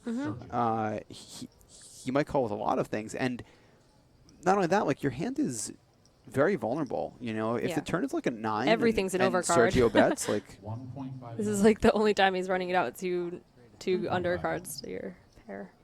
So Dave's gonna bet the river, and I don't think Sergio can call here. I mean, Dave kind of looks like he is. Dave has to bet ace high, yeah. Good ace highs or something. Which is a little different. Like if he has a hand like ace king there or something, I think checking is a little more, reasonable. Your hand isn't as good. And you're just trying to get to showdown. You're not trying to blow to pot. You're trying to get to showdown. Plus some of the overcards that come help you. Yeah. Yeah, like small pairs hold most of their value pre-flop. And then, like, the more cards that come, the worse your hand gets. So it's like, if you're going to get any money in, it should be pre-flop, and you should try to end the hand as quickly as possible when you don't hit a set. So I have no idea what Sergio's going to do with king 3. He decides to limp. He is playing so weird. It's just there's no kind of pattern to it, which I mean can be a really tough thing to play against. In this spot, it's good because look, if he raises the button with king 3, all of a sudden there's enough chips in the pot for Dave to just pile and pick up 2.5 bigs. But now it's kind of like, well, Dave can't pile anymore. He's only picking up 1 blind and the antes. So Dave's going to raise it up with ace 7 out of the big one. Sergio's going to make the call. Again, king 3 is similar to like Dave's king 4 before. It's even worse because he's not suited. He's just not going to hit the flop often enough. So I don't particularly love this play. I think if he just raised to start out, that might be okay. Flop brings us Jack of diamond, And they both missed the flop, so let's see how they respond, how Dave responds. If I'm Dave, I'm not loving this flop. It's just, yeah. Everything, like, flops like this, I have a problem playing this heads up online, too. Like, flops that are, I mean, obviously there's no flush draw, but, like, somewhat connected middle cards. Like, flops with, like, 9-10 or, like, 10-jack or jack-queen tend to, like, hit a piece of everything. So it's hard to just c-bet and take it down. Exactly. And like, people come along with a lot of different draws. If you do get called, you just have, like, no equity with a hand like Sergio ace-7. did $6 million in total. So here goes Sergio again with the aggression. And that's going to take it down. You know, and this is just, again, what we've seen. Sergio has been, you know, we got to give him credit. Like he's when he's nobody really, hits, he wins. Exactly. And that's how you win heads-up poker, is by doing exactly that. And even though he's, you know, his plays aren't always, like, maybe, like, perfect from a technical, theoretical standpoint, he's really doing a great job of picking up chips and a great job of using players who are waiting to hit the board and that type of thing. So we're going to go on another 10-minute break here while they, you know, color up some chips here, and then the players get a break. So we will be back shortly in 10 minutes.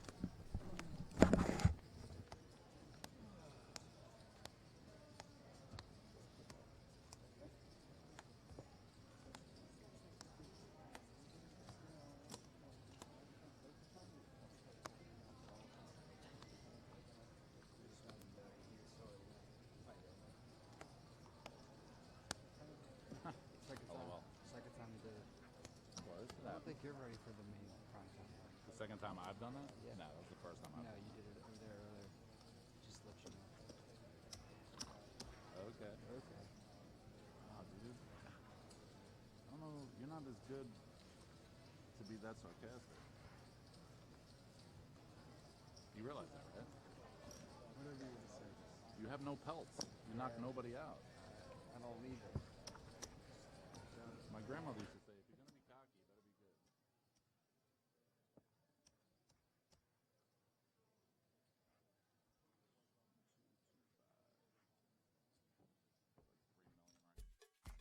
Lounging by the sea and lining up 5-7s. Now that's a win. Showing off your new garden tool and raking in on 00. Now that's a win. Swinging to some classic rock and standing on 20. Now that's a win. Do what you love and get the thrill of Borgata anytime and anywhere in New Jersey. Play online, poker, slots, blackjack, real money. TheBorgata.com. Now that's a win. Get $20 to play when you sign up now. Stretching your hammies and splitting aces. Now that's a win. Toasting the perfect marshmallow and turning up 5 cherries. Now that's a win. Waiting for a nibble and setting a trap with pocket kings. Now that's a win. Do what you love and get the thrill of Borgata anytime and anywhere in New Jersey. Play online, poker, slots, blackjack, real money. TheBorgata.com. Now that's a win. Get $20 to play when you sign up now. Loving up on the puglets and looking down on 4 kings. Now that's a win. Showing off your soft top and shoving in on a straight flush. Now that's a win. Manning the tongs and taking down a hot tournament. Now that's a win. Do what you love and get the thrill of Borgata anytime and anywhere in New Jersey. Play online, poker, slots, blackjack, real money. TheBorgata.com. Now that's a win. Get $20 to play when you sign up now.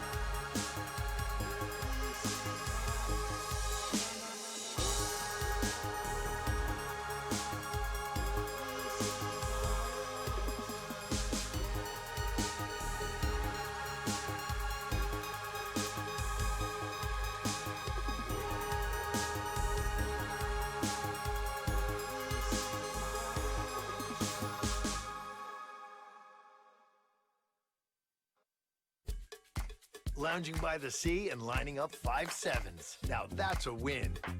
Showing off your new garden tool and raking in on 00. Now that's a win. Swinging to some classic rock and standing on 20. Now that's a win.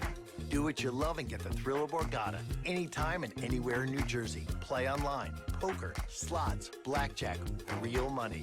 TheBorgata.com. Now that's a win. Get $20 to play when you sign up now. Stretching your hammies and splitting aces.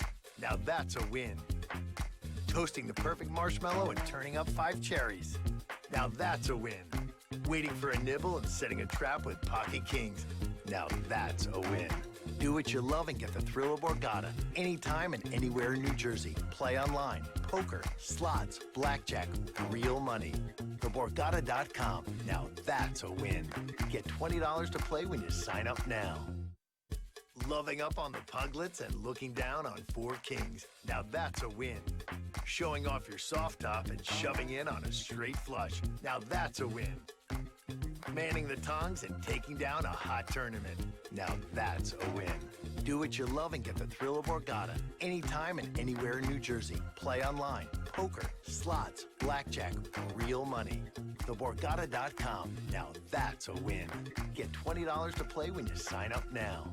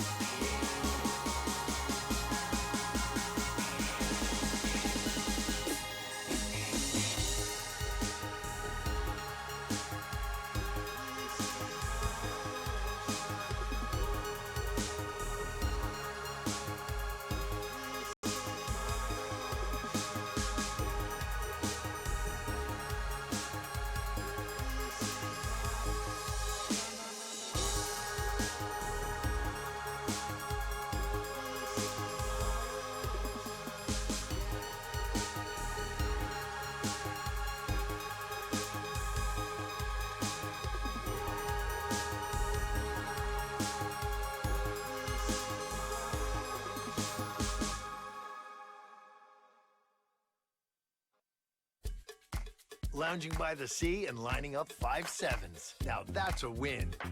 Showing off your new garden tool and raking in on 00. Now that's a win. Swinging to some classic rock and standing on 20. Now that's a win. Do what you love and get the thrill of Borgata anytime and anywhere in New Jersey. Play online, poker, slots, blackjack, real money. TheBorgata.com. Now that's a win. Get $20 to play when you sign up now. I know you like video games. We'll get you out more, brother. You're gonna come out Friday, right? Yeah.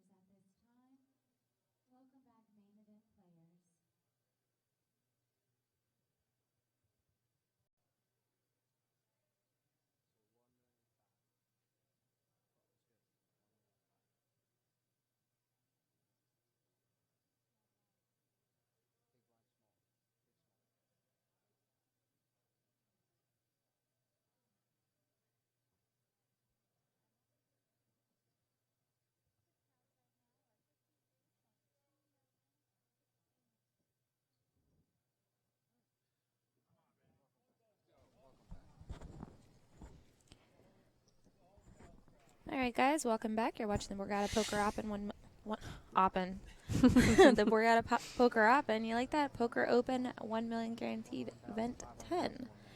We are Heads Up Action. I'm Ebony Kenny here with Michael Gagliano and Jamie Kerstetter. Look at that, our names pop up. Oh, but that was say great that. timing. Whoa. That was not planned, guys. They have done that after every break, though. So we should have picked up on that by now. Jeez. You have a question? Ask us using the hashtag Borgata Poker Live or tweet at Borgata Poker. You got any more? Any more tweets? Nothing good, huh? Yeah. Actually, let's see. John Parton says fantastic commentary with superb hand analysis. All right. Thanks, John. It's Thanks, nice John. to hear. Glad you like it. I will favorite that tweet. So we're heads up with Sergio and David here. Sergio with the quite large chip lead, 53 to 16 million, and I believe the blinds have gone up to 500,000, 1 million. So David only has about 16 big blinds, and there's the trophy they're playing for. The Event 10 trophy, the lovely Borgata trophies. That's pretty nice. They actually are really nice trophies. They have a nice big box too. Not that I have one, but I got to see someone else get one. I'm gonna. Twice, actually. So. Aww. Sergio calls, and we will see a flop. So David opens the min raise. We can't see the other card. We know he has a queen. And Sergio makes I think, a pretty standard call with 9-7 suited here, especially for a min raise. 10 of diamonds, jack of hearts, queen of hearts. Sergio is first to act. Now David has king queen, so obviously a dominating position here for Sergio. I wonder if he's going to get crazy with his straight draw here. It's a pretty bad straight draw. So I would think not, but you never know. Sergio calls. Yeah, I was gonna say I think he's gonna peel and then just get away from it on the turn. You know, it wouldn't surprise me if he called. It wouldn't surprise me if he shoved. You're not I mean, putting David, anything past him. well, at this David doesn't point. have a lot of chips, you know. Uh-oh. Ooh, and that's a killer card for Oh, no. for David. Sergio checks. And it's not a great card if you're David sitting here with your hand, even though you have a good hand No. still. It makes it hard Yeah, I to really get like the value check. out of your hand. I think that's the biggest problem with it. 4 of diamonds. It's a pretty safe river. Sergio is first to act. Well, Sergio does put them all in. All in. God, he really does have that tell where like he takes so much longer when he has it. He does, and it's not like it's a long time. Oh wow, game over. And David makes the call, and that's going to be it. Wow, that's it. Well, that was a waste of a 10-minute break. All right, guys. Well, I'm gonna go interview the winner. So Okay. you guys All get right, to close this out on your own. Thank you. It was a pleasure. I will talk to you guys soon. See you soon. So congratulations to Sergio. Well, first let's congratulate David. David Fox is going to be our second place finisher. What's he get? A whole He's lot of going money. to win $109,000. That's a pretty good day. Just at shy the of office $110. for a $400 tournament. You know, we gave David a little bit for you know, he misstepped in a couple of hands. It's one hand. I mean, the Yeah. Jack's hand is one hand, and I picked on You him know, quite a bit. But you know for what? it. Overall, he really played well. He really was patient in the beginning. He picked a few nice opportunities to, you know, put pressure on people, and overall he's a really solid player and really did a great job. So congratulations to David. And I think this is the first time that Sergio has emoted at all. Yeah, we really he haven't just seen much smiled, from him. and it was a really tiny smile. And he literally has not reacted to any other hand at the entire final table. Do we know if he has supporters out there? We haven't gotten a good I shot. haven't gotten anything on Twitter, and I don't know who's. We haven't been looking in the audience. that Yeah, much. it's hard to get a good view of the crowd here. We showed a few people, so we don't know. It was a pretty quiet rail for the most part. We saw a few people that we knew. If this was an online tournament, there would be at least 45 people There would. going Vamos. This is true. He looks a little nervous now to be there. This is the first time. He hasn't really looked. He's looked very comfortable at the entire final table. And it's surprising that after he's, you know, won, he is now that when we start seeing the emotions come out. So congratulations to Sergio Vijano, the Borgata Poker Open champion of event number 10. And he will take home $168,875. That's quite a payday. That's awesome. That is really great, especially when. We're not done with you yet, Sergio. I'll put the box right here for you. Let's see if we can. If Ebony's there yet, we can get her over there. There she is. Yeah, more photo ops, He just wants to leave. Is that what he's saying? He wants to take his money and go home. He's ready. It's like I've had enough.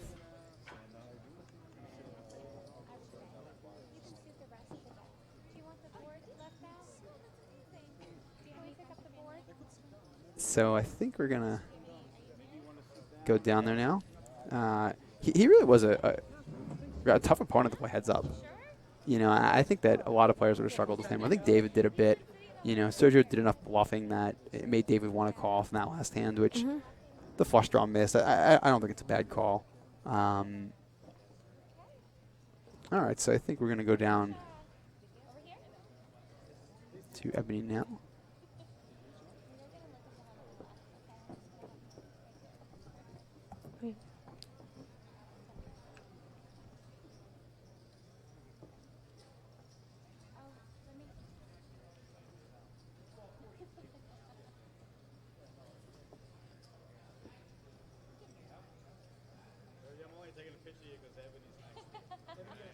Ready?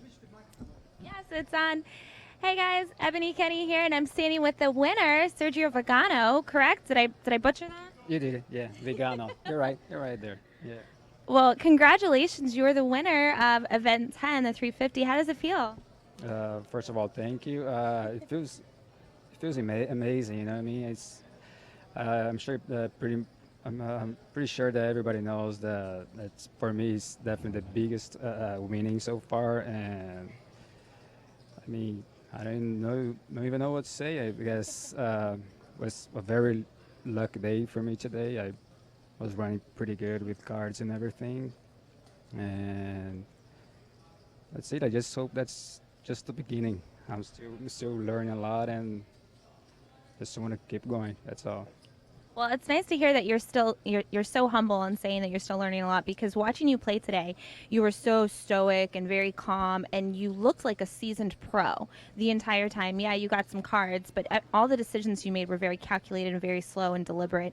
How does it feel? Like everything you made just seemed so seasoned and so experienced. Thank you again, but I don't know. It was just I tried to stay as calm as I could. You know what I mean?